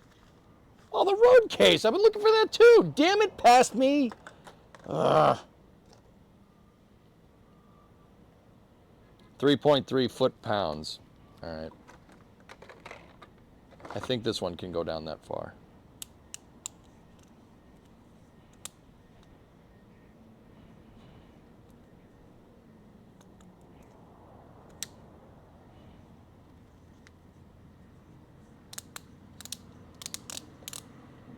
It does not.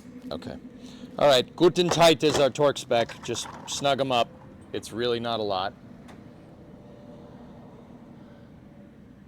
We're just gonna snug these things up. Just you don't have to. It doesn't take a lot. It doesn't take a lot of clamping force to get the gasket seal. Is that a Black Magic switcher? It's an OC Go Stream. That's the name of it. Das gave it to me to use for automotive streaming. All right, we're gonna start in the middle.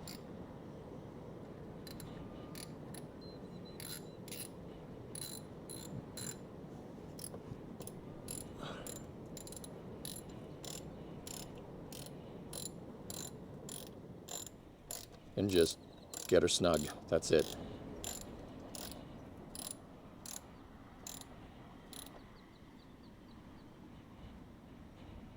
Good. Now let's go up here. That's why these bolts were really easy to take out, guys, because they're not torqued down a lot.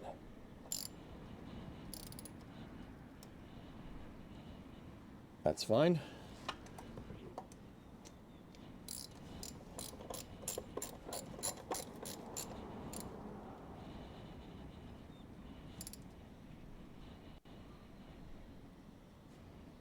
Good.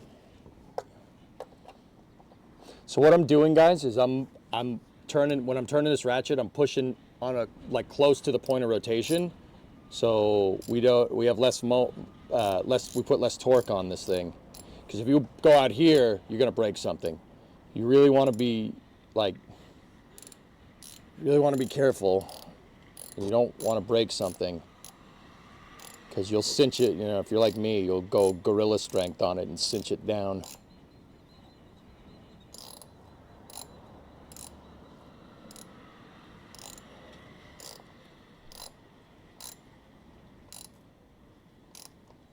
And I'm just gonna push until I really can't do it anymore. That's fine.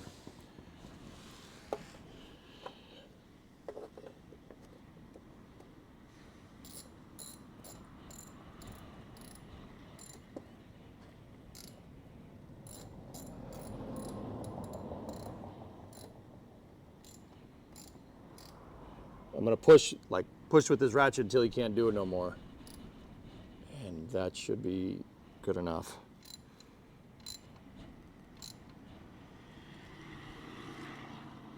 That's fine. All right, cool. She's tightened down. Now let's button everything up and let's put everything back where we found it. This is where those reference pictures will come in handy. Now, fortunately for me, I know where everything goes, but that'll all come in very handy if you're doing this by yourself for the first time. So the heater hoses, the heater hoses go there and there. Done. Those heater hoses have been cut. They're short, by the way. And I don't think the factory gave them red heater hoses, so those have definitely been replaced. I'm not sure why, though, but they've definitely been replaced. All right, so now the wire harness. This is the wire harness that goes from the alternator. It carries the alternator exciter and coolant temp and a bunch of other things. So what we're gonna do is we're gonna set them back and we're gonna close the tabs on the valve cover. Coolant temp right by the thermostat, right there. There you go. Put that back in, close the tab. Put this back in, close that tab. A little bit more, close that tab. Okay. Sweet. Let's get the spark plug wires. I will be replacing these. I'm not confident enough in myself to make wires just yet. So I got a factory set, an original Mopar set.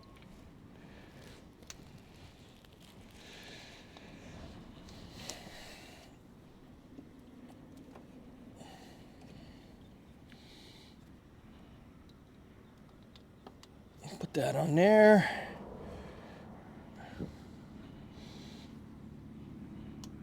Put that on there. Okay. Vacuum advance. Put the vacuum advance. It goes underneath here. Goes to your carburetor. Right there. Like that. Choke is there. PCV valve goes underneath. Ignition wires, it goes to the back of the carburetor. And we push that puppy right back in. Okay, we're good. Sweet, she's back to normal. Killer. Want to see if she fires off just for the heck of it? Let me hook up the coil.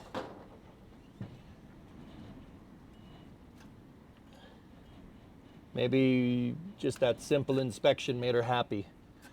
Who knows? I'm just putting all my tools away.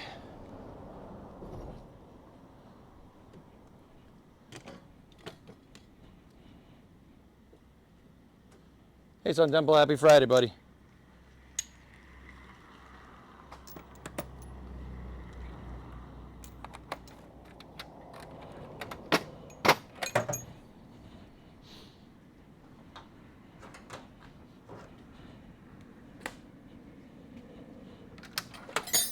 I'm getting into a habit of putting all the tools away before we have fun with this thing. Just getting into a habit of putting tools away, period. That's why, I mean, I could have done this off stream, but I do it because this is part of the job.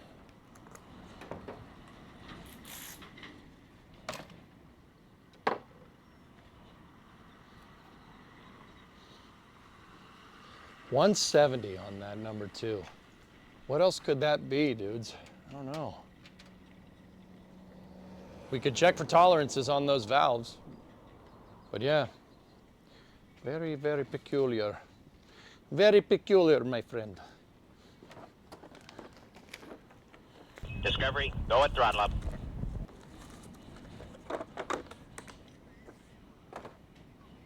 Okay. All right. See what it does. Fluid in the cylinder, maybe. Hey, Sun Temple. Good habit. Garage looks super clean. Yeah. All right, ready?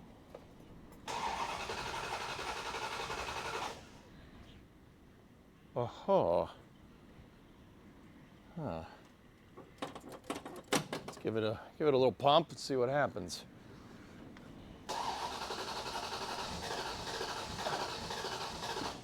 One more pump and she should be good. She'll go now. Or she won't. Whatever.